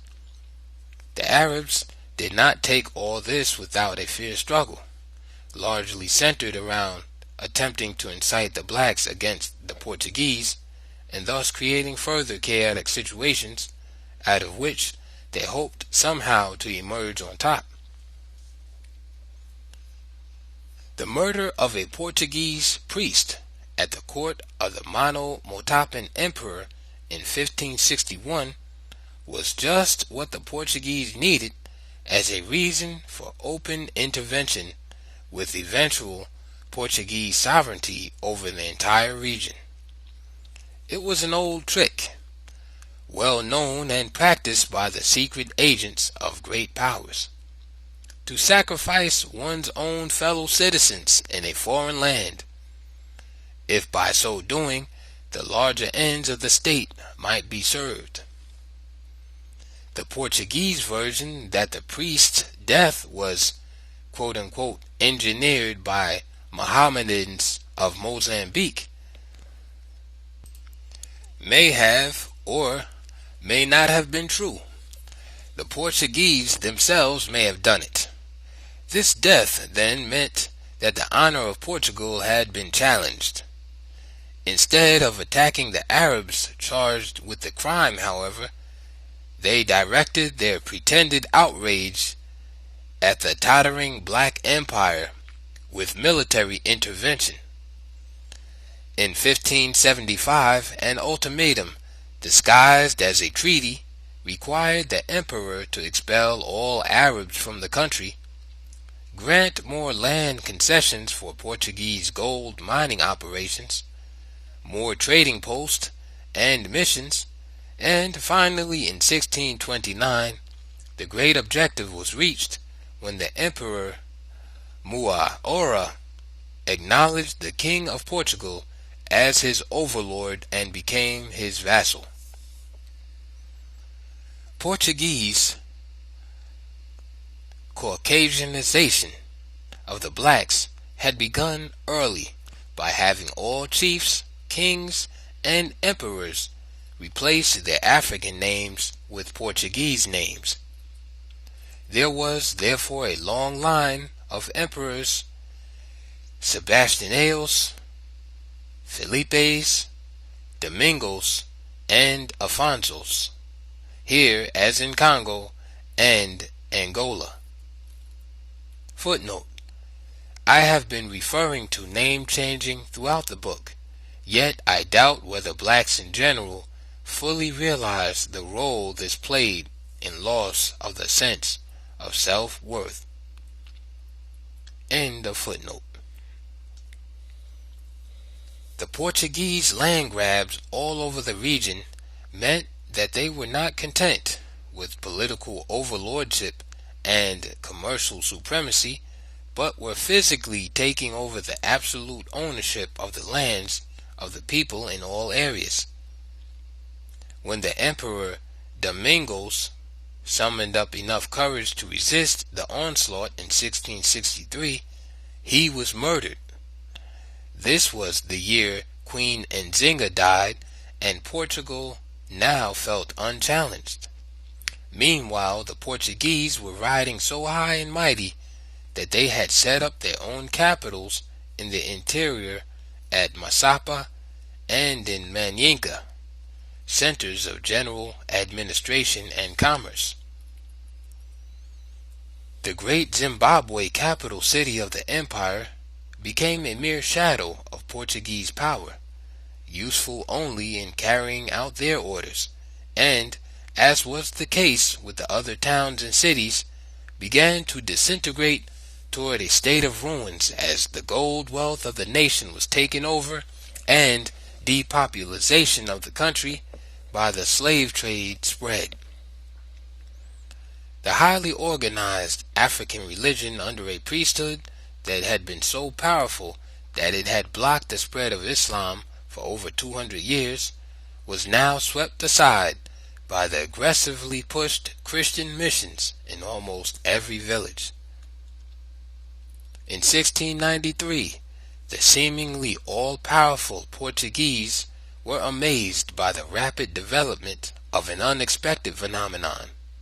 the revival of black unity in the southern provinces, which were the original center of the empire, now still under the leadership of a continuing line of Changamirs. Other formerly separatist kingdoms united under the Changamirs' leadership and opened a full-scale war against the Portuguese, aiming at driving them out of the land. The successful military tactics of Matope and his generals were remembered and followed. Careful, unrushed training and organization, the secret movement of troops in small groups in different directions, all assembling en masse at a stated time and place near the enemy strongholds, then the swift-moving and generally surprise attacks by different armies on different Portuguese centers at the same time. These operations took 2 years of desperate fighting because, of course, the Portuguese forces were better armed. According to the oral records of the blacks, the real reason for the series of victories over the Portuguese was that their black troops only put up token resistance, often not even that, whole companies deserting to join their black brothers. With their black shield thus removed, the Portuguese themselves were now exposed to danger. The number killed was frightening. They fled from the country to zones of comparative safety. The Changamir armies reconquered most of Mano Motapa, and a vigorous anti-Portuguese policy was adopted. This not only aimed at their total exclusion from the interior, but also at ending their influence in what remained of the old empire, which did not come directly under the Changamir rule. Even trade relations with the whites and other contacts had to be carried on through blacks and mulattoes.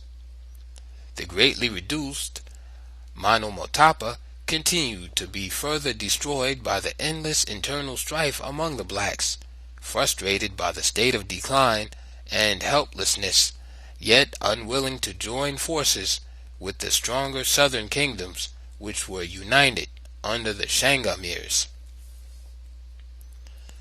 Decade after decade, the same story of chaos, social disorganization, and decline repeated itself.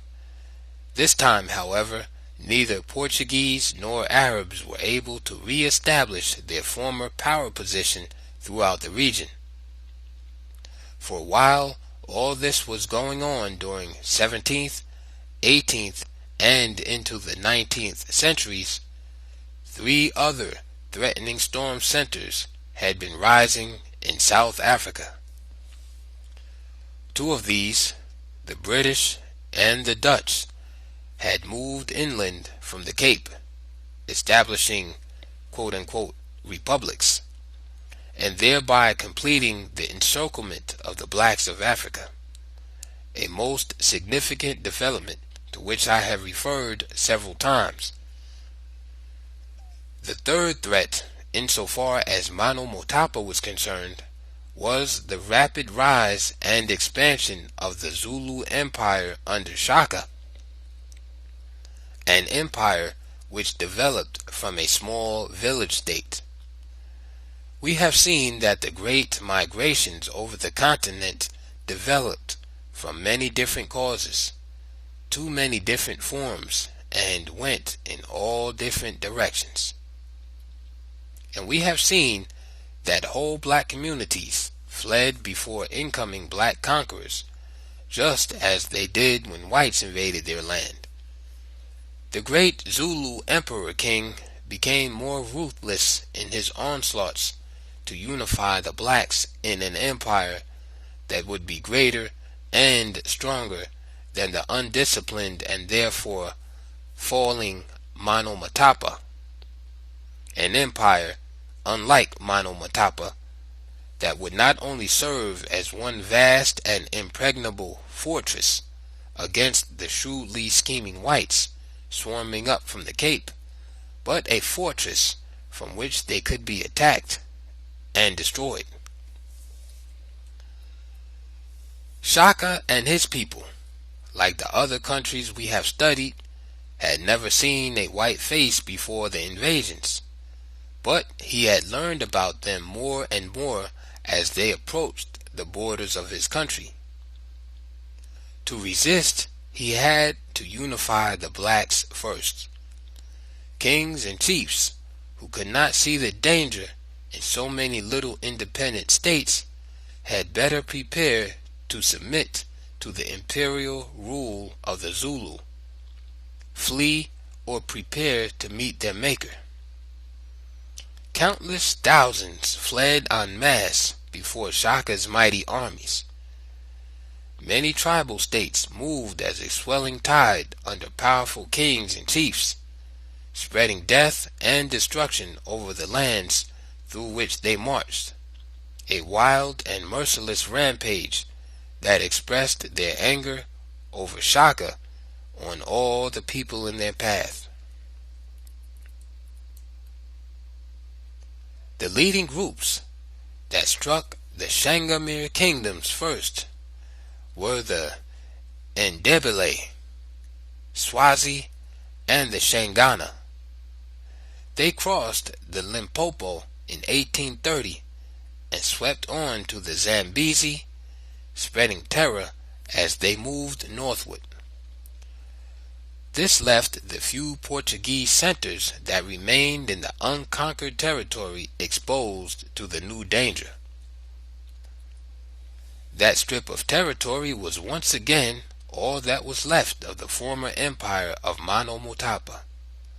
The overall scene was one of British-Dutch pressures on the Black Empire in South Africa.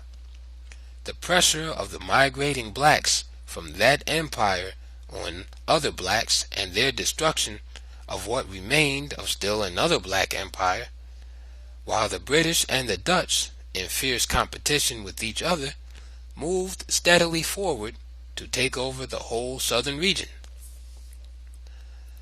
The Portuguese still held on to their strongly fortified post, especially along the Zambezi, and were able to reach a partition agreement with the British in 1890. Thus, the Portuguese, in gaining Mozambique, still held a vast black empire. The blacks who had fled from Shaka's armies and had entered the land before the British opened war against the whites in 1895. The rebellion was under the general leadership of the Matabele invaders, who therefore could expect no support from the general population. They were defeated by the British. In 1902, the blacks of another important kingdom in the old empire, Barwe, rose in rebellion. By then, British power was so firmly established that the outcome was predictable. The last black empire had become white-ruled Rhodesia, and its southernmost territory was now under the iron rule of the Dutch invaders of South Africa. This marked the close of still another tragic era. The last emperor of the last black-ruled empire on the African continent, Chioko Dambam Umpute, knew no more how to deal with the engulfing tides of conquest than most of the black leaders who preceded him. Like Katape, the Bakuba king, when the Belgians took over the Congo, none seemed to have had sufficient insights for the white situation, to have just enough sense of race to enable them to realize that the destiny of a whole people was at stake, and not just their personal well-being or even the fortunes of a single state. The Black Queen of Angola remains the outstanding leader who read the white man straight from A to Z and mapped strategies for the confrontations. When she died, she was still queen of the blacks, and her people were still free.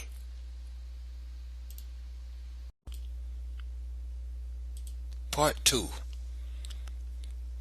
And the bridge was suspended between the two eternities, arched so high up there that the watchman could from his tower see all that had gone before and all that was to come. And that is why the anxious, helpless peoples of this crazy world continue to look up in despair and cry, "O watchman, tell us in this endless night just what the signs of promise are." Chapter 12. A View from the Bridge. The summing up. This has been an interpretation of history. I have swept across over 6,000 years with the story of the African people, touching here and there on prehistoric. Footnote: prehistory is another improper term we are stuck with. Its very origin reflects the self-glorification of those who had learned to write, the written records becoming sacred and the principal source of truth. There is actually no such thing as prehistory. Man was leaving historical records millions of years before he began to write them. End of footnote. Beginnings, such as at Wose, and selectively spotlighting the blackout areas in that history in my broad sweep through the millenniums. My own field studies in just about every region on the continent, and my interpretation even of the data of many of the scholars appearing in the bibliography, often led to quite different conclusions than theirs. Indeed, these modern Westerners either ignore or contradict some of the best evidence of the ancient writers on Africa. The conflict of viewpoints on the history of the African people develops as issues in the work, and I suppose that at the present level of civilization, such a conflict should be expected between those who represent the masters of the globe and those who are in rebellion against them. As the writers of the history of the people they oppress, invariably there is a deeply felt need to present the dominated people as childlike creatures, inferior by an ordinance of nature, and therefore helpless without the permanent rule and guiding hand of the master race. Perhaps the highlights in the history of the blacks, which is all this work claims to be, would be even more clearly understood if I had written backwards, beginning with the present. For one thing, less documentation would be required, for by focusing on predominantly black South Africa, Rhodesia, and the present-day Sudan, the whole world could see, almost at a glance, exactly what happened to black Egypt many centuries ago. The script of the play, whites against blacks, is the same. The eternal drive glorifying white blood is the same, finding direct expression in all Caucasian-controlled social and economic systems. In South Africa, the Dutch offsprings by black women are classified colored and ranked as a separate ethnic group below the Dutch in social and economic status, but far above the Africans. In Egypt, the coloreds gradually became the majority, as more and more whites came in, and more blacks moved southward. The name Egyptian was taken over by the whites and their northern coloreds as applying to themselves alone. The blacks who were the original Egyptians were no longer called Egyptians, just as the blacks in South Africa today are no longer called South Africans. Only the whites are South Africans. Both in Egypt and South Africa, the scheme was to make the mulattoes a separate ethnic group, superior to the blacks because of Caucasian blood, thus creating mutual hatreds that would make unity difficult if not impossible. By giving all mulattoes privileges and opportunities denied to blacks, the scheme worked not only in South Africa and ancient Egypt, but it was successful throughout the world and still operates in the 1970s. The white man has every reason to proudly view his handiwork in managing people and pronounce it good. In the Sudan, the white Arabs were so successful that their coloreds there consider themselves Arabs, not Africans, and look down contemptuously on the blacks in the southern Sudan, exactly the same as the Egyptian coloreds regarded this same once all-black region, Ethiopia, centuries ago. The picture in the northern Sudan today then is exactly the same as the picture was in northern Ethiopia, Egypt, after it became predominantly Afro-Asian and Afro-European. And the picture in the southern Sudan today is the same all-black picture southern Ethiopia, the Sudan itself, presented over 2,000 years ago. And just as their ancient forefathers battled then against the Egyptian coloreds, the blacks in the southern Sudan, at the very hour these lines were being written, were still arrayed in battle against the Arabs, now predominantly colored, and for the same ancient reasons. Does anyone wonder why this all-important white-created color factor is skipped over by white historians?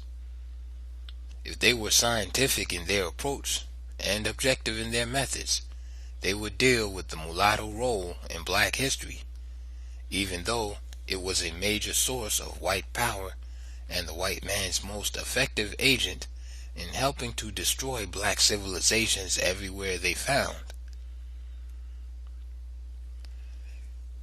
White historians would really grow in stature if they themselves wrote the story, wrote it as it was. This will never happen, of course, for they would be recording how the increased number of coloreds after each white invasion made it easy to credit them with all the great advances the blacks themselves had made.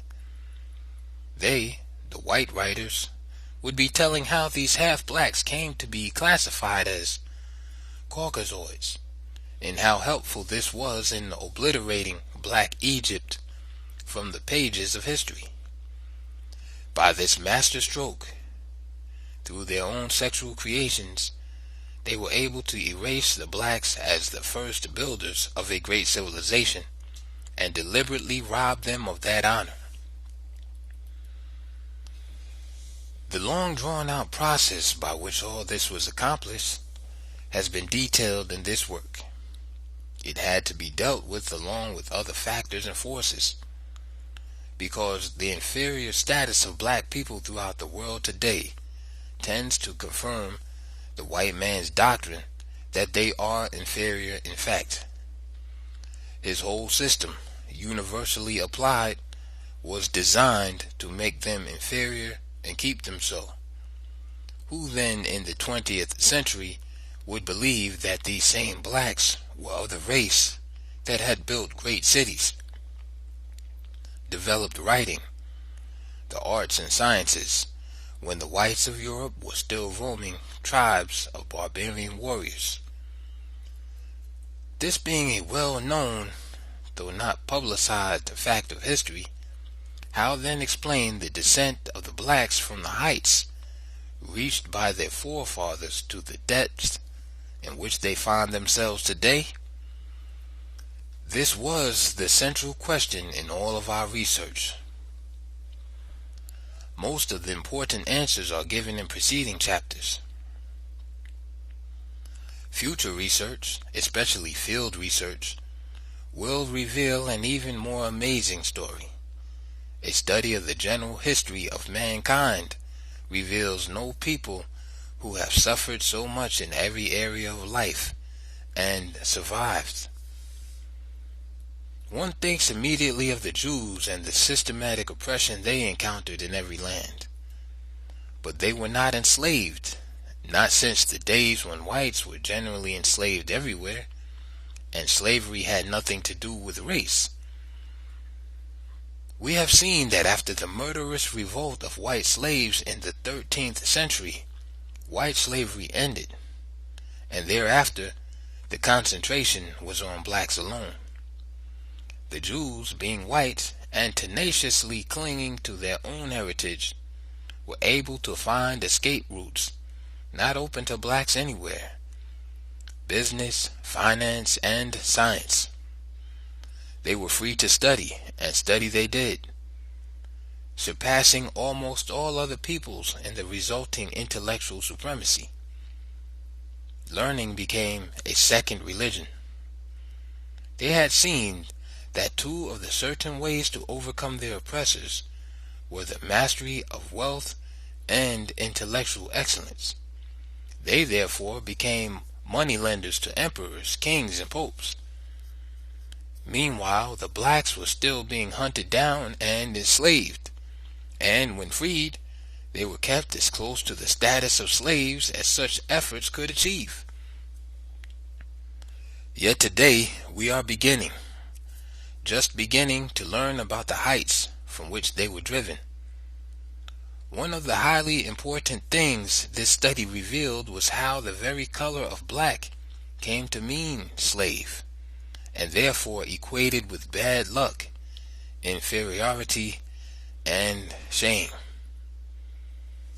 We have dared to go beyond the limits and the guidelines set for us by the czars of history and geography to discover that ancient Ethiopia covered North Africa to the Mediterranean Sea, that Egypt was the northeastern division of that empire, and that even as late as 3100 BC, when white Asians held Lower Egypt, Ethiopians still held most of their homeland in Upper Egypt.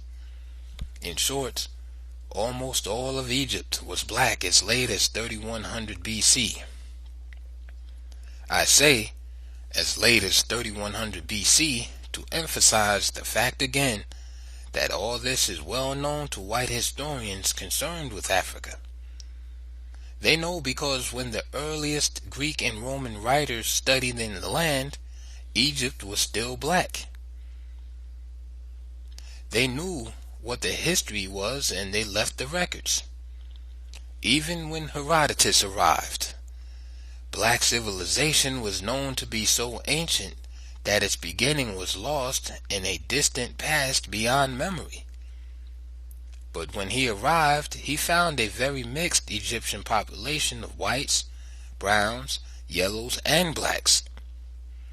The first three groups now drawing a line between themselves as Egyptians, while giving to the blacks the lowest class status along with the original name of Ethiopians, original as Greek term. There may have been some justice in this when Herodotus was in Egypt.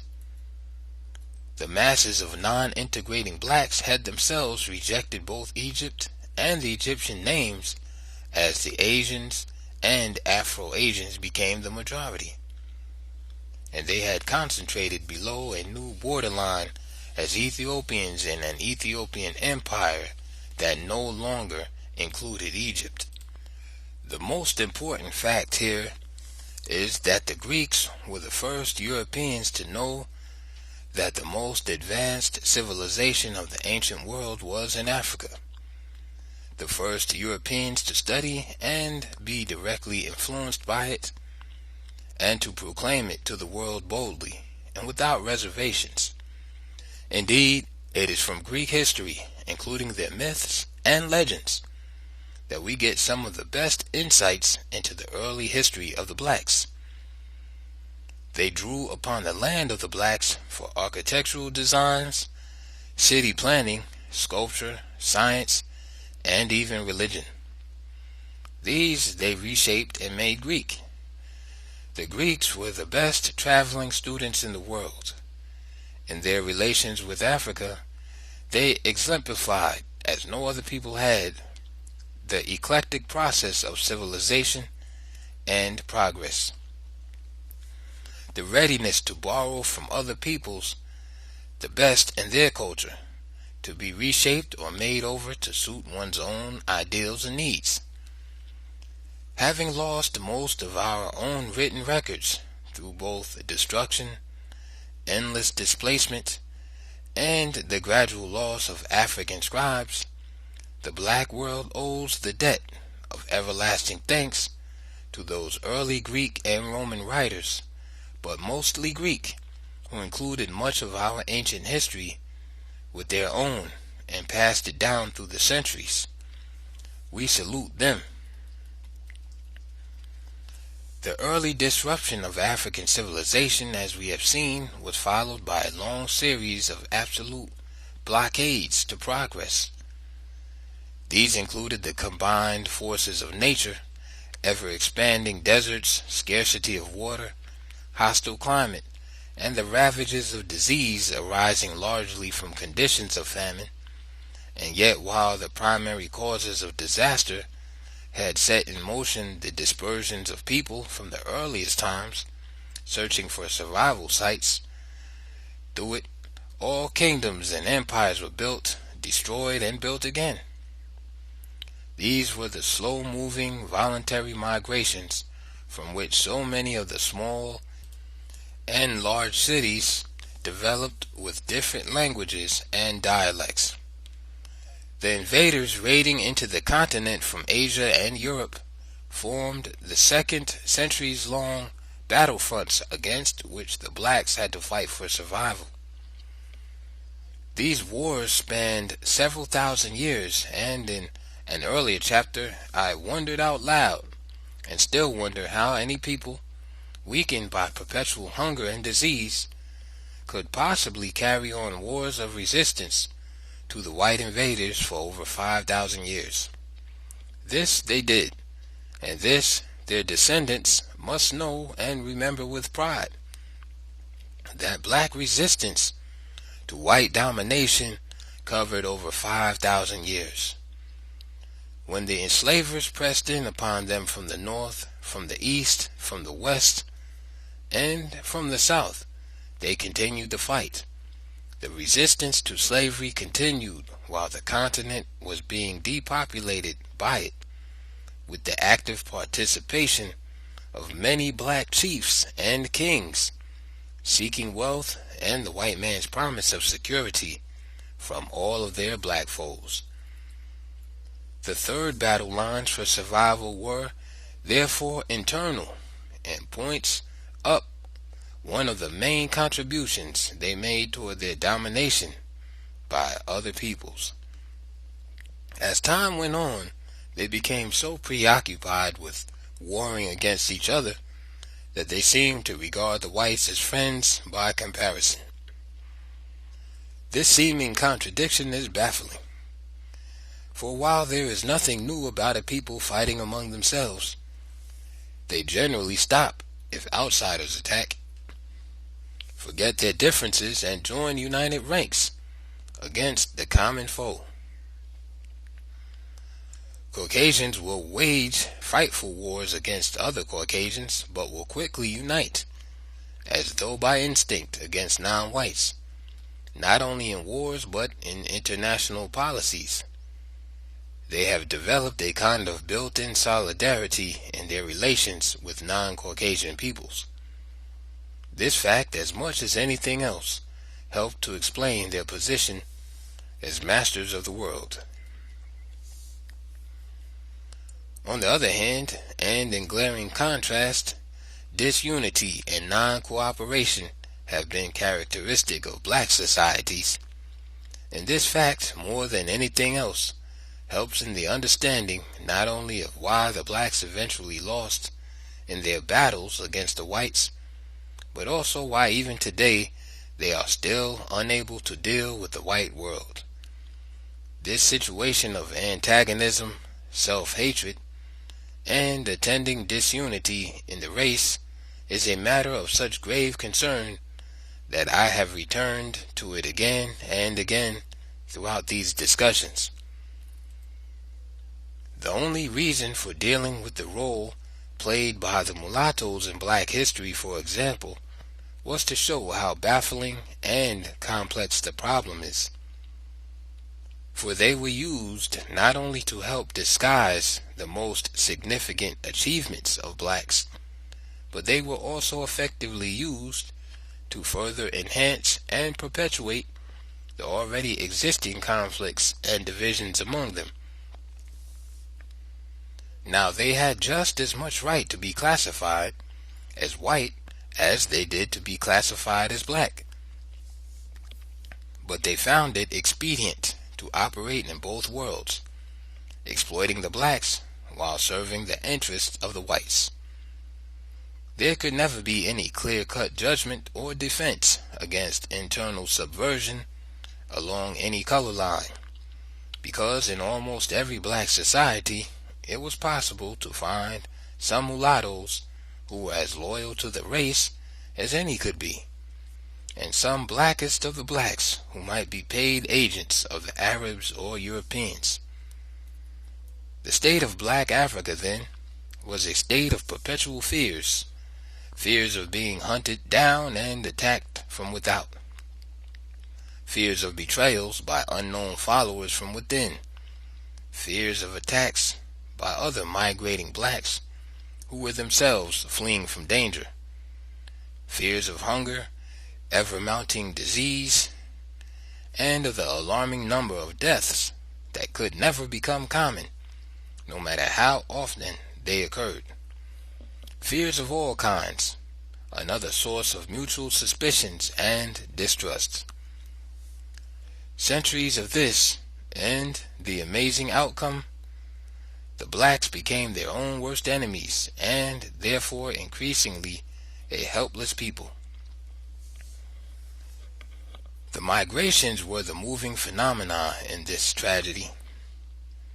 For while we have seen that many of them ended with the rebirth of new states from one end of the continent to the other, states that stood until Arabs and Europeans delivered the final death blows, millions of other blacks were unable to achieve this temporary glory.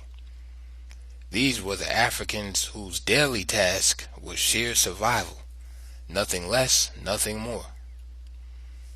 Every one of their communities had 4 to 6 months of each year which everyone knew as starving times, the period when children ate dirt and the bark from trees, when it was a great occasion if food enough could be found for 2 or 3 meals a week, when to find a water hole or a little stream that had not completely dried up was even more joyful than finding something to eat, and a time when some mothers would steal away into the bush with their little skeleton-like children with swollen bellies to die quietly in the shade.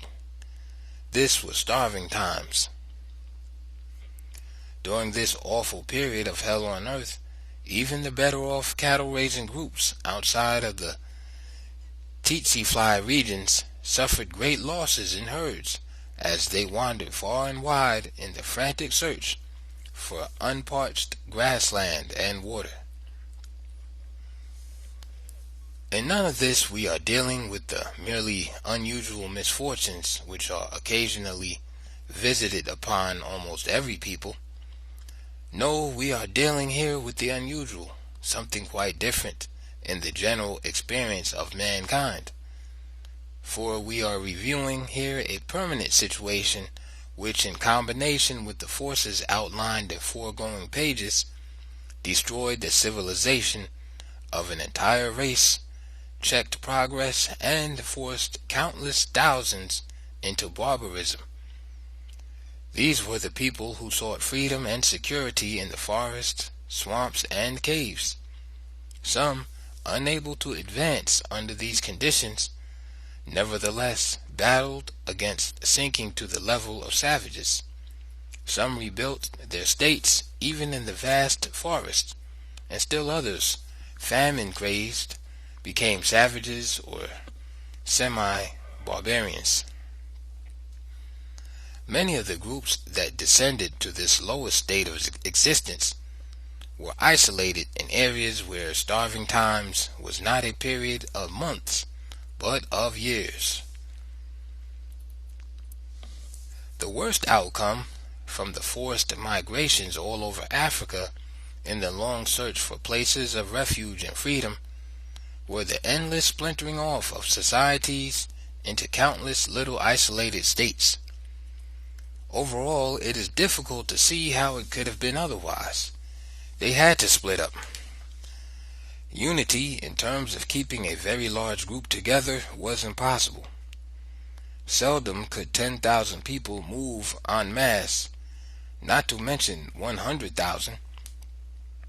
And 100,000 would be a small number if it was a great state that was being disorganized and destroyed.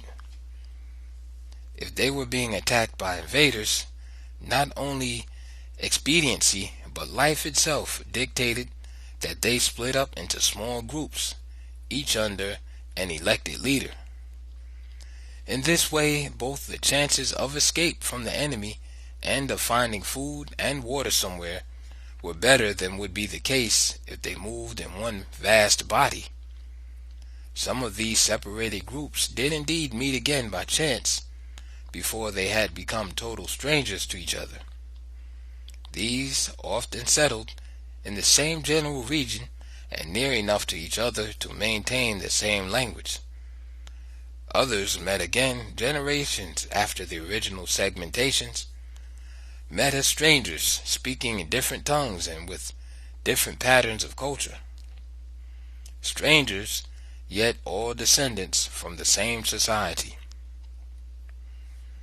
Worse still, the blacks have been so busy being different through all these years that they have been unable to see that underlying all of their cultural varieties is the compelling evidence that they are all members of the same race and have the same common origin. And this is the best and most remarkable outcome of the migrations, with their fragmentations, disunities, and interminable turmoil and crises, that they held on, tenaciously held on, to the fundamentals of the same constitutional principles, the same democratic and political systems, and the same social institutions, maintained from one end of Africa to the other, just as though they were still members of one and the same vast African society. This fact was immediately reflected in the institutions and political structure of every new state that emerged during all those centuries of migrations. Just as the council told Ethiopian kings what they could and could not do, the same remained true throughout the continent where black rule prevailed according to tradition. This was why 3,000 years later, and 3,000 miles farther south, a Shaka could complain bitterly because the Zulu council of yes-men failed to check him in his excesses. Finding himself an absolute autocrat, he was surprised to find that he had been allowed to get away with it. A view from the bridge. What then is the view from the bridge? The outlook is grim. For the black people of the world, there is no bright tomorrow. The blacks may continue to live in their dream world of singing, dancing, marching, praying, and hoping because of the deluding signs of what looks like victories. still trusting in the ultimate justice of the white man, but 1,000 years hence, their descendants will be substantially where the race was 1,000 years before. For the white people, still masters of the world, do not have to yield. They have never changed their real attitude toward black people during all the passing centuries, and there is absolutely nothing upon which to base the belief that they will change in the centuries to come. Concessions on some demands, yes. Expediency dictates this, noting that the black masses accept as leaders any and all Negroes who hold important positions. The whites who control these positions, directly or indirectly, actually determine who the leaders of blacks shall be as independent black organizations emerge. The dangling attractions of government and foundation grants are there to quiet the outspoken but money-hungry leaders. Indeed, some of these leaders were quick in discovering that the most certain route to a handsome grant or loan is pretended outrage and shouting militancy. The whites know this all too well. They are quite willing to pour millions of dollars into all kinds of black community projects, precisely because they know that these phony leaders will do nothing that will really improve the conditions under which the black masses live. Blacks are still hopelessly naive if they do not yet understand that the whites never did and do not now intend to include blacks in the doctrine of human equality, equal justice, or anything else that means real equality. The white determination to keep blacks in an inferior position is so deep that they will battle against the enactment of civil rights laws even when they know there will be no real enforcement. The opposition is to the very idea of equality. Those Negroes who are so frantically fighting to escape from the African race by way of integration and amalgamation will continue to meet everlasting and universal opposition from the whites. The Negro drive to be with whites in every situation is equaled by the white determination to prevent it. Yet the whites must truly feel a deep sense of pride in seeing this Negro leadership so clearly validating their own belief in white superiority. Their pretended quality education objective actually collapses under the wheels of buses for racial balance.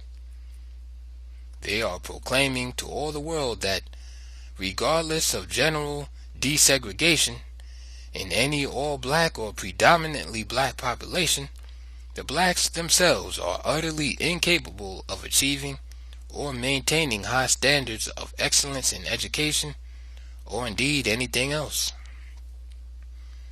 Here we have, within the race, the intolerable situation of an anti-black group proclaiming the race's inherent inferiority more effectively than the whites ever could, precisely because this group is regarded as quote-unquote black. Furthermore, and even of greater importance, the amalgamationist Negroes generally hold most of the administrative and key teaching posts in the educational system. Through sheer indifference, therefore, they can block the development of the quality education in black schools while at the same time sending their own children to white private schools. Their remaining interest in the black schools is the money derived from their supervisory and teaching positions. Meanwhile, black students in the so-called integrated schools and colleges throughout the United States continue to tell the world that they are as segregated within as they were without. Far from being accepted, daily insults of various kinds occur inside the classrooms, in the halls, and on the outside. When fights break out, as they inevitably do, and the police are called in, they generally arrest the black students, not the white students, no matter who started the trouble. A press report, September 15th, 1972, simply read, quote, "During the recess hour, a black male student was called an offensive name by two white boys and pushed against the wall. A general fight broke out between black and white students. Police were called. 13 black students were arrested and jailed." End quote. Now, of course, all this is public information and is news to no one.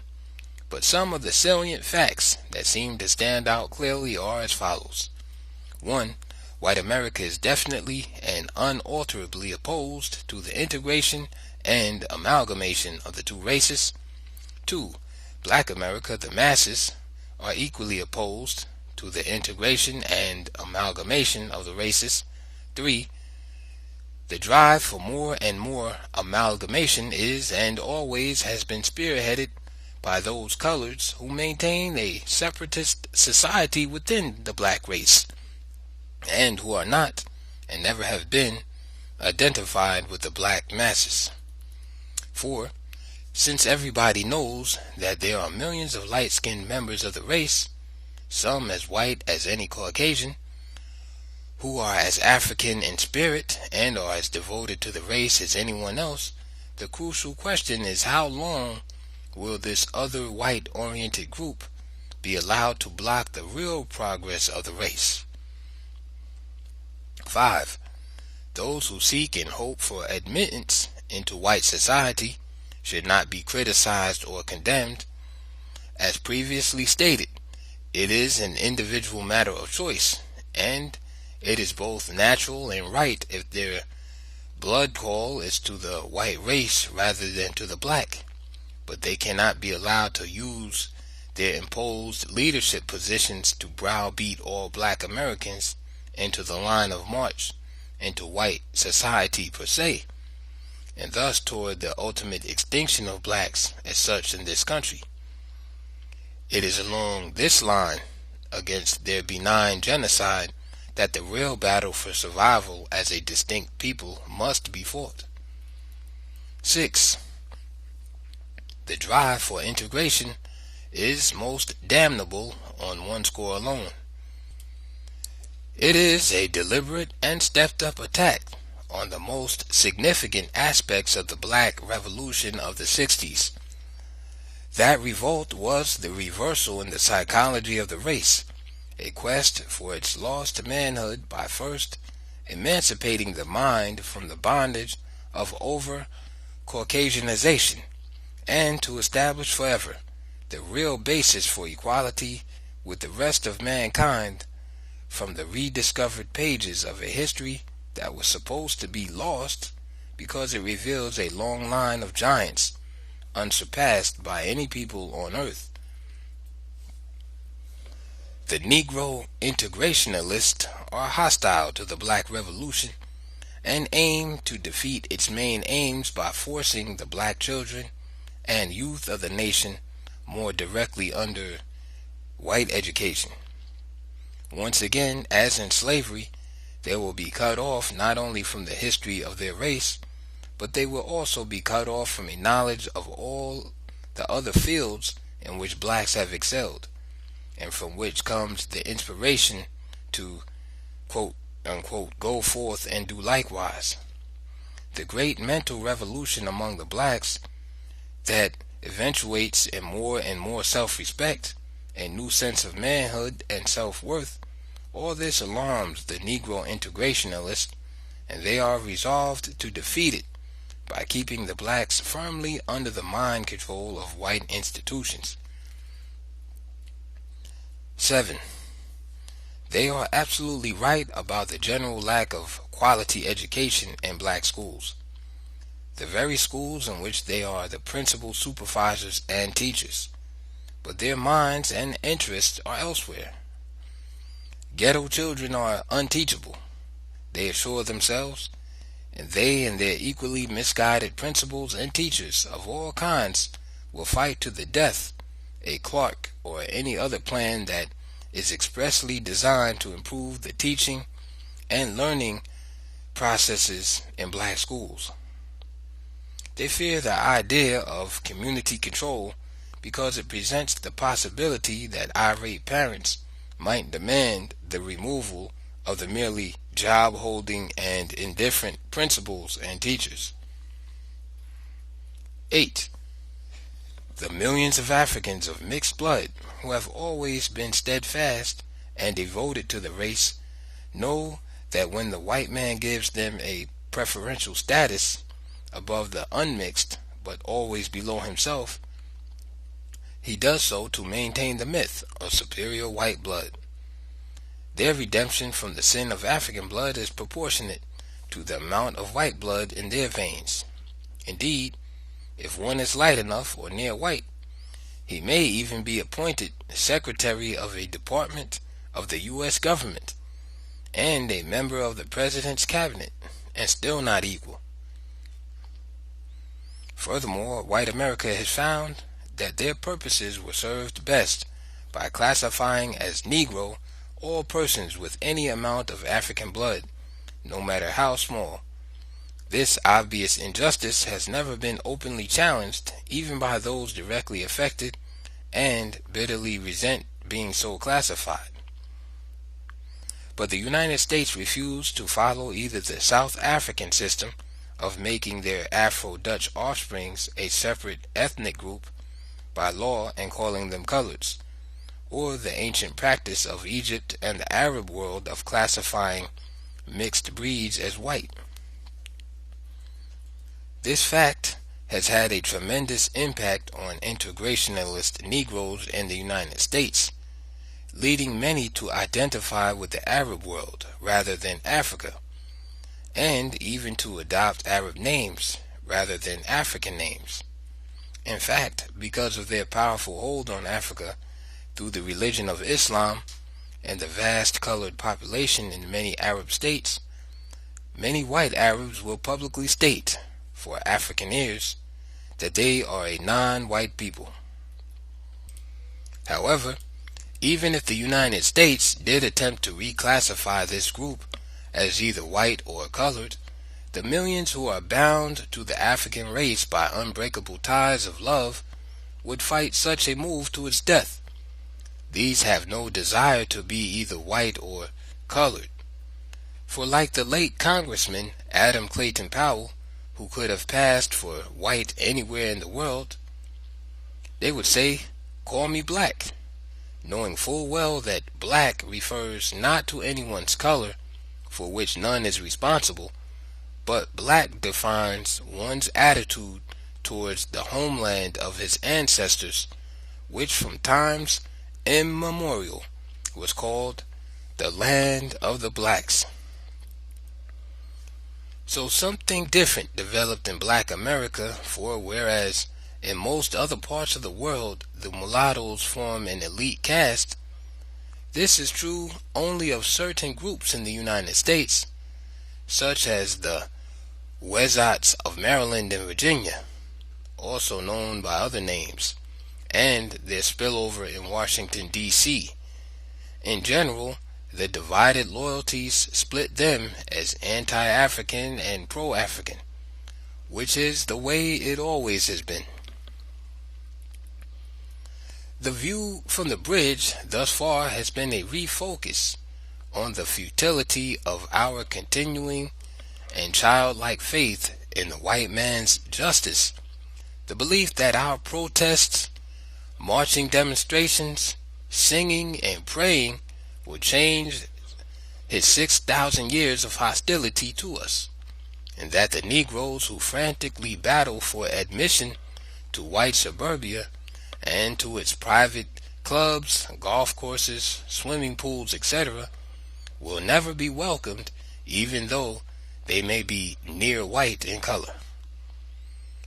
The final focal point in this connection is that the masses, from the blackest of the blacks to the lightest of the lights, do not care at all about socially mixing with the whites. They, the whites on their part, have no reason or inclination to do more than make token concessions from time to time, thus quieting noisy leaders, but never changing the inferior situation of the masses. They still own and control the wealth of Africa, directly and indirectly, and from it, along with that from other areas of the world, they have developed technologies and a world commerce, all fully protected by governments also under their control, that assure them of continued white supremacy. This phenomenal success, this unquestionable position of strength, derived from their conquest of other peoples and their wealth, has led them to believe that they are, as a matter of fact, the superior people and therefore the rightful rulers of this planet. Why, then, should they be expected to yield? Human rights? Equal justice? What are these but narcotic slogans for the masses, even the white masses, which are quickly conceded as ideals and principles everywhere? The masses of poor whites also live on these slogans and ideals of equal justice. They are a pitiful people, often half-starved themselves, yet living and having their being in the happy thought that they are members of the white conquering race, and that the once enslaved blacks among them are living evidence of their own superiority. They enjoy the glory reflected from the domination and the power achieved by the ruling minority of their race, too ignorant to realize that they are used as the tools of hate to support the wealth and power concentrated in relatively few hands. When these poor whites secure the kind of jobs that move them up in the glory land called middle class, they get the most concrete evidence of their innate superiority. They find that the economic system is so structured that, 1, to secure better jobs and advancement, the number one qualification is to be white. 2, that even where only a token number of non-whites are employed, they may be required to have college degrees, and sometimes the masters, while the higher salaried whites, including the supervisors, may not have a high school education. These are not merely may and may not theories. In the United States, the official statistics show that nationwide, black college graduates not only earn $1,040 a year less than white high school graduates, but they earn less than a white 10th grader. The white college graduate averages $3,095 more than the black college graduate. 3. Blacks must pay more to live than whites. The lower wages they receive and the higher prices they must pay are built-in guarantees that they will always occupy an inferior place in the society. Merchants now generally have 2 prices for the same goods, one black and one white. With the uneducated blacks, they are having a field day.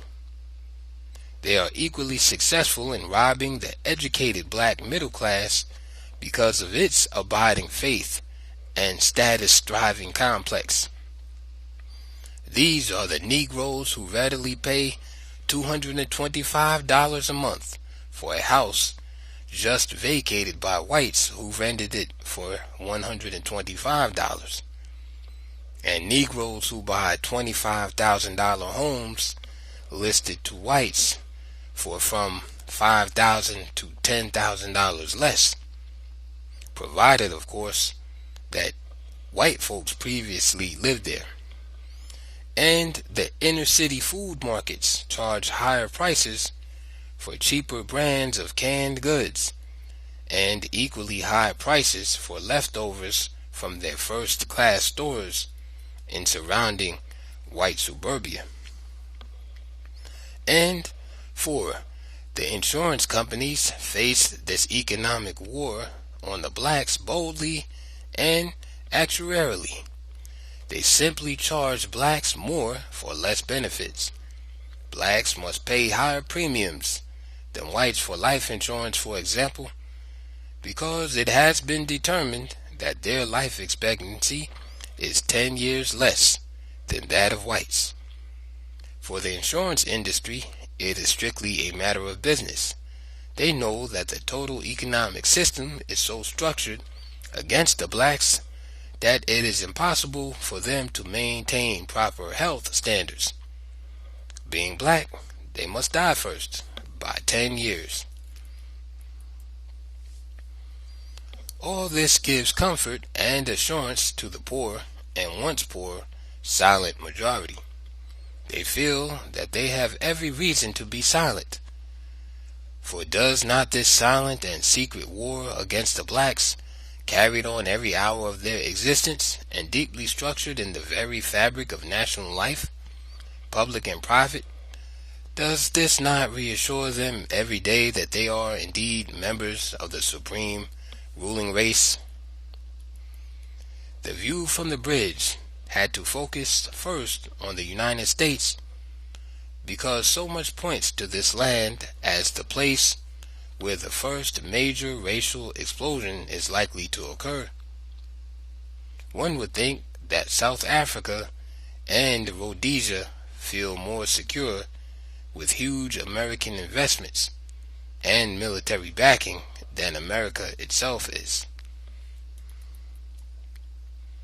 A view of the motherland. This brings us to the main reason for the focus on America. It quickly assumed the role of the whole white West as the various powers were forced from their imperial rule in Asia and Africa. Forced, that is to say, from direct political rule or the political functions of colonialism. The world at large, in the greatest misconception of modern times, took this to mean African independence at last, African freedom, and the end of European colonialism. The plain truth is that the African states today are not even half free or independent, for colonialism was from the beginning exactly what it is today, an economic system for the control and exploitation of the wealth of other peoples. It was and it is a private enterprise system. Colonial government was initially company government. When the political task got too big because of the increasing rivalries between the great powers, the mother countries would appoint colonial governors and other administrators. In other words, government by the home country came in as a protecting umbrella for the main objective, economic exploitation. That economic control still prevails all over Africa. It is not neo-colonialism, but the old colonialism itself, still carrying on under the beautiful and high-flying flags of quote-unquote independent African nations. The various mineral resources are so vast and involve so many billions of dollars that individual Africans called upon to decide whom they will serve, their people or the masters of the country's wealth, often decide to serve the latter. The fact that Africa is still in economic bondage to her former political masters brings us back to our point of departure. As the more political colonialism disappeared, the United States rushed in to fill the breach, to take up the banner as the quote-unquote leader of the free world, the Atlantic or Western powers, and hold the line of white supremacy throughout the world. The American military bases scattered all over the world have meaning far beyond any supposed communist threat. Rich European nations no longer need to maintain their usual armies for defense, for their great white brother, Uncle Sam, will gladly draft men to keep American forces there. American armed might is everywhere, ready to rush in to play the self-assigned role. This New World mission of the United States replaces, as far as it can, the more direct rule of the Western powers over the non-white peoples. The threat to black Africa and black people everywhere should be obvious. From the very beginning, for example, the American secret policy was to give little or no assistance to Africa. Outright grants, such as the billions poured into Europe, were never expected by the black nations. The Africans had sense enough to know that such free gifts were for whites only, but they did expect to secure loans on reasonable terms of repayment. The American attitude on loans to African states turned out to be about the same as it would have been if they had been begging for free grants. There was a very definite African policy, however. The policy was not to announce the policy. There was a public announcement of what was intended as a policy early in the 1960s.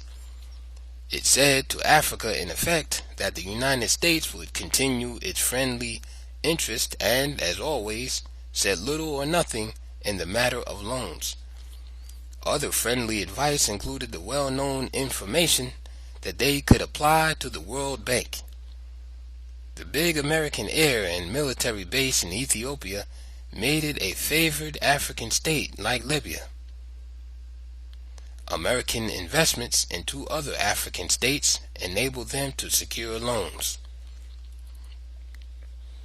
Black nations that might overcome the foreign economic stranglehold within their countries by increased production and exports for foreign exchange find their export trade blocked by the tariff walls of the same United States and the same European powers whose industrial machines would be crippled without the wealth, mineral resources, and basic strategic materials they still control and ship out of Africa.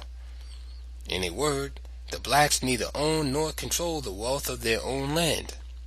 Supposedly free again, they are unable to rebuild even as well as their migrating forefathers did before the Arab and European conquest. As shown in previous chapters, freed of the white man's control, a control from which most of them were fleeing, they were overriding all obstacles and successfully building and rebuilding new states until they were finally overtaken in the 19th and as late as the beginning of the 20th century.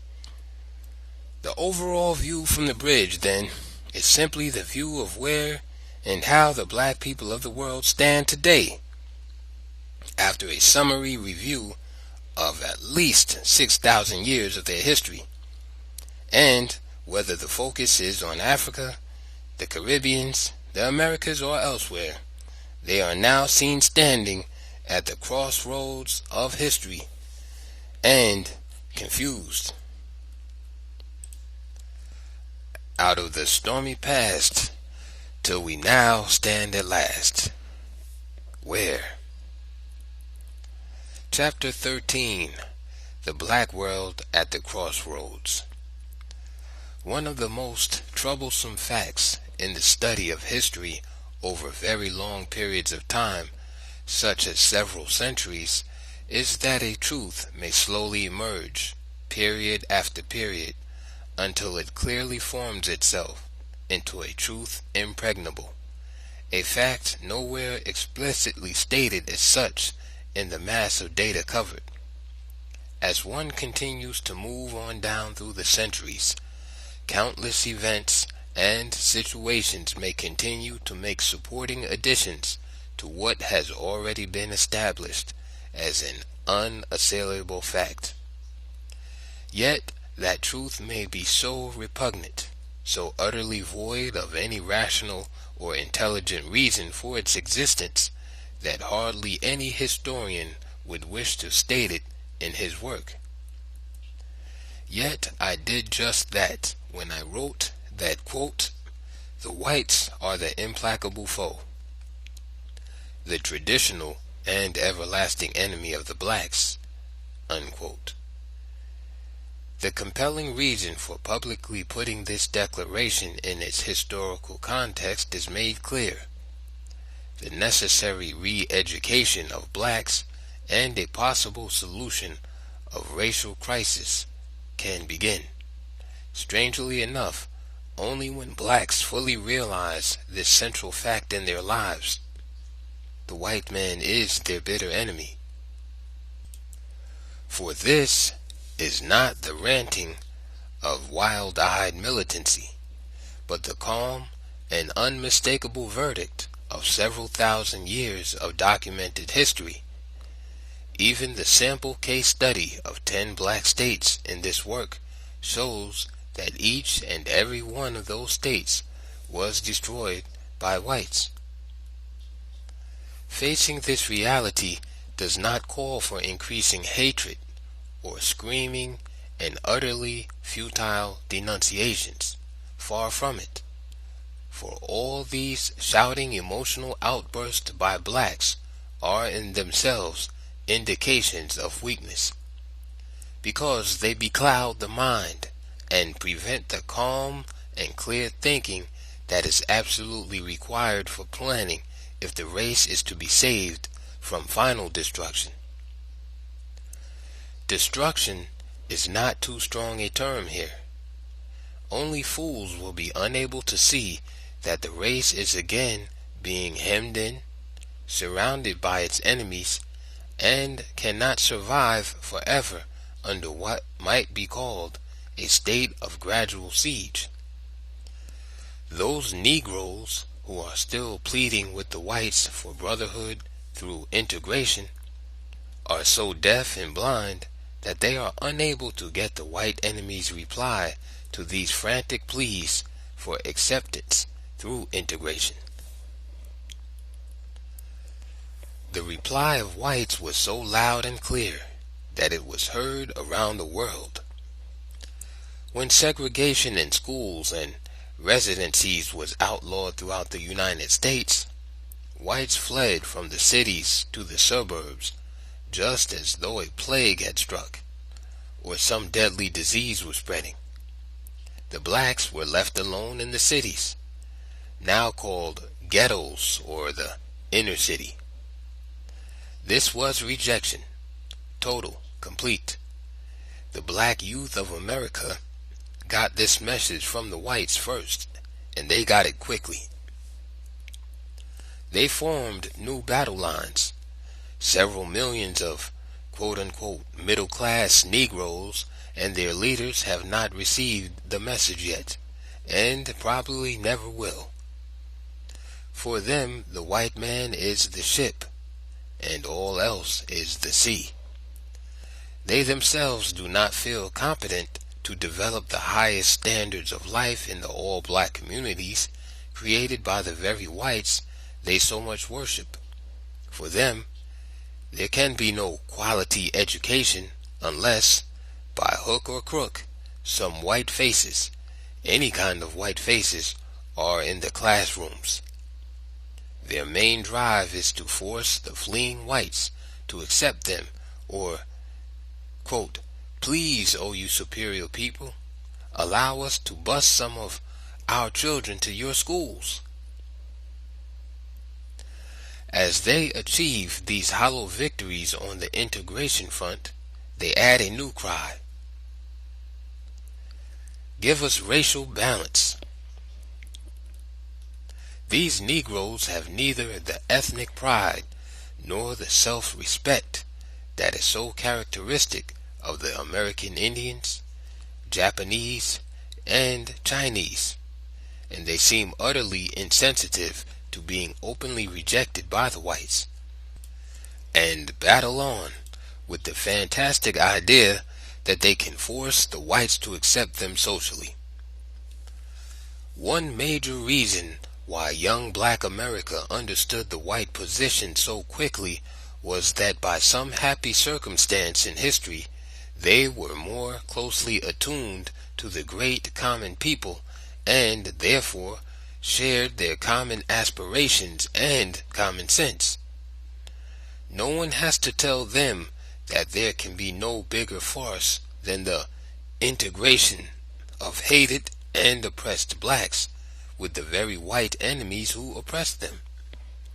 Both the farce of integration and the everlasting white enemy are regularly highlighted in the world's press. Race riots in integrated U.S. armies in Europe, and even at war in Indochina. Race riots in camps in USA. Race riots on battleships of integrated U.S. Navy, and, in short, open combat between blacks and whites when they are forced together as equals. There is peace and harmony, of course, when the blacks humbly stay in their place, their subordinate place. Using the courts to force whites to accept blacks as equals is quite futile, even when and if all the thousands of court battles are won. White America is overwhelmingly against integration, and white Americans are no different than other whites throughout the world. The only instance in their history when integration was welcomed were when the outcome would put them in a more dominating position, or one of personal security, money, and a prestige they could never otherwise achieve. Hence, because of the high premium many Negroes give to a white skin, the most ordinary whites will eagerly marry any black star or any other blacks, if they have money. But in no period in history, and this point is important, have the masses of blacks sought integration and general amalgamation with the whites. During all of their travails, their pride in race was steadfast. The so-called self-hatred actually reflects a sense of futility and despair over lack of leadership and unity for action. They, the black masses, rejected general integration as a movement to obliterate the black race as such. The black masses still reject it. I have pointed out blind alleys into which we are being led by leaders whose aims and objectives are quite personal and not those of the black masses. Footnote: no one should presume to say what the attitude of any large group of people is without learning what it is directly from the people concerned. Our study of viewpoints began in 1955. The survey started at Tuskegee with 52 school supervisors and principals, teachers, and graduate students from 12 states. They were to conduct polls from time to time in their respective states over a period of years. No formalities, no rush, just two simple questions. Do you want integration? 2. Why? For either yes or no. End of footnote. These black masses demand absolute equality on all fronts, precisely the same rights, privileges, and responsibilities as all other citizens, and without any exceptions whatsoever.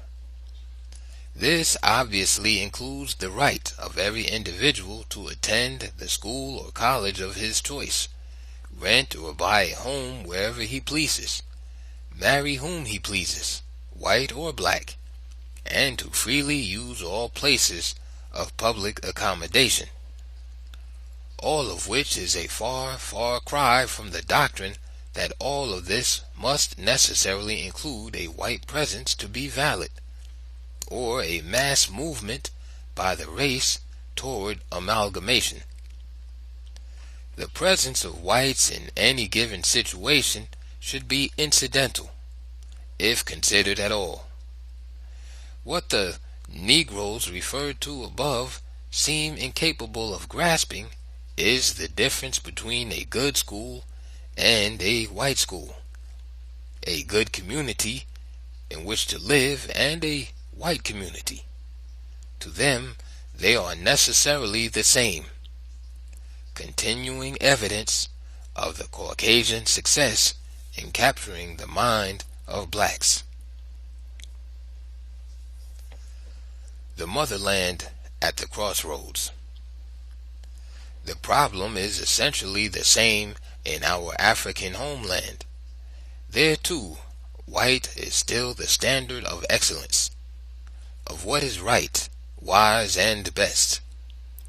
I personally know a number of African presidents and ministers who will not dare to make important decisions without the guidance of white advisors, men who often know far less about the questions at hand than the presidents and their ministers, but they all feel the need for a white seal of approval. The blacks, therefore, still have a long way to go in order to achieve absolute equality as free men among free men. They have a long way to go in the United States and the numerous other areas in which they live all over the world. In Africa, at this writing, Tanzania leads in the first hard-headed, masses-oriented socio-economic program that is expressly designed to raise the level of life of the whole people, beginning with those lowest down. It is a truly African program, drawing heavily on African cultural traditions. It was from its very inception too much for those of the elite who think of independence as a mere transfer of power from a white ruling class to a black ruling upper class, leaving the masses no better off than they had been under colonialism. These are the kind of smug and cocksure leaders who are preparing the ground not for military coups, but mass uprisings such as Africa has not yet witnessed. The first line of action should center around the study and development of nationwide, people-involved, self-help cooperative programs, village by village, town by town, and block by block. Each community would do its own development planning, the government's principal role being to provide advisors, training, technical assistance, and loans when and where these are needed. For people with little or no money, barter and exchange are the first steps toward economic salvation, the basis for capital formation. Increased food production should be seen as for both wealth and health. The main emphasis would be inter-community relations between the various language groups in all development programs. This means agreement plans for each area to specialize in producing goods needed but not produced in the other regions. This is the direct route to national unity through cooperation in order to reach the goals desired in common by all language groups in each African state. This calls for thinking, planning, and hard work. Now it is just here within the race where integration is not only needed, but it is mandatory. We shall remain a weak people until we begin the drive for integration of blacks first of all, instead of battling to integrate with other peoples.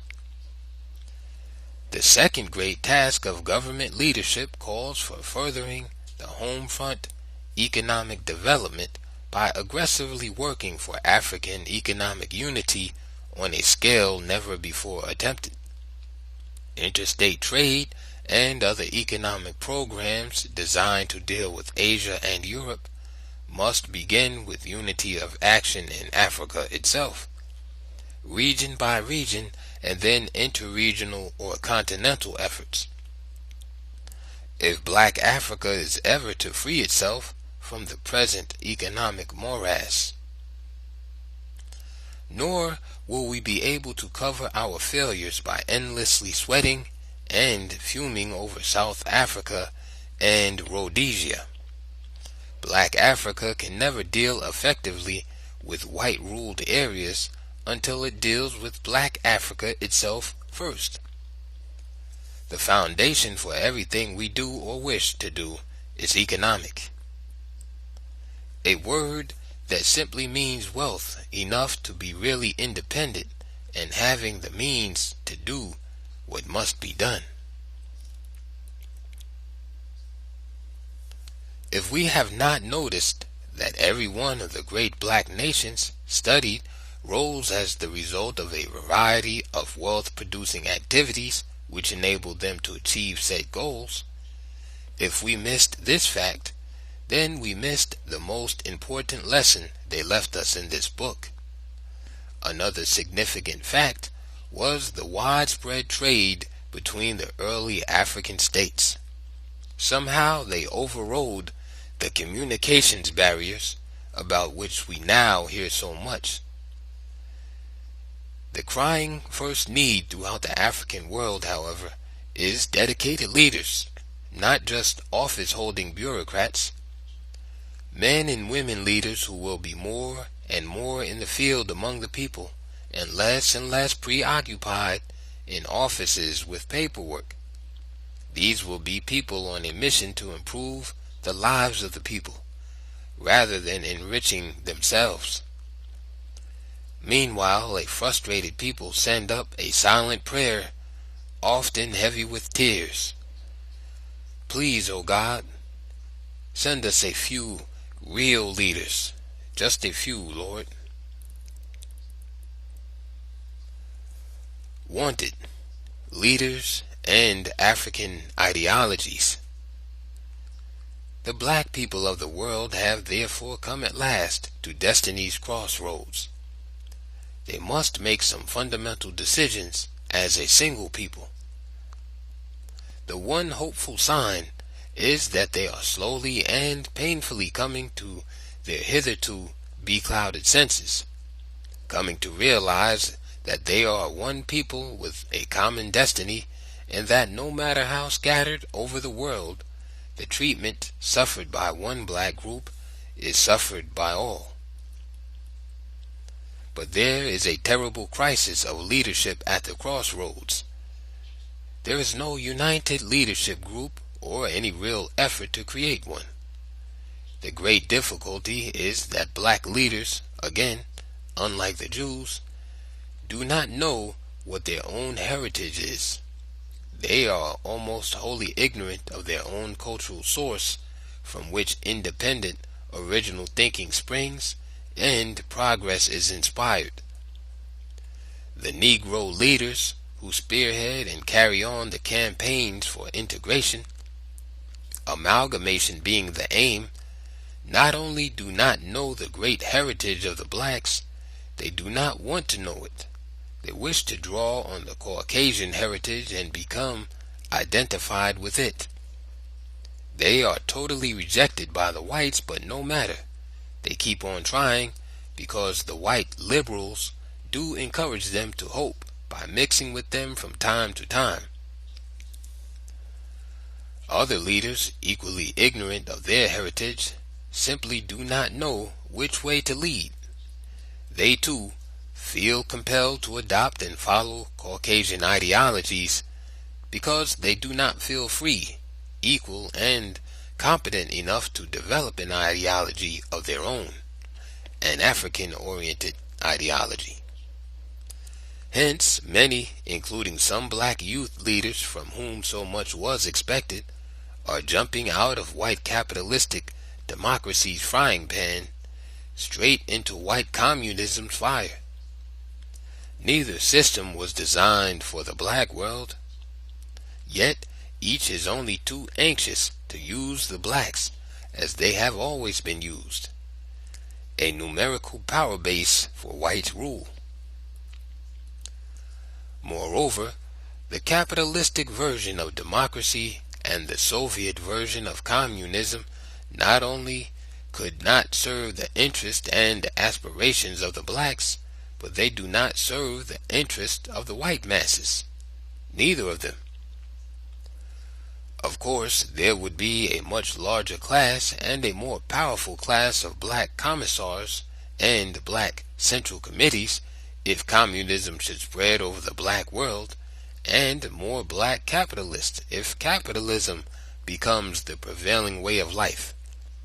In each case, we have not a theory or a speculation, but a plain operating fact that even a fool can see. Both capitalism and communism have ruling classes that suppress and exploit the people. The masses of people, like so many masses of puppets, are fed and filled with the ideals and principles of both systems. For these they fight and die, screaming these ideals as though they were drugged. Voting creates an illusion of power that does not exist in fact.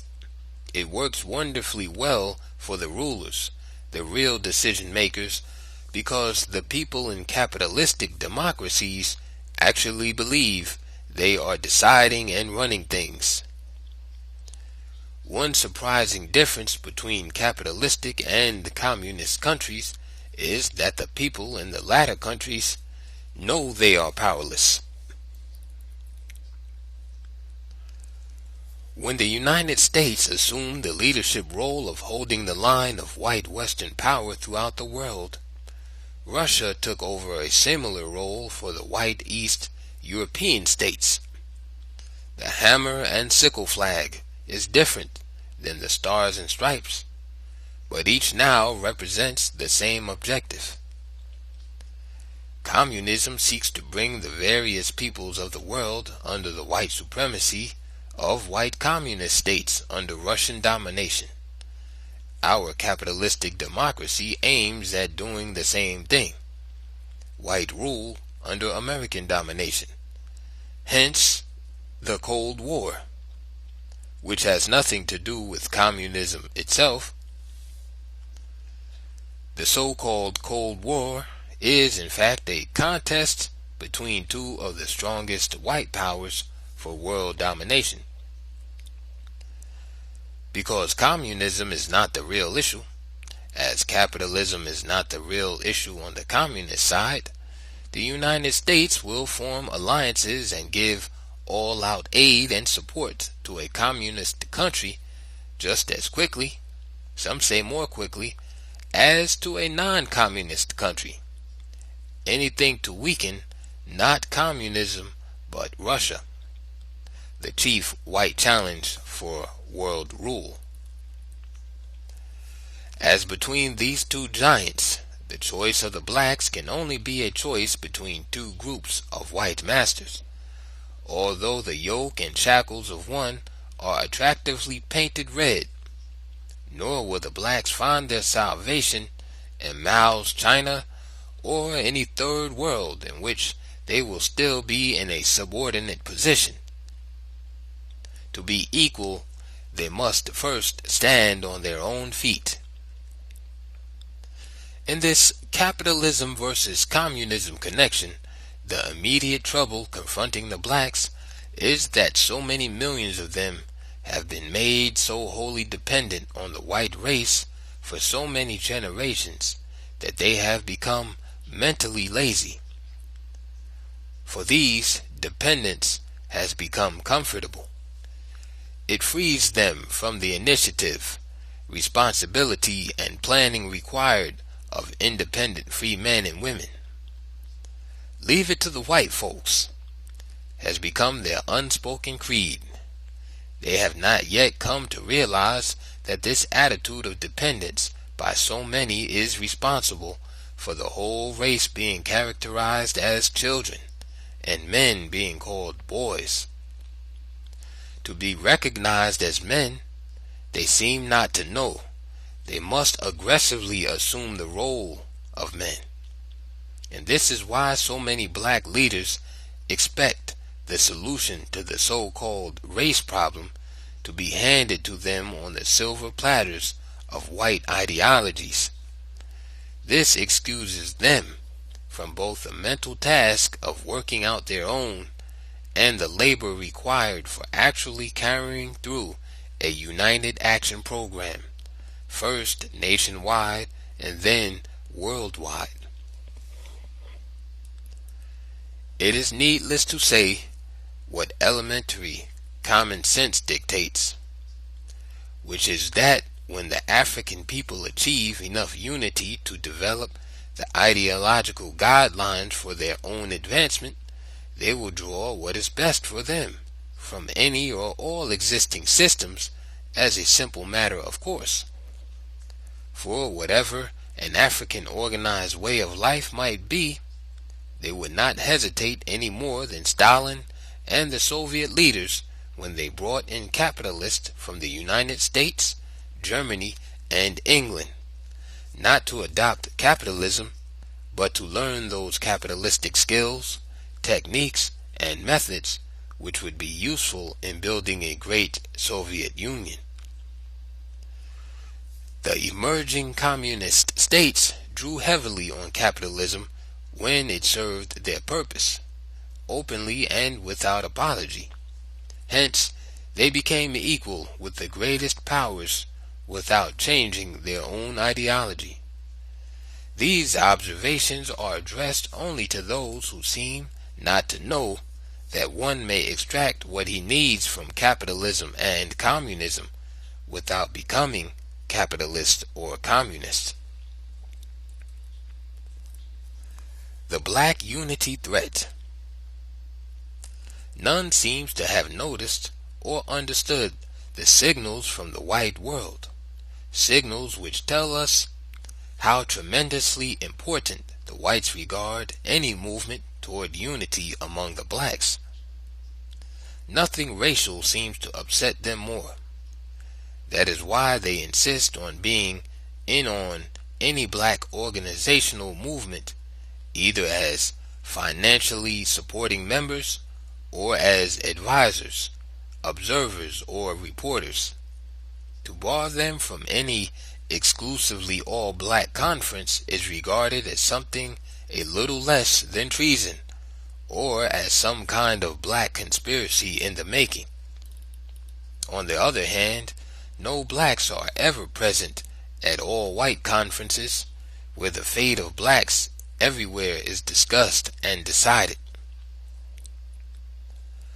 Unity among the blacks has been prevented for so many centuries that the various mechanisms to keep blacks disorganized have been perfected in the Western system of race control.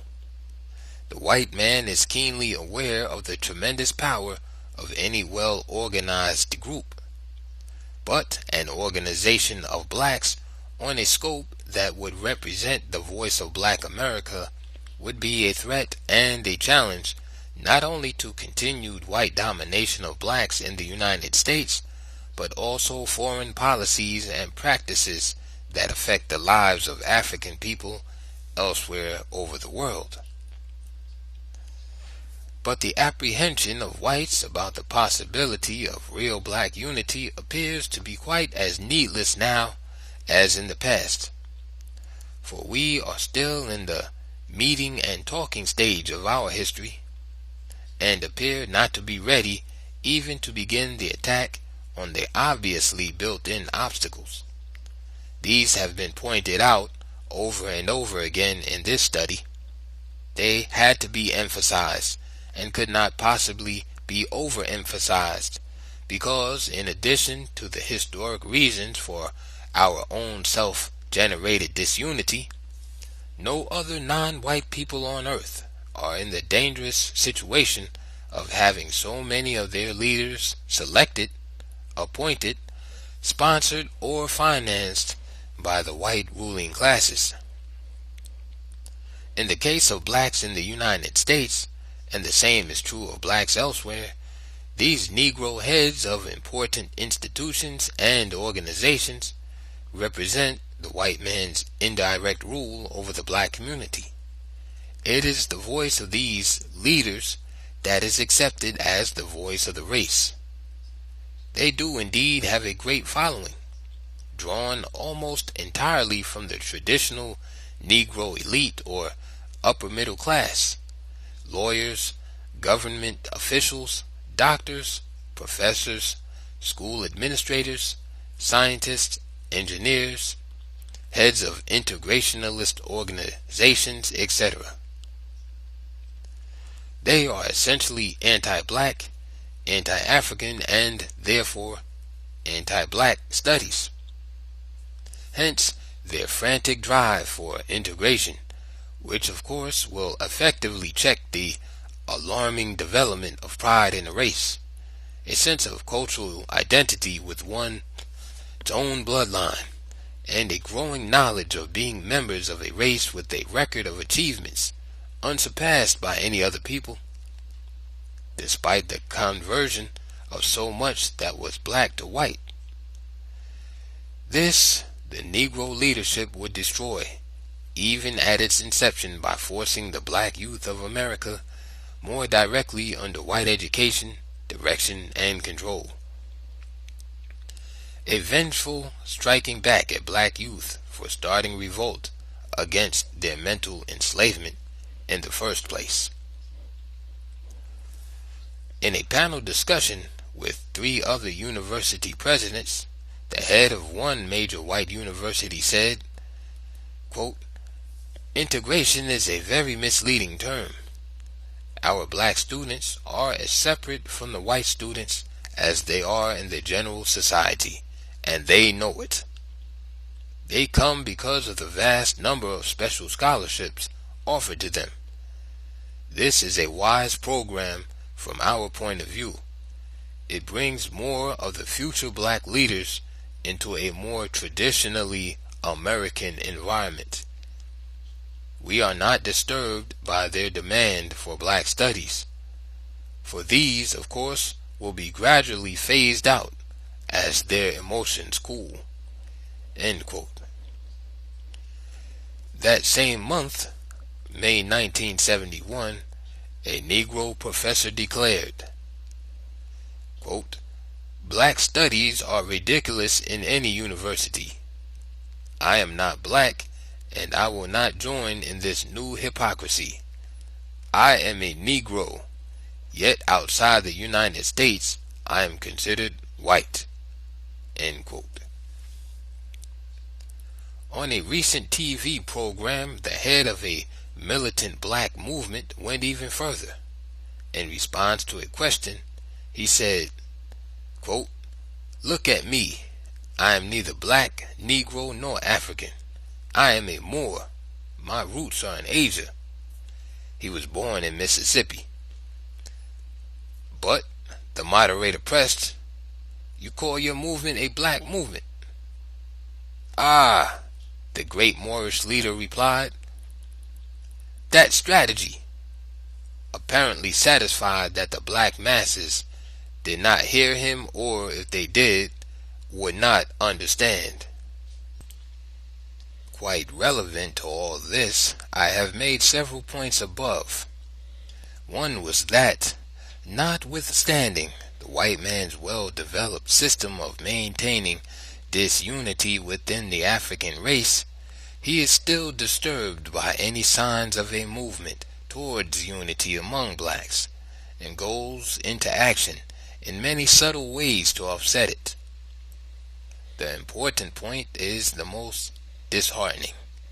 This is the fact that the white man really has nothing to fear from any effective unity among blacks for a long, long time, because he himself installs and backs most of the key leaders of the race, 2 of which I have just quoted above, and the number is legion. We still have, in the 1970s, therefore, exactly the same unique problem that confronted Africans in Egypt over 6,000 years ago. And we challenge any student of history to point out any other people who are or have been saddled with a perpetually disunifying and progress-checking problem of this magnitude. For while the white man has mingled his blood with non-white peoples from times immemorial, in no other people was the outcome a hostile race within a race. No other non-white people with Caucasian blood, whether Indian, Japanese, or Chinese, feel any compelling reason for integration, a code word for amalgamation with the whites. Quite the contrary, they resist it as a policy or an acceptable general practice. They only hope for the kind of racial unity that will really liberate the blacks in America and command the respect of the world will be a new kind of mass organization on a scale with an action program never before attempted. This will require a new kind of leadership, a leadership with the single purpose of helping the masses up toward a better life. We are noted for our countless organizations, large and small. Each is an independent kingdom, struggling to become an empire under a great chief. This is inevitable in the circumstances, but, as in the history of Africa, not one of these standing alone can meet the mounting crisis of the race. If they will not unite, the race need not continue in despair because of the unyielding pride of individual leaders. A people's mass organization movement can override all obstacles, but will this be done? The subtitle of this book, Great Issues of a Race, from 4500 BC to 2000 AD, has puzzled some readers. 2000 AD, that is the end of this century, and we are not there yet. This subtitle, however, not only reflects the author's conviction that the main obstacles which confronted us in the past and are with us today will still be with us in the year 2000 and after, but also that for the rest of this century it is very likely that the blacks will still be meeting, listening to, and applauding fiery, soul-stirring speeches, protesting and denouncing injustices, or happily relying on politics as the ultimate solution of our problems. The frustrations, confusion of goals, and a sense of helplessness are likely to continue into the next century. What black youth began as the foundation for a new and mighty advance may be, and indeed is being, defeated. But whether the task of what must be done is undertaken by this generation or left to the next, one thing is certain. It can never be said again that the black race does not know exactly what to do, or that not a single member of the race ever carefully studied and then presented a comprehensive plan as one way out. For the final pages of this work offer such a plan. It is not the plan, but a plan, a comprehensive basis for beginning and improving, but beginning. Chapter 14. Organizing a Race for Action. Just as it is in the case of Africa and black people everywhere, the central problem of over 30 million blacks in the United States is unity. Nothing will ever be achieved by such a minority group in white America. Nothing that leads to real adjustment for progress until a powerful unity movement among blacks develops throughout the United States.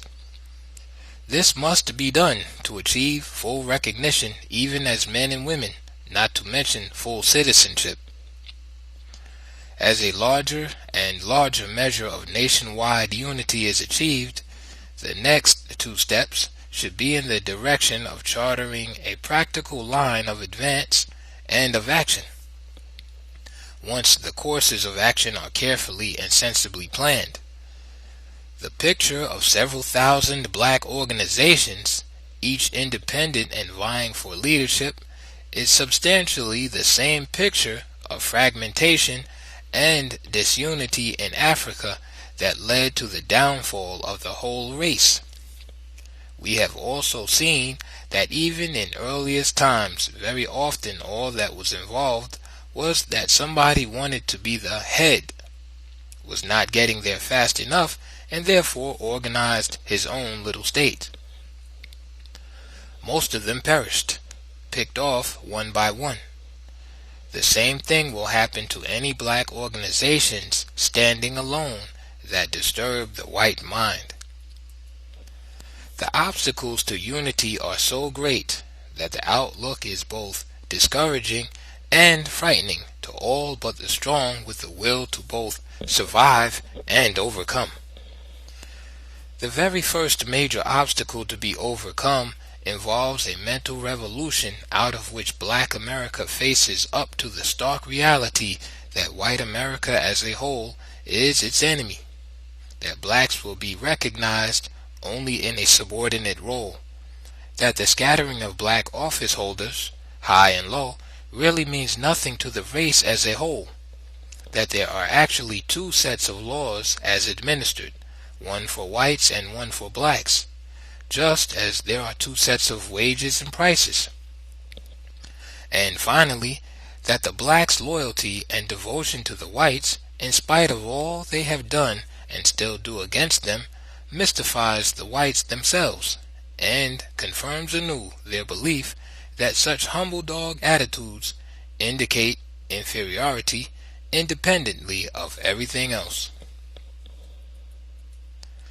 Until black Americans are quite clear in their own minds about their real situation in this country, all talk about unity and achieving equal justice will be just that, useless talk. But with a clear understanding of reality, the specific studies and planning for a broad program for securing racial unity, and progress can begin. No one would propose that 30 million blacks be brought under a single umbrella of leadership, nor is that necessary. But an organizing national conference should develop a program designed to form hundreds of organizations into one vast national body of millions, with each society carrying on its own functions as before, except in matters concerning the whole race, or organized by families and individuals, community by community, and state by state. Where the matter concerns the whole race, affiliated groups would speak in one voice through the overall organization of the race. Footnote: examples might be nationwide boycotts, U.S. support and supply of arms and bomber planes to Portugal and South Africa, domestic and international trade policies that affect black world, and similar matters about which not a single existing black organization could have any effect at all. End of footnote. But since the overall race organization will be directly involved in promoting definite action programs on all fronts, the members of all affiliated groups will also be members of the overall race organization. The separatist movement of whites gave Negro integrationalists another shock, showing them how utterly dependent they had been on white enterprise for just about everything, even in all black neighborhoods before the whites left their own exclusive sections. But the shock did not affect their dependent mentality. In an all-black community of 100,000 people, there were only 3 black-owned grocery stores, and very small ones at that, compared with 75 white-operated stores. Not a single black-owned hardware store, 7 white, or laundry, 15 white-owned laundromats, etc. In a city of nearly 1 million blacks, there is not a single black-owned department store or any other important enterprise. We have left it all to the whites, just as though they alone can create jobs and job opportunities. The perpetual hat-in-hand cry of poverty must end. What we have too much of is the poverty of spirit. Nor will the lack of finance alibi stand, for in spite of our lower incomes, we waste millions in luxuries.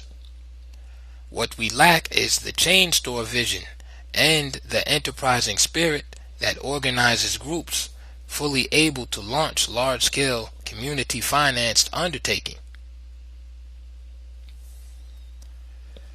The white withdrawal created citywide black communities. Most of the first-class services went to the suburbs. The blacks must now fill the gaps on all fronts, must prove their worth. The time for big talking is over. The time for big action is here. That is why a nationwide movement for unity in one vast organization of millions is the road to constructive action through the various black communities of the country. Wanted: all prisoners to enlist. Organizing the race for action must include a carefully developed plan for tapping and drawing on some unused and rejected sources of strength. These are our prisoners and former prisoners, for among the many problems which the blacks themselves must solve is crime, and primarily because almost all crimes committed by blacks are against blacks, not whites. There must be some program of action in sheer self-defense. Both crime and the fears for safety it breeds will begin to disappear in the black community only when some such programs for unity, for opportunities and public education as outlined in this work gets underway. These offenders do not know that they are enlisted in the white man's army to slowly destroy the race.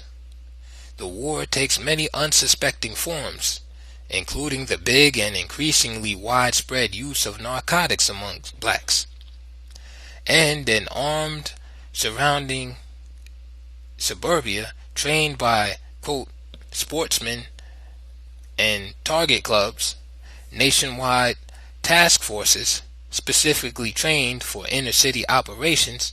The list goes on and on. The community must be made safe for people to live and work there happily and without fears for themselves or their children. Therefore, the blacks themselves must have a program. Here is where community control, about which we hear so much, should begin. The first anti-crime steps might be widespread information, which is education, about the true meaning of blacks' crimes, almost exclusively against blacks, and secondly, the community development plans that are designed to create more opportunities for all. There are other possible programs that could radically reduce crime, programs short of the final step. For if all else fails, the community, each community, should open an all-out war along lines determined by the community. No such final course will be necessary, however, if the black community becomes a truly functioning community in fact.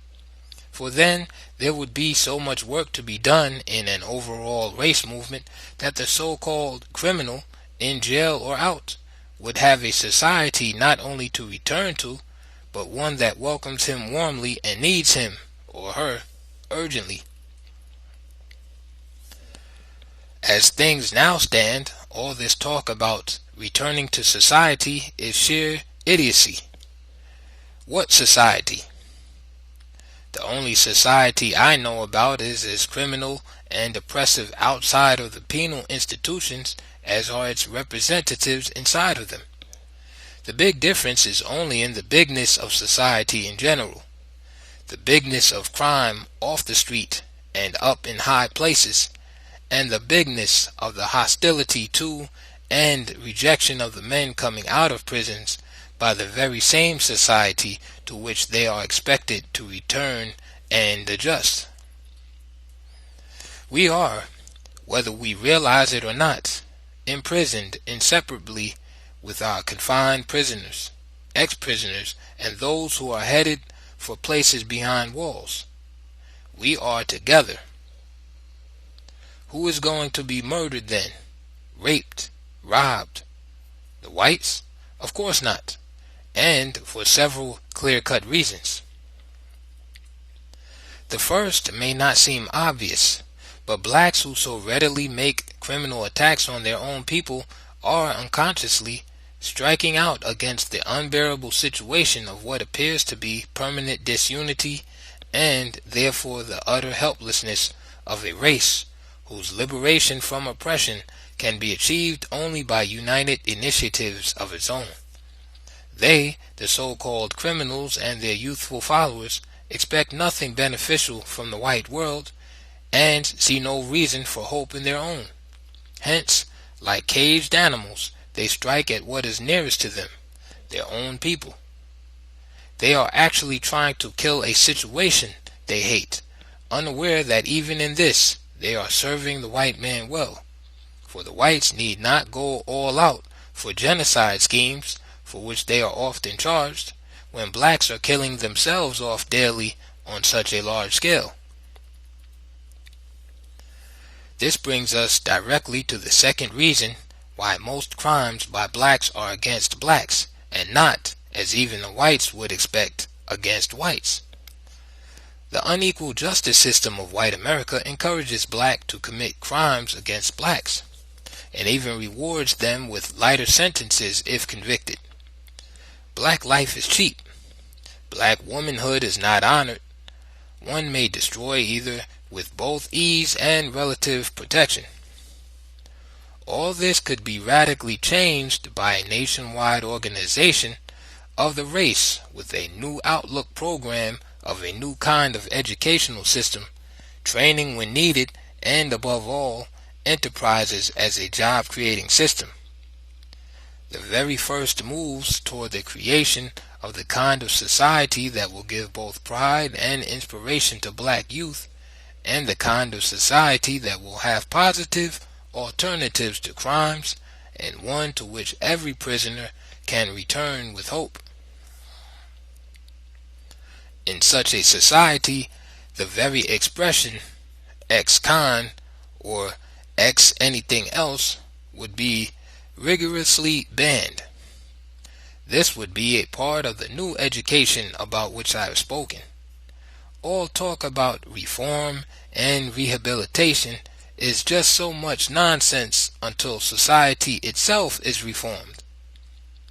For you can never rehabilitate men and women who have never been habilitated in the first place. You can never reform those who have never been allowed to be formed. Black society still has the spiritual qualities for the task. What is needed now is an honest and unselfish collective leadership. I have gone into some details in both outlining the most disturbing spots cast by the darkening shadows of history, and also trying to pinpoint what the possible signs of promise are.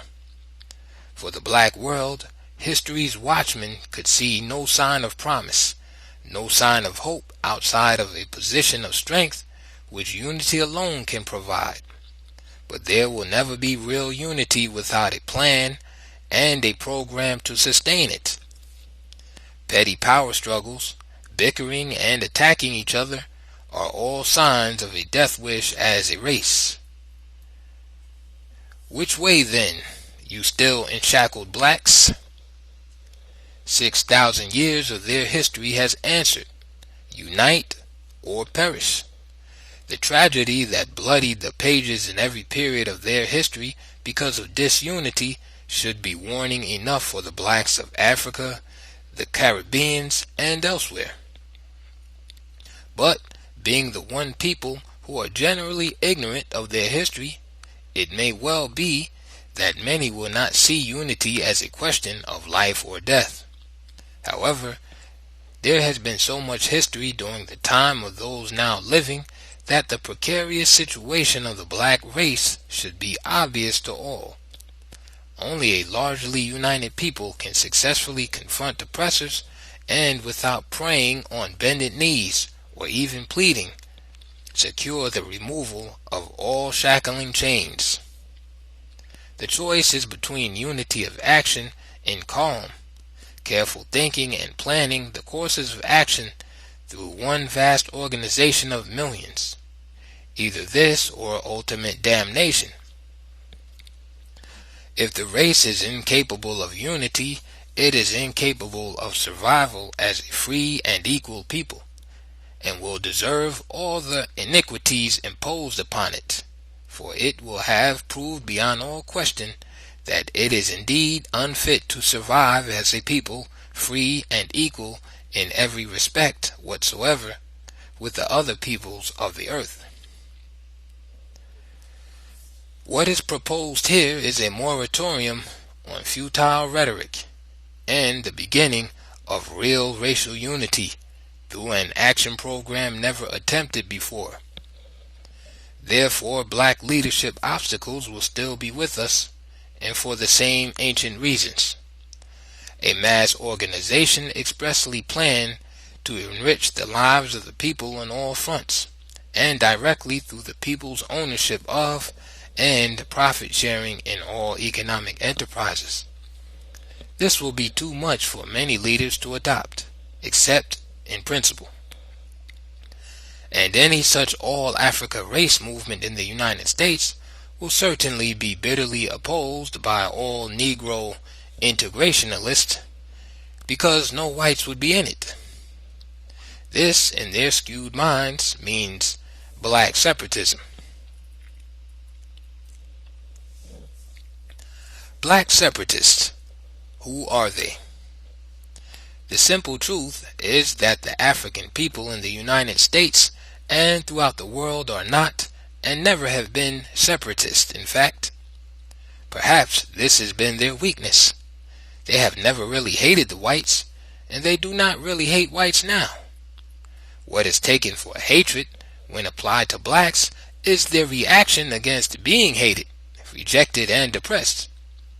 And the thinking whites know this very well.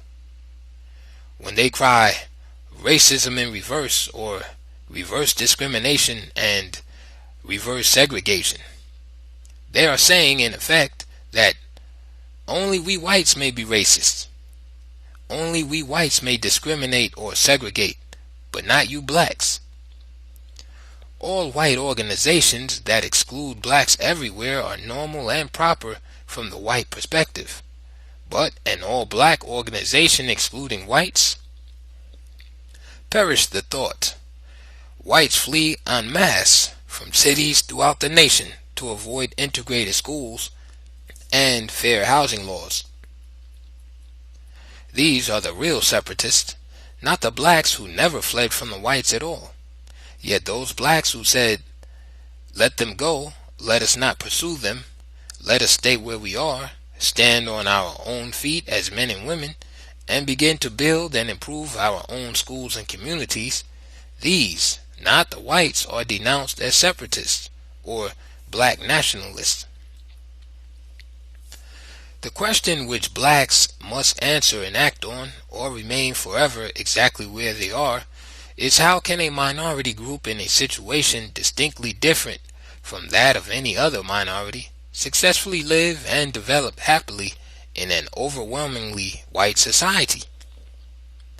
This is the question that faces us squarely in the critical times at the crossroads, and the decision must be taken as a race and by the race, rather than by self-appointed leaders.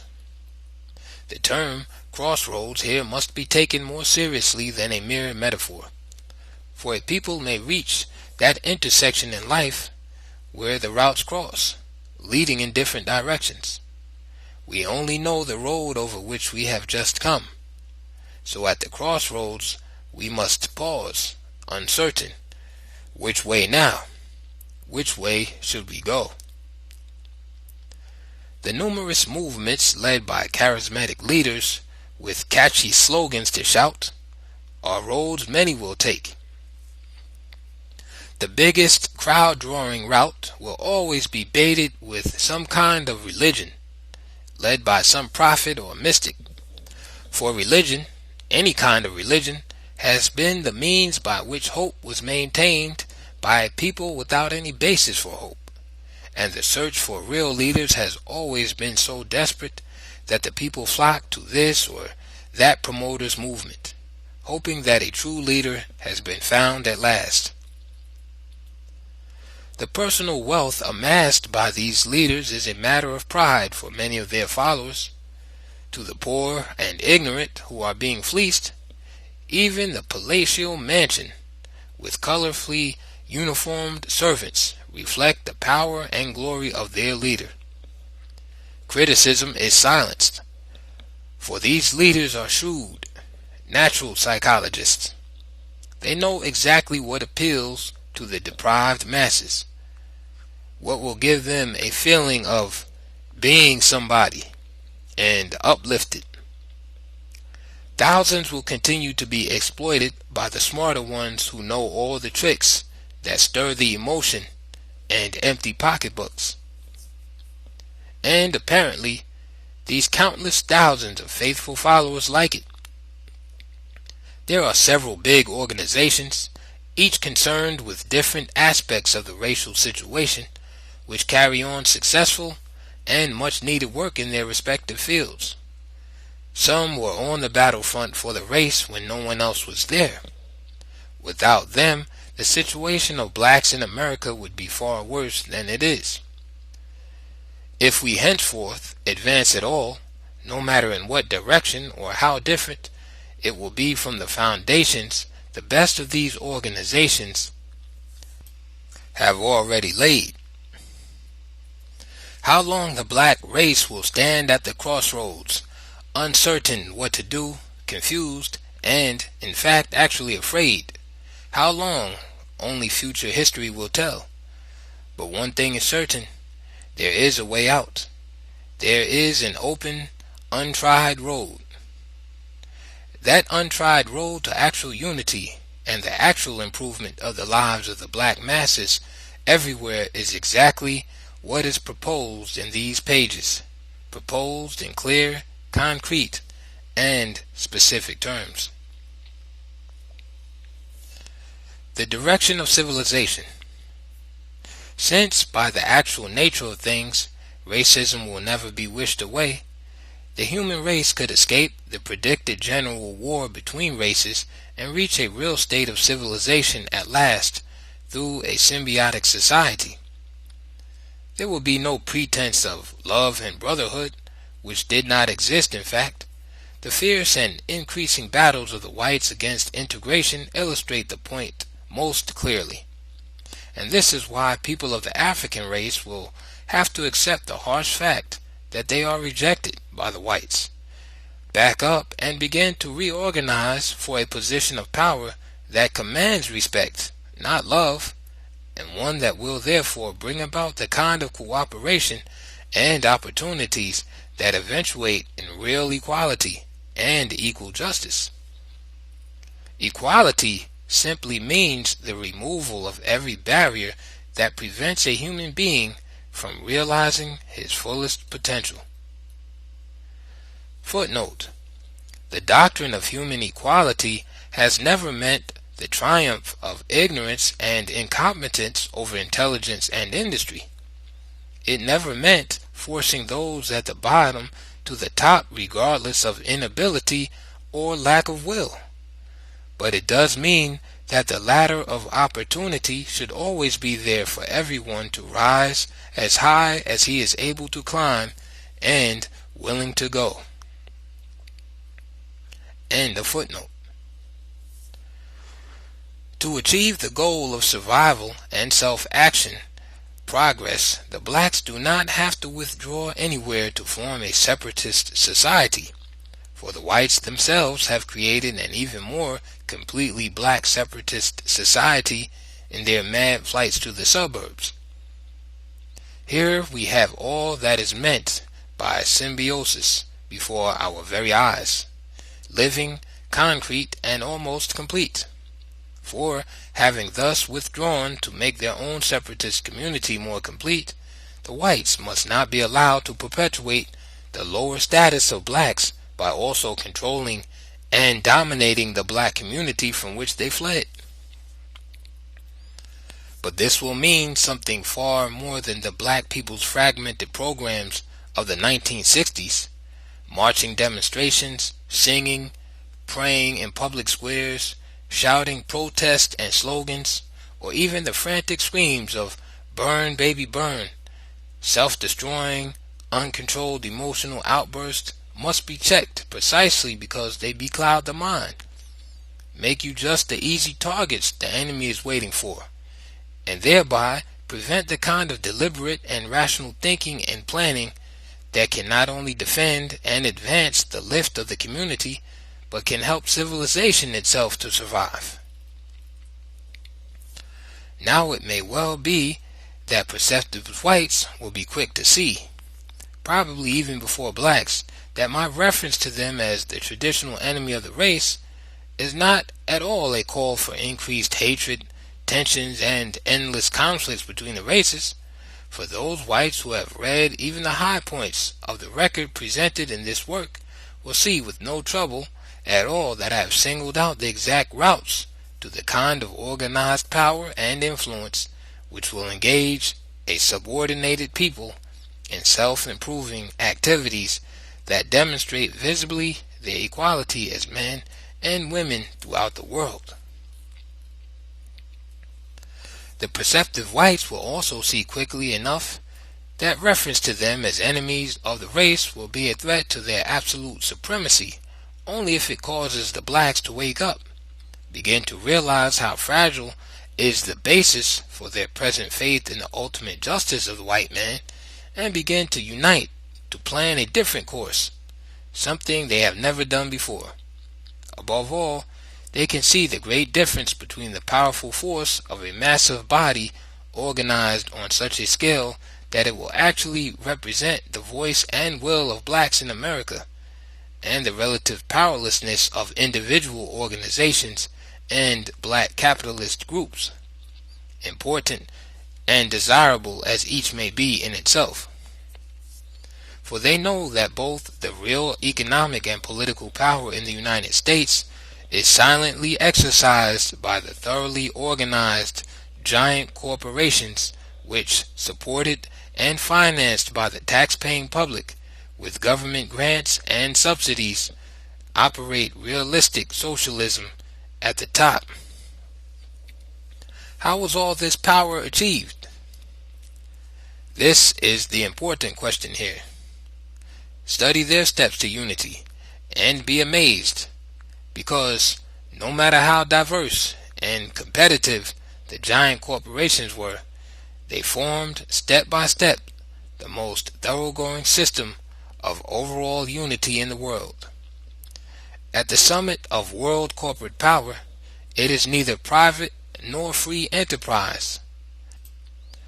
Small business enterprises are indeed private, but they are free only in imagination. They are the dependent satellites of the all-powerful interlocking corporations and conglomerates. This quiet capitalistic socialism is interesting to study and compare with the openly proclaimed Marxist or state socialism. If we ignore the ideological principles and slogans that influence the masses, all appears actually anti-people and therefore anti-civilization. The main thrust of civilization, like religion itself, was toward a more humane society, piloted and guided by the upward march of the human spirit as man slowly advanced from beasthood to a higher and higher level of humankind. Blessed with a mind that enabled him to think, analyze, discover, and invent, he could now evolve education and promote the development of science and technology to further the advance of the whole human species. The medium of exchange, which in relatively recent times became money, was expanded to facilitate the spread of necessities of life for the common welfare. But somewhere back through the years, the whole upward trend was reversed as aggression, inspired by greed, led to the easy acquisition of both wealth and political power by the daring few at the expense of many. Mass poverty and the ignorance and disease which are its inseparable companions spread as the wealth belonging to all the people came to be owned or controlled by the few in every country, no matter what system or ideology it claims. This is not the direction civilization is supposed to take. We have what should be its reflection: advances in science, technology, great skyscraper cities, skies filled with aircraft, moon flights, improvements in everything but man himself, his murderous, greedy soul being still ages back there in the caves of his ancestors.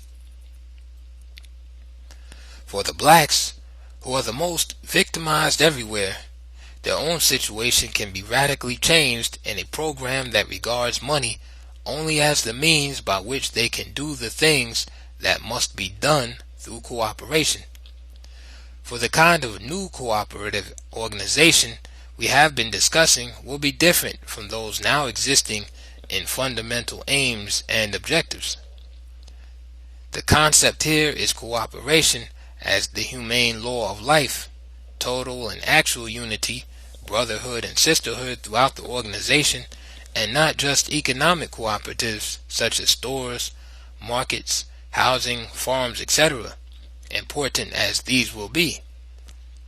And we say this united movement toward a more humane economic system in the midst of a dog-eat-dog, money-mad competitive society will be a movement in the direction of real civilization.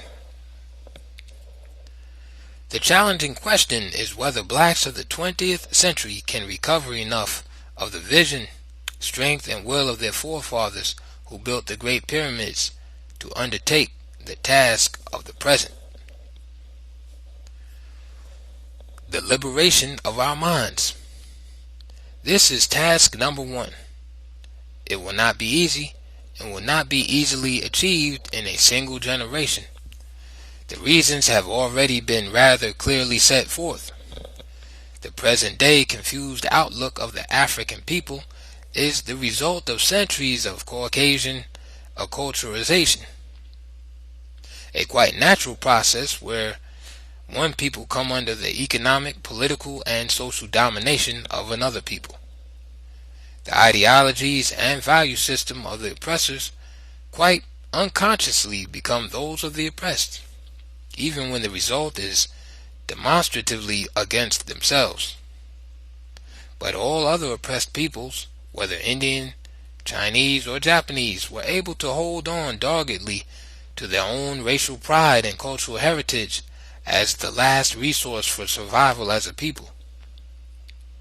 Unlike the blacks, they were never completely cut off from this sustaining lifeline of every people. In order to clear away some of the confusing cobwebs from our minds, we may be helped by rethinking through the following propositions. 1. Black Americans en masse are not going to emigrate to Africa or anywhere else. This is a fact equally true of all large black populations elsewhere outside of Africa.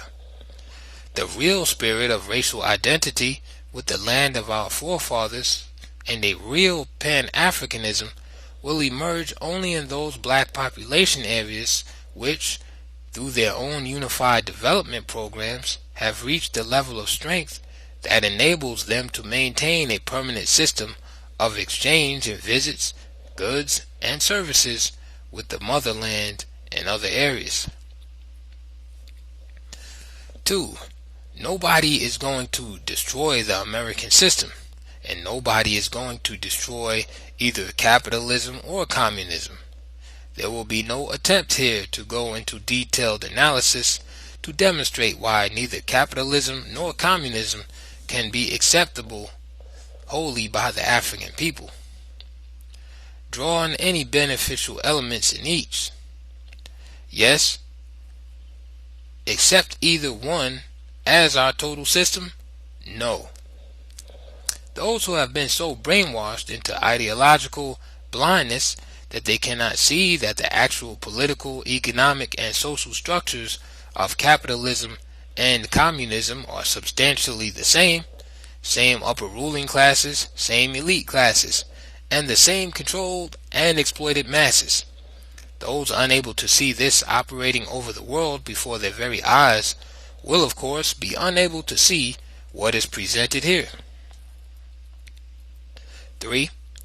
Since most blacks live within what is essentially a capitalist system, when they face up to the fact that neither they nor any other shouting group are going to destroy the system, then they will be in a position to plan how to deal with the system. They not only need not wholly accept it, but they should reject black capitalism as a solution of the economic bondage problems of the masses. For it must certainly be clear by now that my whole focus is on a system that directly benefits the people lower down, the most common people, and not just the further enrichment of blacks who are already well off and far ahead.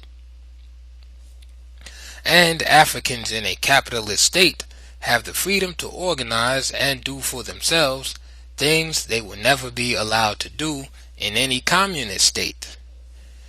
This all-important fact must be acknowledged even by the bitter enemies of the system simply because it is a fact. From this fact comes the opportunity for blacks to unite and develop a more humane economic system of a new kind of community cooperation, owned and controlled by the people in each community. 4. The white man as an enemy of blacks will become less and less a fact, and his hostile or contemptuous attitude will change to more and more respect if and when this race begins to move forward on 3 fronts.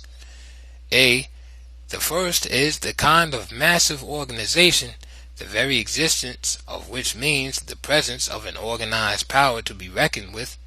B.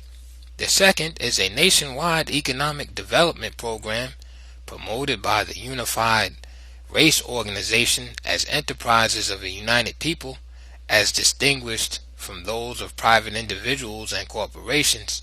The aims would be the creation of career and general employment opportunities, a national foundation and central banking system to maintain and safeguard the financial resources required to carry on the work of the race, and without which can only remain a pleading and begging people. C. Political action. There is no question about better race relations developing as more and more members of the race register and vote, and the number of black officials elected to office increases. The recent notable increase in the number of black elected officials in the United States, be it remembered, resulted almost entirely from the existence of predominantly black communities after the whites had withdrawn to the suburbs. The bitter irony in this situation is that thousands of Negro integrationists quickly took advantage of this concentration of black political power to be elected to local, state, and national offices. If their program to break up all black communities and scattersight the people among the whites had succeeded, they would never have been elected to office. The few well-known exceptions do not change the picture.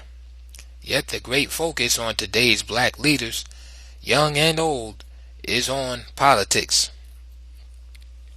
That is understandable, for we are still in the talking stage and politics is a profession of talkers.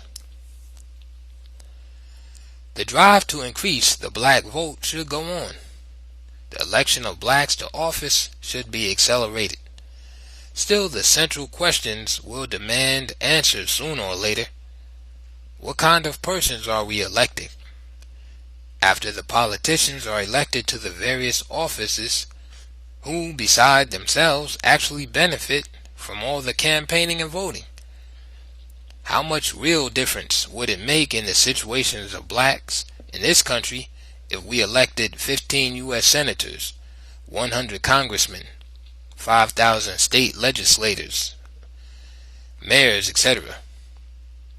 For what is well known is that some black officials, once elected to office, turn out to be as conservative and reactionary as any congressman from the backwoods of Mississippi. Yet, politics are too important to be left forever in present situations. Blacks need more political education on how to choose whom, or evaluating guidelines above the prevailing gift of gab. The respect of the whites, which was the point of departure, in the realm of politics may be very superficial indeed and tentative. Here he is seeking the black vote, seeking help in securing a better job and a better position of political power. Black political power can support, but never replace, an organized economic power system within the race itself that gives it the resources to do what has to be done. The only move that will command the respect for blacks as a people throughout the world. 5. The fifth barrier to the liberation of our minds would have been set forth first if we were proceeding in the order of importance or difficulty, for it is perhaps the most tragic and formidable.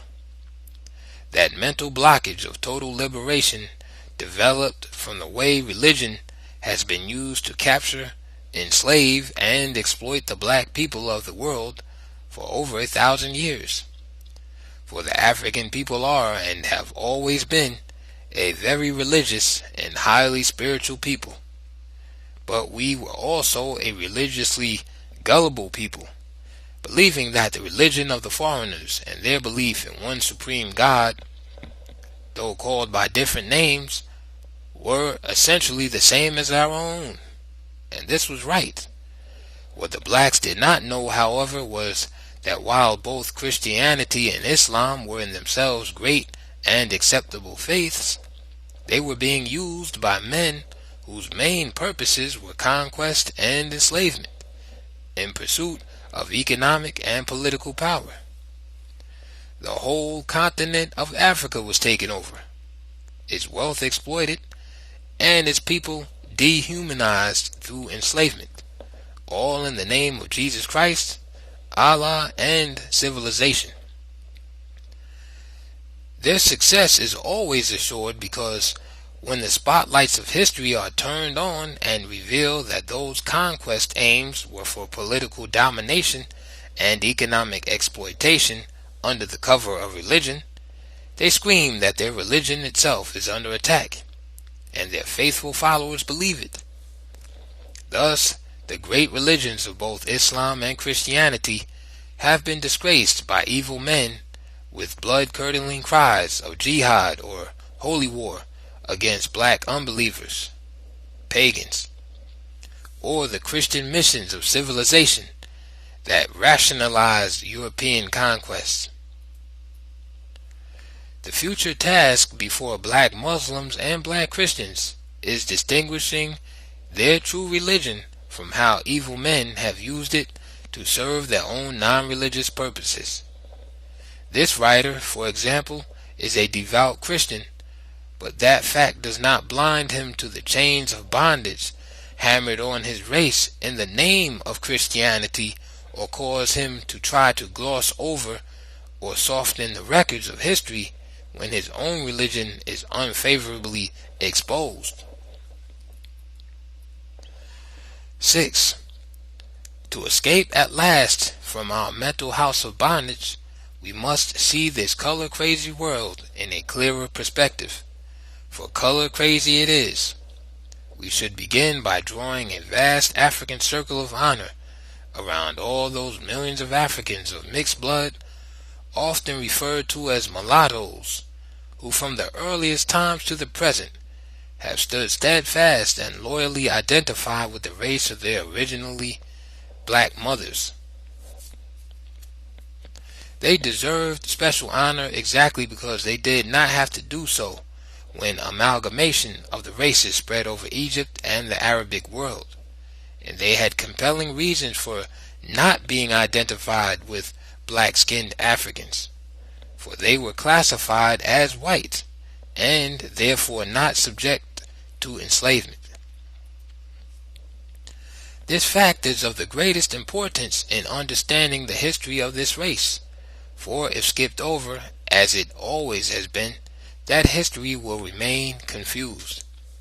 Therefore we have pointed out that when the general enslavement of whites and mulattoes ended, and slavery was confined to those with black skins, the color of black itself became the trademark of slavery, and therefore anathema, evil, and the worst that could happen to a human being was to be born black. And this is why we have drawn an African circle of honor around those of mixed blood who, in spite of all this, even through the most frightful centuries, split off from their pro-white and anti-black brothers and sisters to remain with the unfortunate blacks. Where the future of an entire race is the concern, the importance of being fully aware of the great difference in racial attitude that has always existed among those of mixed blood should be self-evident. The course of that future will be determined by a growing mass of intelligence and alertness which enables people to use quite different criteria in the search for honest and reliable leaders. At present, our mental laziness permits any smooth and fast talker to assume leadership. Just knowing about anti-black mulattoes will not remove the need to know what each individual stands for. Color is no guide, for the blackest of the blacks may be an arch traitor. The best route emerges before the eyes in every race-wide situation. A race-wide organization, in this case to provide mass education in the homes, the kind of community-wide information that will enable the people to choose dedicated and competent leaders and other essential workers, and ferret out the exploiters who worm their way into key offices which enable them as representatives of the white man to defeat or check any organized all black efforts to advance. 7. In view of the facts already set forth, it should not be surprising why so many American Negroes are identifying themselves with the Arabic Middle East or Asia rather than Africa. The fact that in the United States all Africans and persons with any discernible African blood were legally classified as Negroes made a most important difference, and contrasted sharply with other parts of the world where mulattoes are either classified as white or given the legal status of a separate ethnic group with a privileged status above those with dark or black complexion. Even mulattoes arriving from some of the West Indian islands are often shocked to find the American practice of classifying all of them as Negroes. They resent it, and many will not live in the United States for this reason. By contrast, the anti-black mulattoes in the United States, while resenting the indiscriminate grouping also, have accepted both Negro and colored as proper names, and black tentatively for strategic leadership reasons, have sought a breakthrough by spearheading drives for integration, forced busing for racial balance, and scatter-site housing in white suburbia. Most important, during the past 20 years, increased travel enabled them to learn with certainty that mulattoes are indeed considered white throughout the Muslim Middle East and Muslim North Africa, Egypt, Algeria, Tunis, Morocco, Syria, Jordan, Iraq, and the Holy Land of Islam, Saudi Arabia. Now, anyone who is even moderately acquainted with the history of the Arab slave trade for the past 2,000 years would know that as a result, there are not only millions of mulattoes throughout the Arab states, but countless thousands of jet black Africans whose ancestors were born there also. All speak Arabic, are Muslims, and consider themselves Arabs for exactly the same reasons as emphasized before, that blacks born in the United States consider themselves Americans. One can very readily understand why those Negroes who wish to escape black or African identity are pushing for an identity of color with their kind in those countries where they are white and therefore in a class distinctly superior to the still enslaved or subordinated blacks still living there. And they have every right, natural and otherwise, to follow their own inclinations.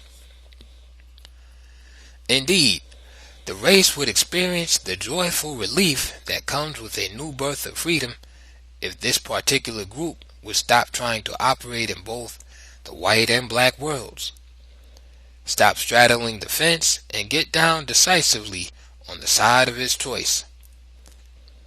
They will never do this, of course, because they enjoy the same double advantage of a most famous ancestor, Leo Africanus, who, when pressed in Rome to say whether he considered himself African or white, replied that he shifted to whatever side it was expedient to be on from time to time. Quote, "When the Africans are on top, I am an African." End quote. This class of mixed bloods will always be an embarrassing threat to the other millions who, although also of mixed blood, are wholly African in spirit and pride. These latter are the Adam Clayton Powells of the race, who are not only above suspicion, but are regarded by the black masses as inseparably their own. That a little learning is a dangerous thing is also indicated among the relatively few who preach about the Jews being a black people, Joseph and Mary being black, and Jesus Christ also black, etc. A group of American Negroes recently went to Israel claiming that they were the original Jews, the lost tribe of Israel, and that therefore the country belonged to them. Movements of this kind would not deserve even a sentence here if they were not indicative of the frustrations and confusion, and the frantic pulling in different directions which further bind the race in chains difficult to break. They are mental chains as well as blinders. Now, the confusion about black Jews derives from the same historic developments which have been explained about white and black Arabs, exactly the same. For we have shown that Jews were in Africa from the earliest times, and that Africans were in Palestine from the earliest times. And just as the Jews ruled in African Egypt for several centuries, so also the Africans ruled over Palestine for several centuries. But, unlike the Arabs, the Jews never engaged in the general enslavement of blacks. In cases of warfare, either side might capture segments of the population to be marched off to work in the victorious nation, a notable instance being the Jewish captivity in Egypt and their later emancipation and return under the leadership of Moses. Not only did many colored Jews cross the Red Sea with Moses, but doubtless many converted jet black Jews, such as the wife of the lawgiver himself. Furthermore, as in the case of the Arabs, we often confuse race with religion, The people we call Jews indiscriminately are Hebrews by race and Jews by religion. Anyone can be a Jew, but not a Hebrew. The Hebrews and the Arabs are both white Semitic peoples, and no number of offsprings by non-Hebrews and non-Arabs or adherents to either religion will ever change this absolute fact. After all those centuries of racial mixing, there was nothing unusual about the appearance of great colored leaders in Palestine or anywhere else in Asia, including, from time to time, their rise to kingship in Israel, Syria, Aram, or Mesopotamia, etc. But the white Jews, Hebrews, and white Arabs remain exactly what they always were, white, and this is why. And who pretends not to know it? That there is a racial crisis today in Israel between the ruling white Jews and the colored Jews who have migrated there from the above-mentioned lands. These are the colored adherents of Judaism from Arab countries, but who never became Muslims. It will be going overboard to drown if we follow fanatics in attempting to black eyes everything and everybody that suit their fancy. It is quite useless and unnecessary to try to make either Jesus Christ or the Prophet Muhammad black or even colored. However, the most important point to be noted in reference to the American Negro group, the lost tribe of Israel, which landed there only to be rejected, is that it illustrates dramatically all that has been presented in these pages about those groups within the African race that are trying hard to escape from it, seeking their identity with a white people, any white people. And we have said, let them go. The only thing we object to and will fight to the end is the attempt to program the whole race again on a march away from itself, or allow them to remain as leaders of the same people from which they wish to flee. 8. Finally, another major obstacle to unity and progress that is hardly ever openly discussed must not only be discussed but attacked in a nationwide program in the home. Obviously, only a massive nationwide organization can deal successfully with any of our massive problems. This one concerns an inheritance from slavery. It is the attitude of indifference and disrespect of blacks toward blacks. To the average black, another black is not as important as anyone of another race. Therefore, black clerks or salespersons will serve whites more quickly and politely than they will serve members of their own race. This evil spirit from slavery pervades all classes, whether lawyers, carpenters, doctors, painters, nurses, shop owners, school heads, teachers, repairmen, garbage and trashmen, paper hangers, taxi drivers, movers and haulers, employees in homes. The only thing you can count on being first class are the charges, which are often higher than what the whites pay for the services these same blacks give at the highest level of their competence. The exceptions to this general rule are not enough to affect such a damaging situation. This is why, in proposing specific steps in organizing a whole people, emphasis is placed on training at the very outset for all persons involved directly in the work. For the great task of developing real mutual respect must be undertaken by people who have it themselves. We are no longer interested in the often hypocritical rhetoric of brothers and sisters. Too often, brothers and sisters are mouthed by some with the biggest afro bush, while mugging, raping, or killing these same brothers and sisters. Out of this general attitude, which serves the white supremacy position so well, develops an indifference to high standards of excellence in all black situations.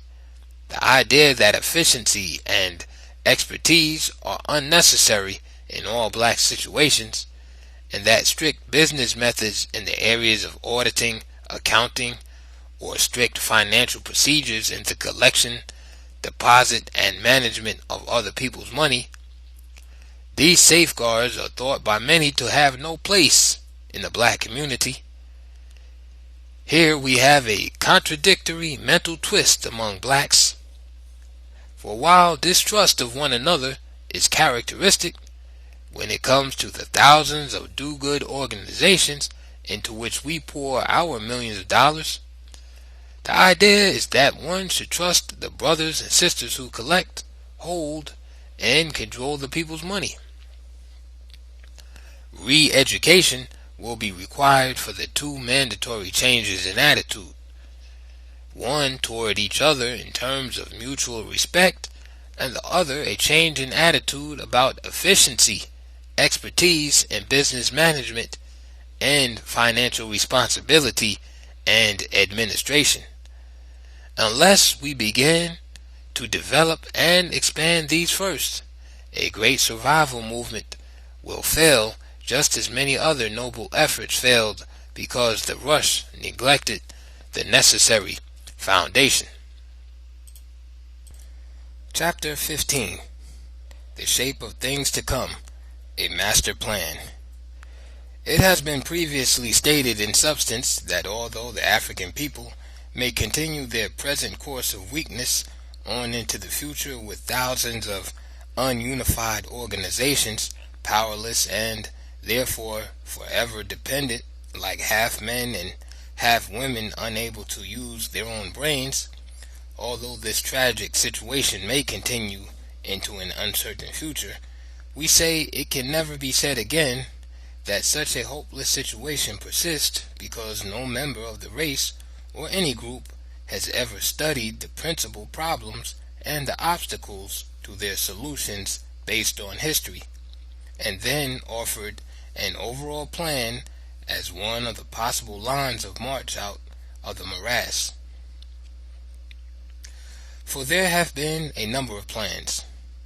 The weakness of some is that instead of being presented as a proposal, a point of beginning for the express purpose of making such revisions or amendments as the people think best, they are too often presented authoritatively as fait accompli, a reflection of the leader's ego, infallible wisdom, and power. In this section are the specifics of a master plan. It is to be the functioning framework of a unifying race organization of a kind never presented to the black race before. To make all of this crystal clear, what is meant by race organization, how it will differ from anything attempted before, and what should be some of its guiding principles and understandings are enumerated below.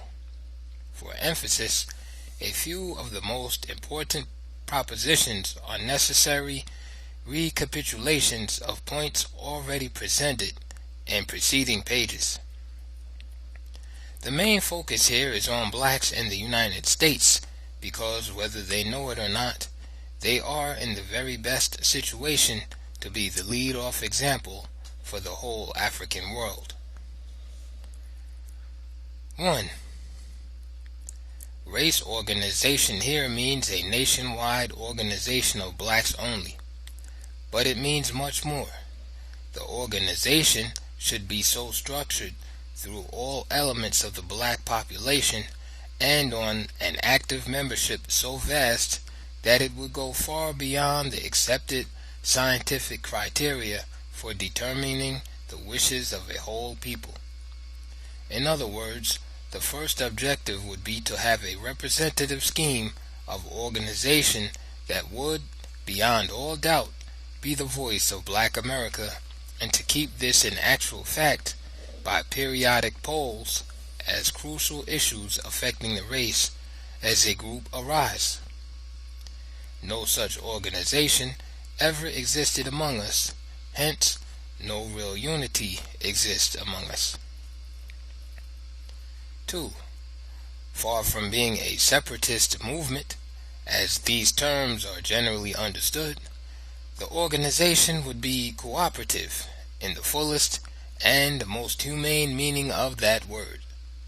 For the black masses are not going to give up their 400 years of investment in America, 400 years of investments in blood and labor to build up its present great wealth. They are not about to separate, migrate anywhere, leaving all those centuries of toil as a free gift to the whites. This means that we shall continue to battle for equal employment and advancement throughout the United States and in every area of the nation's life. The expansion of voting and elections to public office, and in general the exercise without exceptions of all the rights and duties of other citizens. This also represents our conviction that the black masses will not be seriously influenced by the pipe dream of a separate, independent nation or republic within the territorial confines of the United States. They have too much common sense for that, and would reject such movements in sheer self-defense, even if the whites withdrew and turned over 5 southern states for such a purpose. Negro integrationists would oppose this, of course, but for an obviously quite different reason. Their drive is to break up existing black communities and scatter the people among hostile whites.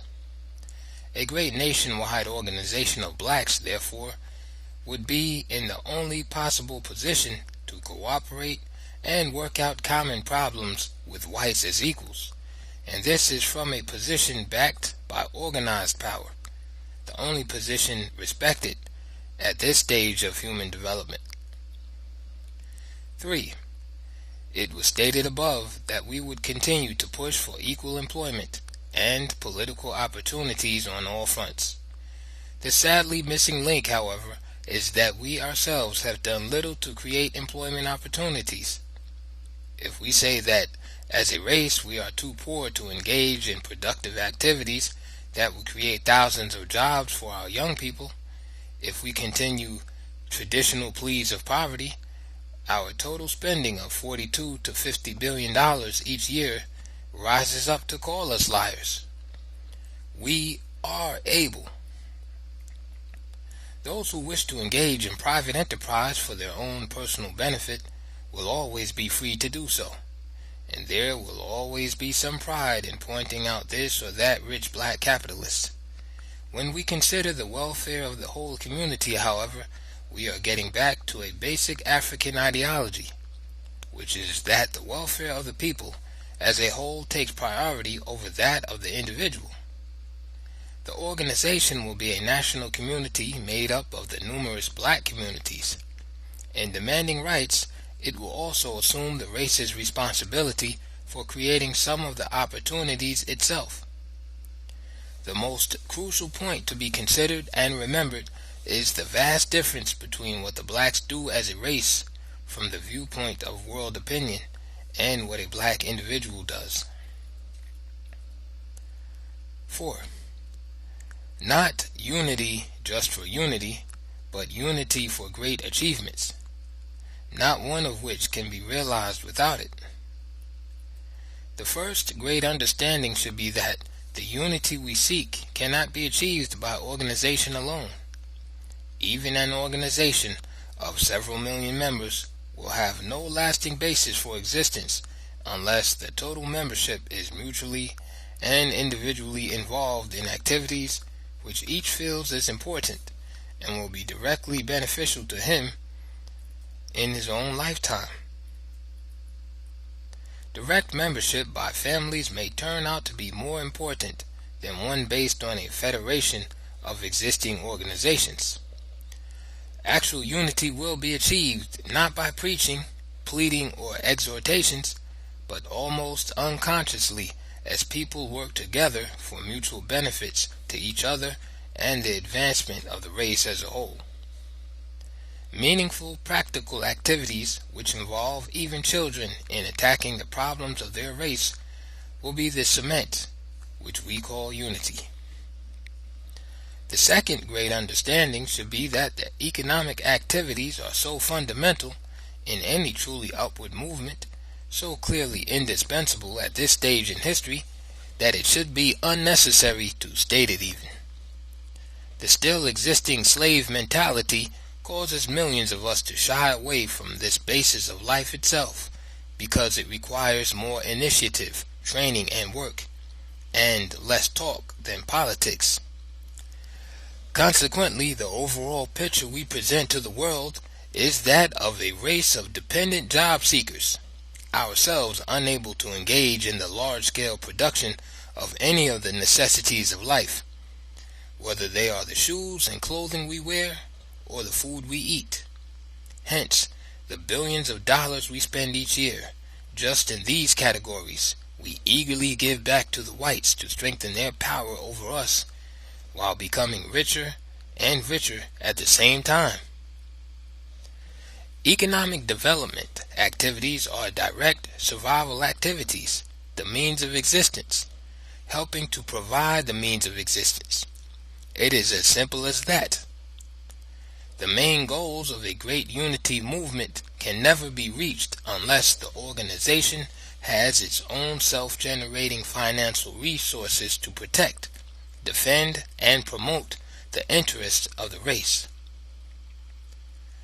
Organizations which must be subsidized by government and foundation grants to exist are not in an independent position.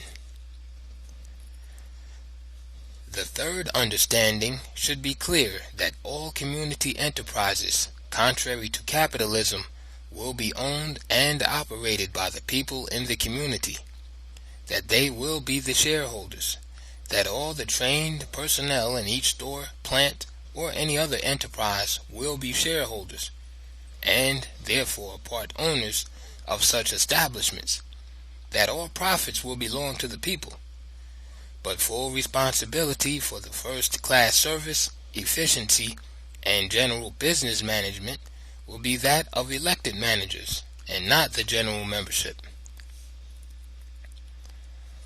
Finally, the scope and nature of the proposed divisions in the last section of this work will doubtless make even clearer the real significance of a nationwide organization.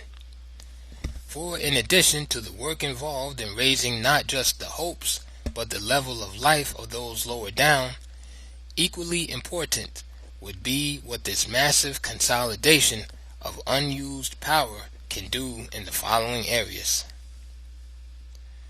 1.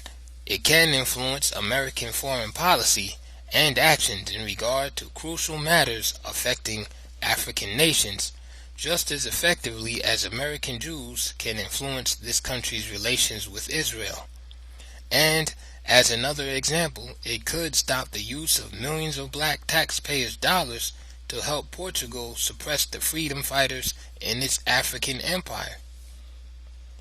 If a deaf ear is turned to such protests, several million blacks could pledge to withhold the payment of taxes until all armed assistance for the war against Africans ceases. Something a disunited people are helpless to do now. This would be real Pan-Africanism. 2. An overall race organization can deal more effectively with some important problems at home more effectively than any smaller independent group can do nationwide. The higher rents and higher prices paid for goods and services in inner cities than those paid in the affluent white suburbs. This open yet silent war against the blacks is being accepted because we are helplessly disorganized. The studies have already been made. The facts have been established. What the people need is a national defender to further expose and attack this and other fronts of the silent war that is quietly being carried on each day against a now helpless people, many of whom are not really aware of its extent. 3. It can carry on a nationwide education program directly into the homes, reversing the poor and deprived homes' negative outlook to a positive one.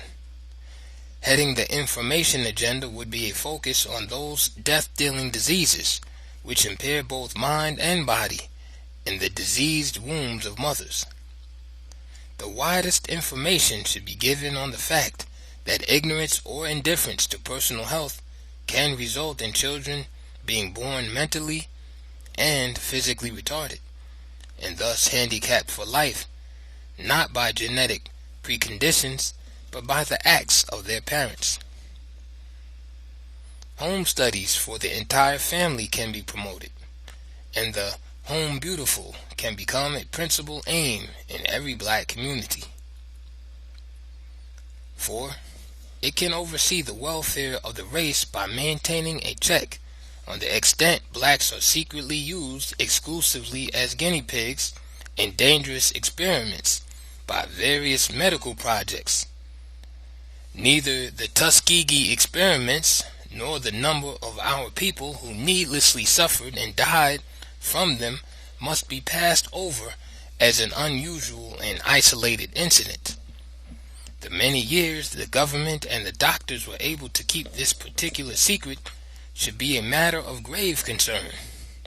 It is also important to know to what extent Negro physicians participate in such experiments.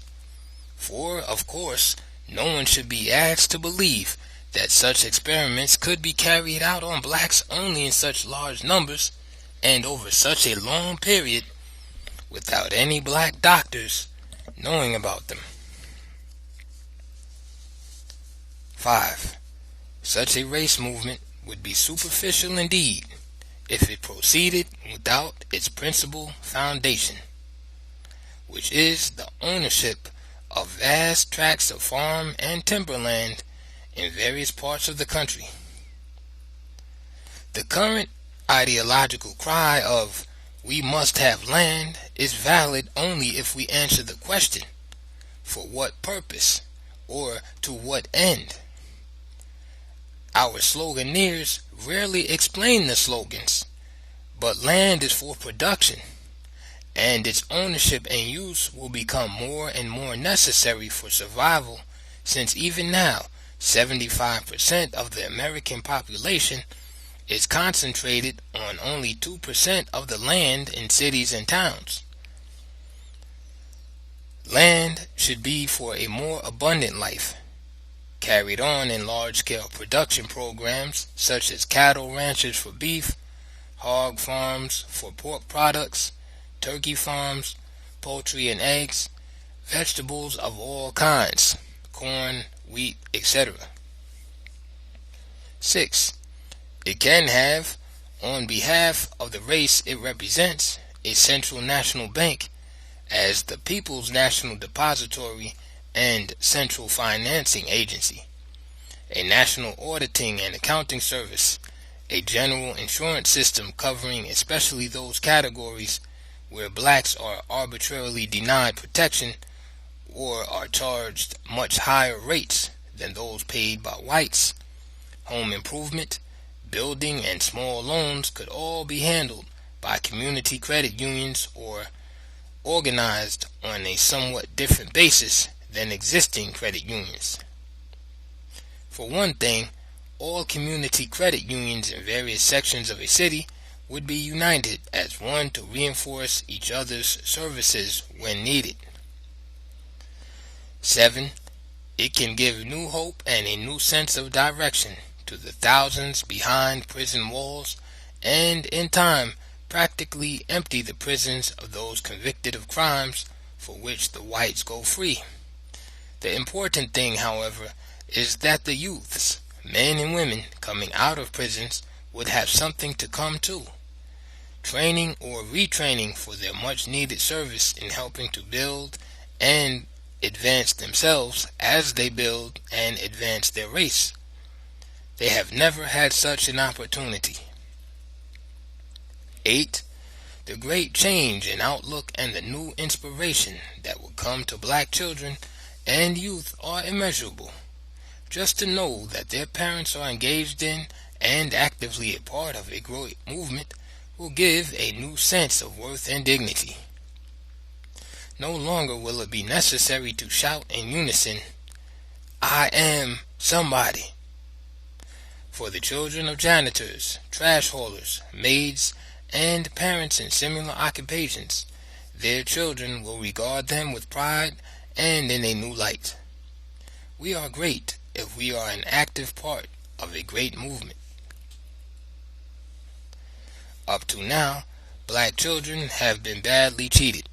They have never had the inspiring reasons to study and advance, which are constantly before the eyes of white children, and this central fact of difference has led me to suppose that some providential favor must have enabled the black students of the world to do so well in the face of it all. Finally, and obviously, none of the above can be achieved on a nationwide scale without a nationwide movement of several million members, organized as a race, working as a race for its interest as full-fledged American citizens. How to begin, and by whom? In the section titled "The Liberation of Our Minds," the various factors which explain the generally dependent disposition of African people today were outlined in some detail. They reveal the tragic extent to which a dominant group can shape and control even the thinking of the suppressed group. This meant that, unlike other peoples, the blacks voluntarily remained mentally enslaved even after their physical emancipation.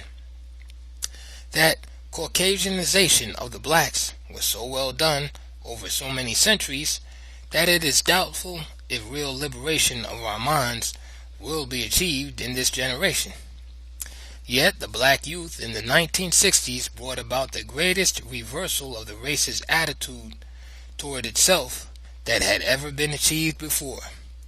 There is, therefore, no grounds for despair and much ground for faith if we understand that total liberation will be slow even with the best efforts, and that there will always be those who have the white viewpoint on race and will never abandon it.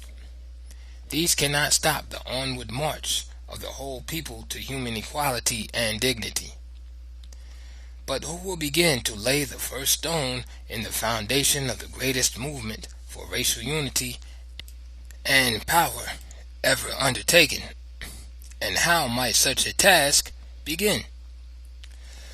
Some of us who would otherwise be naturally expected to lead off have already spent so many years in studying the history of the crisis and analyzing the problems that we are now near the end of our journey, and must pass the undertaking to those more able to carry on. This, like every great movement, will be initiated by just one individual. No great gathering or crowd starts a movement. Quite the contrary. When the many assemble, it is because someone has already begun. One person has already thought matters through and resolved that a beginning must be made. He should not be the usual leader whose fiery denunciations of wrongs against blacks may be counted on to stir emotions, and that is all.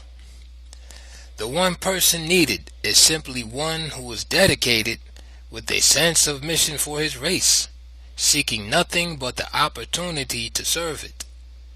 There are doubtless countless thousands of such sons and daughters of the race, willing and ready, but either not knowing what to do or afraid of their own capabilities, and leave it to somebody else.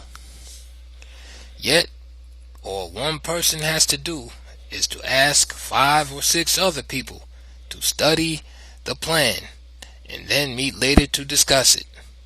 Just 5 or 6 persons, not one of whom needs to be a big name.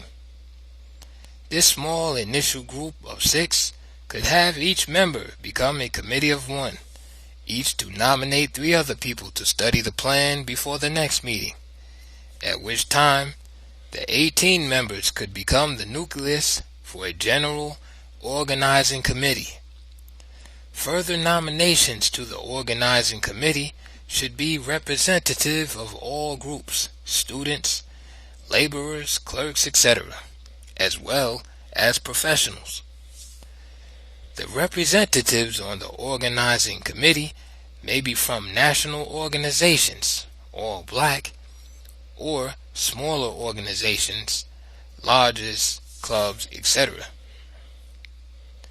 This core committee, after a series of meetings during which the master plan has been studied in detail and revisions or amendments have been proposed for future action, could then proceed to develop and carry out plans for the formation of a national organizing committee composed of representatives from various sections of the country. Note that even at the outset of organizing, some funds will be required if effective work is to be done. The work of the National Organizing Committee would be crucial. It would have to 1. Summarize the main features of the plan and outline them in the simplest terms for publication, distribution, and broadcast to the black world. 2. Determine ways and means of funding the organizing process. 3. Determine the best general membership enrollment procedures, such as moving state by state, setting one-year membership goals for each state, instead of attempting to organize throughout the nation all at once. 4. Divide each state into districts, each with an organizing committee with a chairman. The same divisional scheme for towns and cities, each section having a committee and chairman. 5. Draw heavily on young people, who really started the movement and who should therefore be a most powerful force in carrying it on. 6. Conduct in advance a nationwide poll to determine a. How many black people in America desire the proposed overall organization of the race, and b. How many agree to participate in its activity. 7. Clarify the scheme of organization to emphasize the individuality of membership, i.e., an association or union, etc., may join as such, but its main role would be setting the example for its members who may or may not wish to join. The organization would have its own membership card, and each of its members who joined would have his or her own membership card. In the case of organization by families, the most significant innovation, each family would have a family membership card, and each member of the family from age 5 on would have his or her own membership card. 8. Set the national membership goals as 2-year plans, 3-year plans, 5-year plans, etc., but always in terms of millions. 9. Determine time and place for the first General Assembly for the formal ratification and launching of action program. 10. Have information and publicity committee maintain various media to keep constantly before the people the plans, purposes, or goals of the movement, who is doing what, and the progress being made. 11. Propose annual awards to individuals and groups that have been outstanding in their work for racial unity through organized action. Everything in this final chapter, then, is a guideline for thinking and rethinking about how to deal with the situation in which we live. The plan itself is a proposal. Revisions and amendments will be proposals, all tentative until approved by the people. The functioning organization would be under the overall administration of a National Council of Leaders, headed by a national chairman, following traditional patterns of African Council of Elders. Every state, city, or community division would also be organized under councils of leaders. The organizational structure of the movement should be by major divisions for the major activities, each divided into departments for carrying on their respective programs. Special study and analysis should be given to each division and each department coming under it, for there could be no better way to understand the scope and significance of what is presented here. This should be easy for all, because I have not been dealing with idealistic, unattainable dreams or mere academic theories, but very practical day-to-day problems. In so doing, I have deliberately avoided the academic and often esoteric language of scholarship. Structure by divisions. 1. The Division of Economic Planning and Development.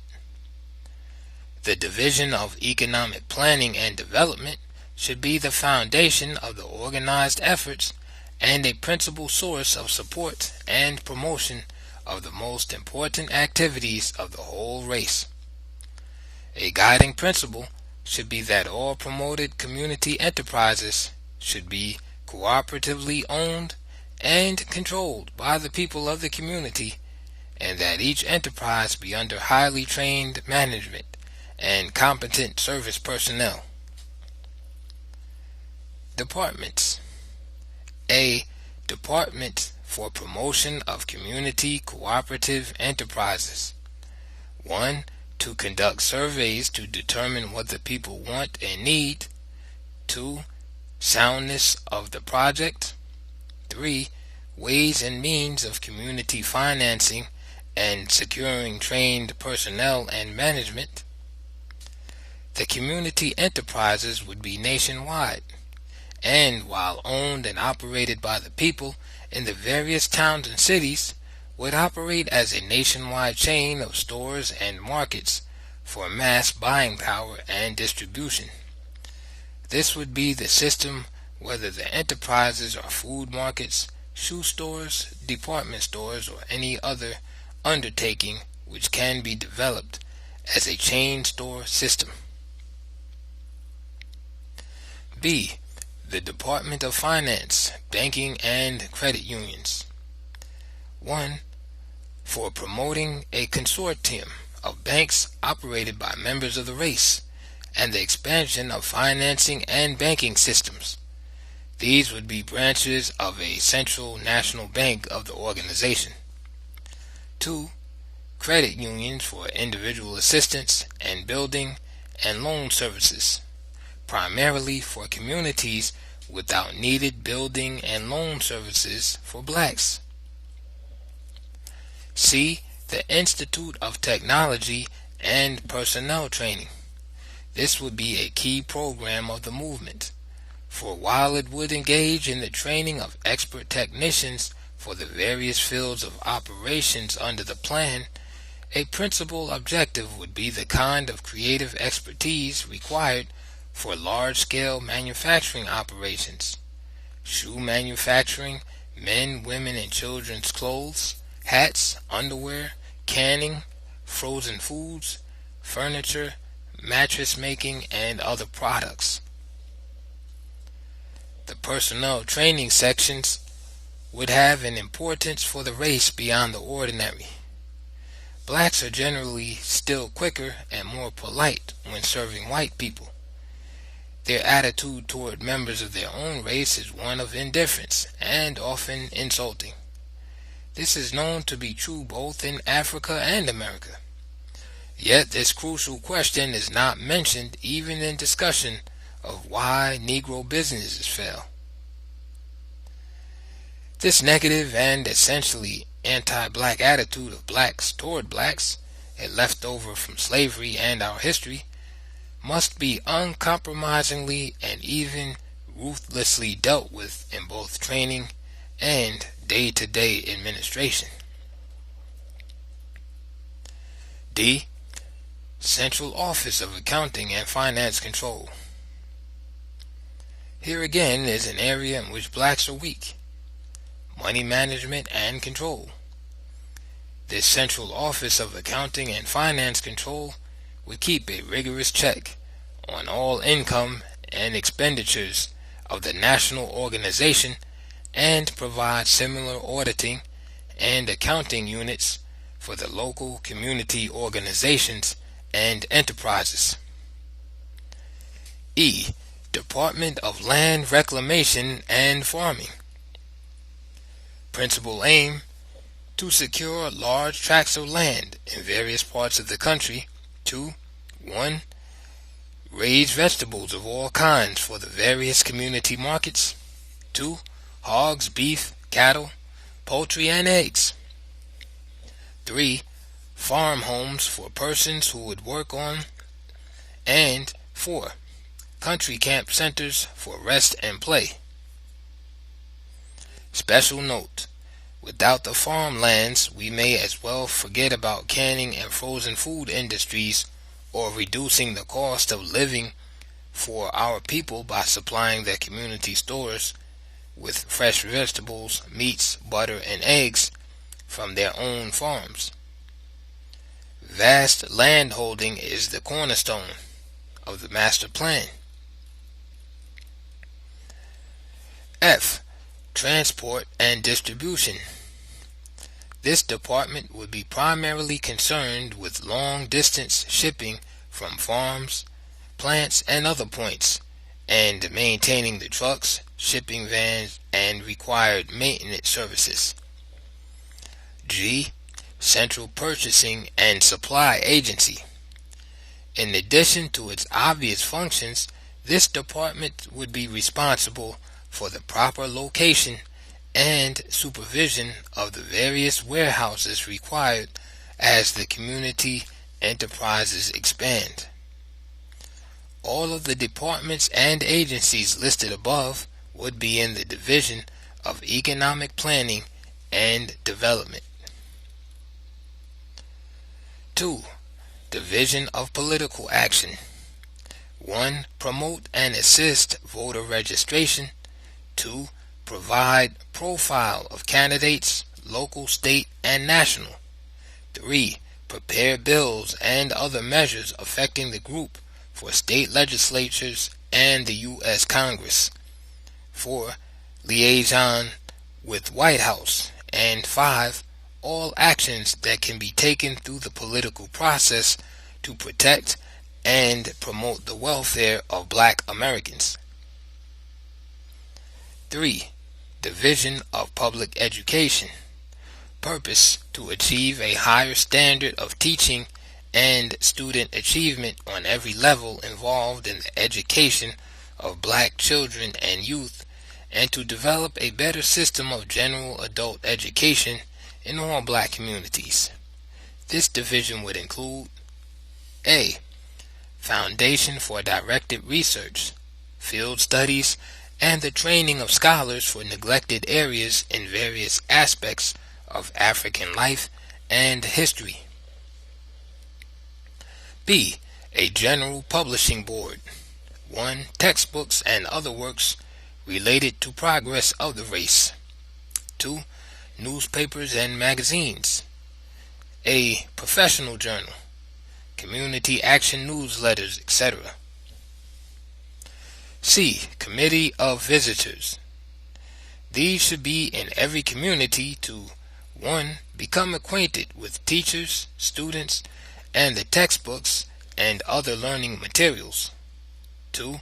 To determine to what extent, if any, the anti-African or anti-black feeling on the part of many teachers of black youth may be hidden the obstacle to their progress in schoolwork. Every committee of school visitors should be elected by the people of the community and should report directly to them. But education here means far more than school education. It means spreading light through a comprehensive program into the deprived areas of the community. New standards for better health, better homes and gardens, neighborhood improvement activities, and sponsoring neighborhood conferences on questions of mutual community and educational interests. A division of education would justify its existence if it did nothing more than conduct studies as a basis for proposing certain guidelines for the race in the United States. The general confusion and mess-up in the Black Studies movement, for example, could have been avoided if the young people had had somewhere to turn for help in determining procedures and priorities. What united guiding voice was there to advise them that all fields could not possibly or sensibly be started at once, that there were neither a fraction of the trained teachers required, nor suitable books or other needed teaching and learning materials? Only 3 or 4 courses could have been profitably started, while research and training prepared the way for a real educational experience in others to be started later. Even then, common sense would have dictated that Black studies can only be carried on in certain schools by certain teachers. To force them into white schools only because they are integrating and find it an expedient policy for the moment is one of those black illusions of achievement that still lead us astray. Equally ridiculous is the assumption that unwilling and uncommitted white and Negro teachers are going to now deal fairly with the very aspects of civilization which they have systematically excluded from instruction all along. If this were not the case, of course, there will be no such phenomenon today as Black studies. 4. Division of Community Services. A. Department of Health and Sanitation. 1. Councils of Physicians, Dentists, Nurses, Medical Aid, Laymen. A. Home Visiting Nurse Service. 2. Community Clinics. 3. Community Clean Block and Alley Program. 4. Better Home Life Counseling Service. 5. A Home Beautiful Program. B. Legal Aid Services. All matters of injustice because of race and the legal work of the movement. 5. Division of Youth Activities. To assume leadership roles in all areas and undertakings for which they are capable. Students and non-students should join hands in the race-building efforts. One of their precious responsibilities should be the Department of Children Affairs, ages 5 to 12, which is in their division. The underlying idea here is to have specific and important roles for all children and youth. 6. Division of Pan-African Affairs. This division would maintain direct contacts and the closest relationship with the people and states of Black Africa, the Caribbean, and the other black population centers around the world. The purposes would be specific. 1. To keep them fully informed on what we are doing and how. 2. To learn from them what they are doing and how. 3. To find out what the obstacles are in each black area, including our own, and to counsel together on ways and means of overcoming the seemingly impossible. 4. To explore for and then actually determine definite ways for mutual assistance. When this is done, we will have moved from the case of Pan-African talk to the work of Pan-Africa in action. 5. To trade in the exchange of goods and services, scientific and technical knowledge. 7. Division of Intelligence and Security. This division would maintain highly trained intelligence agents to 1. Check internal subversion and activities of agents placed within the organization by others. 2. Secure complete records of all persons employed by or connected with the organization. 3. Promote formation and training of self-protection units everywhere to defend the community against unlawful and unjust raids and other forms of murderous attacks should they occur. This simply means preparedness for defense against attacks by well-known and well-organized citizens paramilitary groups. 8.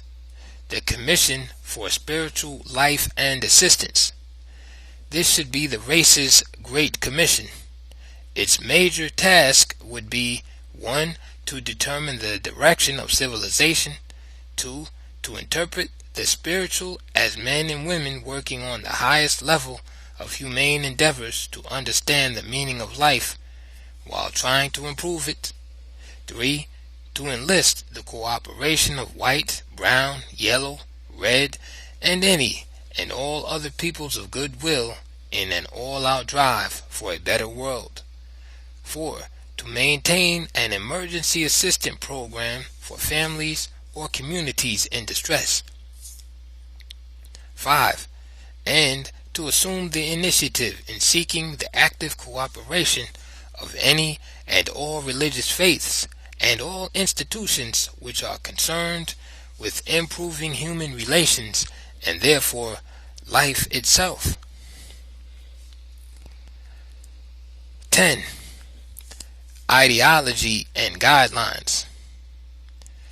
With the development of a movement of this magnitude, the black people may begin to learn at last how utterly futile it is to grasp as their own the ideologies developed by the white world for the people of this white world.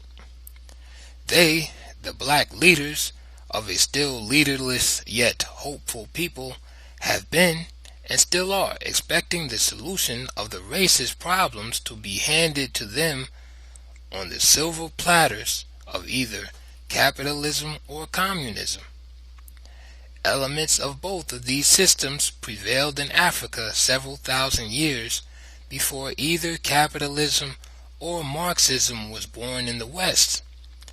Black people generally could not be expected to know this because, unlike other peoples, they have been completely cut off from their past history and therefore are ignorant of their own philosophy of life, ancient religion, institutions which were borrowed by others. What the need now, therefore, is neither black capitalism nor black communism, both of which benefit those at the top and exploit the masses. But what is needed is an ideology of black Africanism, operating within the framework of the traditional African philosophy of life and the best of its value systems. Guidelines. A. Footnote. For a refresher, read Chapter 6 again, The African Constitution, Birth of Democracy.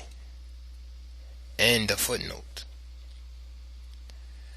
The movement will seek to achieve the largest possible measure of unity in order, 1. To form the power base as the organized voice of the black people in a particular region or nation. 2. To develop from this position of strength the much needed economic enterprises that will not only create employment opportunities, but, being owned directly by the people in the community, will lower the cost and raise the standard of living for all. B. Financing. There would be a general membership fee. Each community enterprise would be financed initially by the purchase of shares of participating owners. Each share would be at a purchase price in reach of the poorest. Indeed, a special program for shareholding by children should be an important part of the movement. Each share draws a fixed interest as a loan. But unlike capitalism, members do not vote by shares. The member who may be able to buy 100 shares has only one vote, like the member who could buy only one. The objective is a mass membership and a mass patronage of their own enterprises. The additional direct benefits are the patronage dividends received according to the amount purchased in a given period. In private enterprise or black capitalism, this would be profit that the owner makes. Under communism, it goes to the state. Under our community cooperative system, the profit belongs to the people, for the reason for it all is to benefit the people and not to enrich any one person or small group. C. Administration. The organization will be based upon the traditional African constitutional system. 1. There will be no authoritarian presidents or heads. As in traditional Africa, the king or chief was the spokesman of the previously expressed will of the people and the instrument for carrying out that will. The national head or heads of the organization and the head of every unit thereof will function in like manner, issuing no important orders or public statements on behalf of the organization or the race it will represent without consent of the council. 2. The organization will modernize the ancient African Council of Elders only to the extent of changing elders to leaders in order to admit outstanding young people to membership. The Council of Leaders, therefore, become the highest governing authority on each level, local, state, and national, each leader being the elected representative of a constituency to which he is responsible for his actions on the council. This means that on all highly important matters, the leader of the council does not vote independently according to his individual judgment, but must determine in advance the collective will of the people. 3. The highest officer on each level is the chairman of the council. In traditional Africa, this would be the king or chief, who could neither vote nor actively participate in the discussions, since his principal duty was to proclaim and execute the will of the people as it had been determined by their representatives on the council. Within this people-controlled framework, he is still the chief executive officer. 4. To enable the people of the community to have an intelligent or informed opinion about matters of importance. The principal role of leaders is to study and to institute studies upon the basis of which plans are developed and proposals are submitted to the general membership. The leaders propose, they do not order or direct upon their own authority. A direct medium of communication with the people should be the community newsletter. 5. All officers, even though elected for a specified term of years, should be subject to removal for cause at any time by the people, another African constitutional provision. 6. The organization itself will be one vast union, and no outside organization or union will be allowed to determine its policies, programs, or destiny, no matter under what guise or by what approach the efforts are made. 7. There should be a rigid policy to avoid the development of a top-heavy bureaucracy of high-salaried executives. The success of the movement is going to depend very heavily on the number of people willing to sacrifice in giving some unpaid or not fully paid service. For at least the first 10 years, this will be a sacrifice train. The big salary boys should not get on board. 8. The highest legislative body will be a House of Delegates, representing the various major areas or states according to membership. The House of Delegates would meet every 5 years, but subject to special session called by the chairman of the council or leaders, acting under council's instructions, or it could be called by the people by a referendum. This latter emergency would never occur unless the people lost control of their leaders on the council. D. Every undertaking is to be preceded by study, training, and careful financial planning. There should be long-range and short-range goals. Some goals can be achieved in a relatively short time. Some of a larger magnitude will require several years, even after the first 5 million membership goal is reached, and still others can, like the eternal pyramids, only have their foundations so solidly laid by this generation that the blacks who follow us can continue building on those well-laid foundations at the point where our own labors were ended by time. And something along this line must be the plan. This must be the vision. It is obviously not for the overnight, quick up and quick down boys. This is for black men, women, and their children who seek to find the lost path of their forefathers and start the upward march once again. The final great issue then involves the African race alone. The dismal view from the bridge was reached after a long journey through the centuries. The outlook is distressing because somewhere back down the line of time, the effort to advance toward a higher order of life in something called civilization, by ever widening the gap that separates men from beasts, this effort failed. And it failed because in his sudden and amazing successes in science and technology, man outsmarted himself, concentrating almost entirely on his mind power at the expense of his humanizing spiritual power, became not the master of his machines, but their servant, and in the process of acquiring seemingly limitless power, this segment of the human race became as soulless as its machines and began to destroy or conquer other peoples, seizing their lands and their wealth, while reducing them as nearly as possible to a state of perpetual dependency. In all this, the black people of the world still find themselves in the worst situation of all. The question of today now is, what are the black people themselves going to do?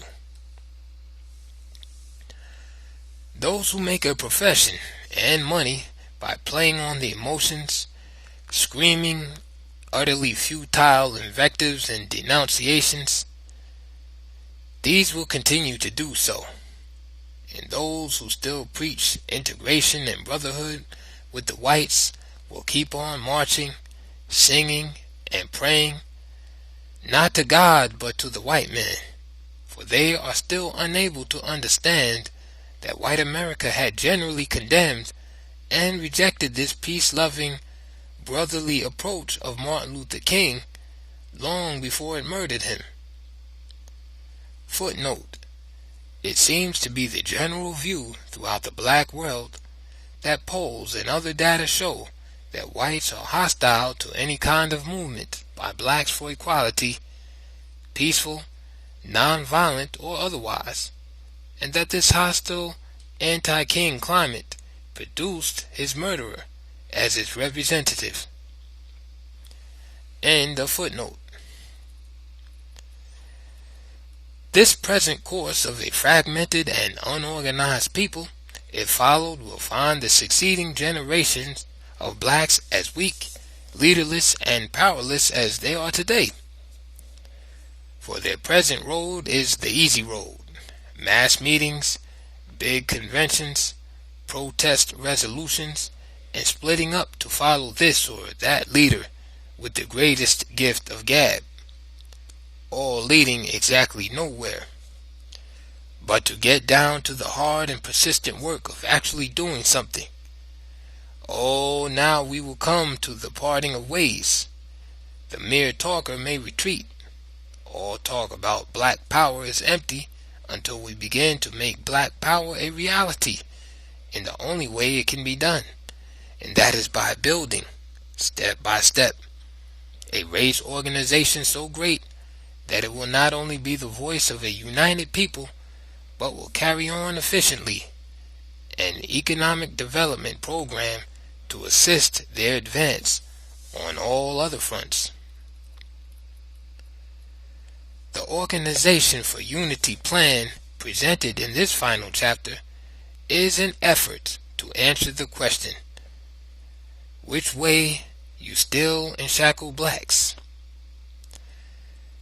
To answer in specific terms and in some detail, it sets forth rather clearly one way out.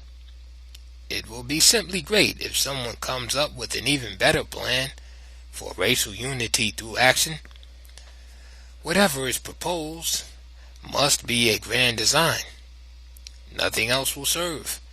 It must be bold, daring, an effort of unheard of audacity by blacks, and one that will bring forth the enemy's scream of utopian, too unrealistic, or just another grandiose dream. This enemy, and let us not forget it for a single minute, is deeply entrenched within the race as well as outside. This means that we must face up to the fact that we have problems of a kind and obstacles to overcome which no other people have. The task we now face will test the genius of the black race. The blacks in the United States are in the best position as a lead-off example for the rest of the African race.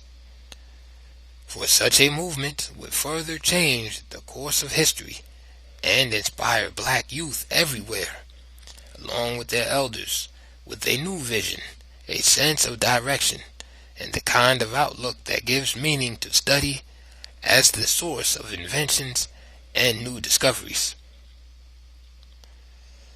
The challenge to the blacks on this continent is to overcome the centuries of their own American version of tribalism and disunity. It is their greatest challenge in this area of perpetual crisis.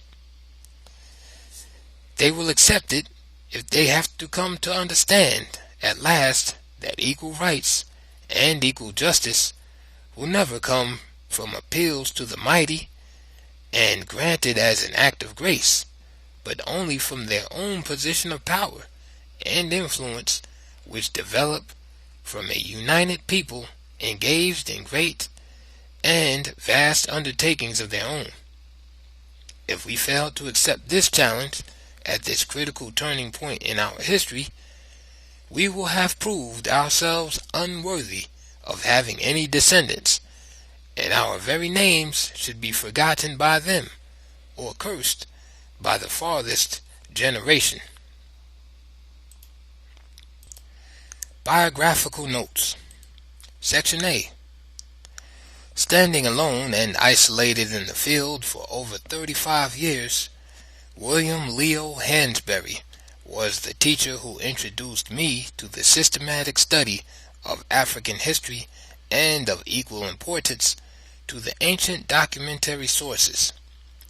His massive documentation of early Greek and Roman historians and geographers of Africa covered several years of labor, leaving one to wonder how the utterly false teaching that Africa had no written history spread over the world. For entirely apart from the remarkable contributions of archaeology in the 19th and 20th centuries, there have always been more than sufficient written records to reconstruct the history of the blacks from the earliest times. And I am fully aware that most of the written records have been lost. The works of Hecataeus, for example, were lost. He was one of the first Greeks to study and write in Egypt, while much of the most significant data are fragments scattered here and there throughout many larger works, as though they were thrown in incidentally. There were some works devoted wholly to ancient Egypt and Ethiopia. The one to whom we probably owe the greatest debt is the father of history himself. Herodotus' history was comprehensive, in a sense not equaled by any of the other early writers. Diodorus, however, if not quite the equal of the master, ran a close second. His general history may not have equaled that of Herodotus in lucidity and style, neither of which is a matter of too much concern for the researcher, but it is replete with the kind of historical data without which we would not have the additional sidelights on the darkened pages of black history. Both Herodotus and Diodorus were outstanding in setting forth for posterity the attitude of the white world of their day toward the black world, the extreme reverse of what it is today. The reason is plain. The early blacks were the most advanced of all the peoples known to them. This they did not hesitate to declare and to acknowledge that their own European civilization had borrowed heavily from Africa, and borrowed even more heavily in the field of religion. For this, later Western historians have never forgiven them. Pliny the Elder is a fair example of writers on Africa, referred to above, where one must wade through a mass of irrelevant matter to find the bits and pieces of data scattered throughout large volumes. Yet, these fragments are often of the highest importance, as they are in the case of Pliny's Historia Naturae. In this regard, Homer's Iliad and Odyssey are in a class by themselves. Like many other works that give insights into the early history of Africans, they also have no such purpose. Moreover, the Iliad and Odyssey are non-history history, a myth combining fantasy with facts. Homer's importance in African history, however, has little to do with the precise truth of any particular story. Rather, as in the case of the works of Herodotus and Diodorus, Homer mirrors the very high status of the black world of his day, and the unmistakable deference of the white race to that world. In my studies under Professor Hansberry, I had read the works of the writers discussed above, and most of those mentioned in this section below. But the adverse criticism of a whole school of eminent modern scholars led me back for a more painstaking restudy and critical analysis of all the questions under attack. Interestingly enough, almost all of the statements made by the ancient historians that have been challenged concern, directly or indirectly, the role of the blacks in history. My second approach to Herodotus and the others was with the certainty that I was just as competent to evaluate their works, see exaggerations, and as capable of separating facts from fiction as Sir Alan Gardiner or any of the members of his school of thought. Among other writers who made noteworthy contributions in varying degrees was Strabo, whose Geographica included history along with its main subject matter. Plato and Plutarch are reference sources, the latter's De Isidae et Osirade being more directly relevant. Quite a number of the historians and geographers near the end of the BC era drew heavily on the works of such early writers as Hecataeus, Argathacharides, Herodotus, and Manetho. If it had been my purpose to mention the early historians on Africa in order of importance, Manetho, the African historian, would have headed the list, for the records of this Greek-speaking native son of the 4th century BC are authoritative sources which no scholar on Egypt ignores. His annals differ in many respects from other records, e.g., those of the great Jewish historian of the period, Josephus, the King List, the Torn Canon, etc. These differences in names, spelling, and dates about which so many scholars sweat and wrangle never did seem to me to be of earth-shaking importance. Quite the contrary, it would have been strange if all of these different chronologies had been uniformly the same. It should be remembered that all of these 4th and 5th century historians were covering events extending back from 4,000 to 6,000 years before their time. The numerous discoveries of relatively recent archaeology have substantially confirmed their work. Examples are the inscriptions found on numerous palettes, stelae, the walls of tombs and temples, and the Palermo and Rosetta stones. Some of the best histories of the earliest periods were written by archaeologists such as Petrie, and others appearing in the formal bibliography below. Coming on the scene over 2,000 years after Manetho, Herodotus, Diodorus, Strabo, they supplemented the works of these first scholars with additional evidence that had been left in the keeping of the long since dead and forgotten or recovered from the sands. Petrie headed a line of investigators and writers without whose works the world would be intellectually poorer. Breasted, Budge, Arkell, Africanus, Bakey, Boas, Delafosse, Garstand, Griffith, Nims, and others. The illustrious roll is long. The Bible is one of our richest sources for many different sidelights on the black world.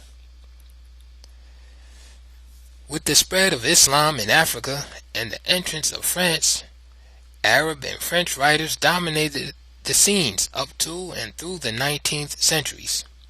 French and Arab sources therefore became indispensable in African research.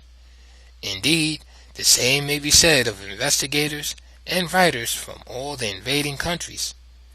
The fact that I reject many of their unspoken presuppositions and the inevitable conclusions they reached therefrom has nothing to do with the usefulness of their works or the brilliance of their scholarship.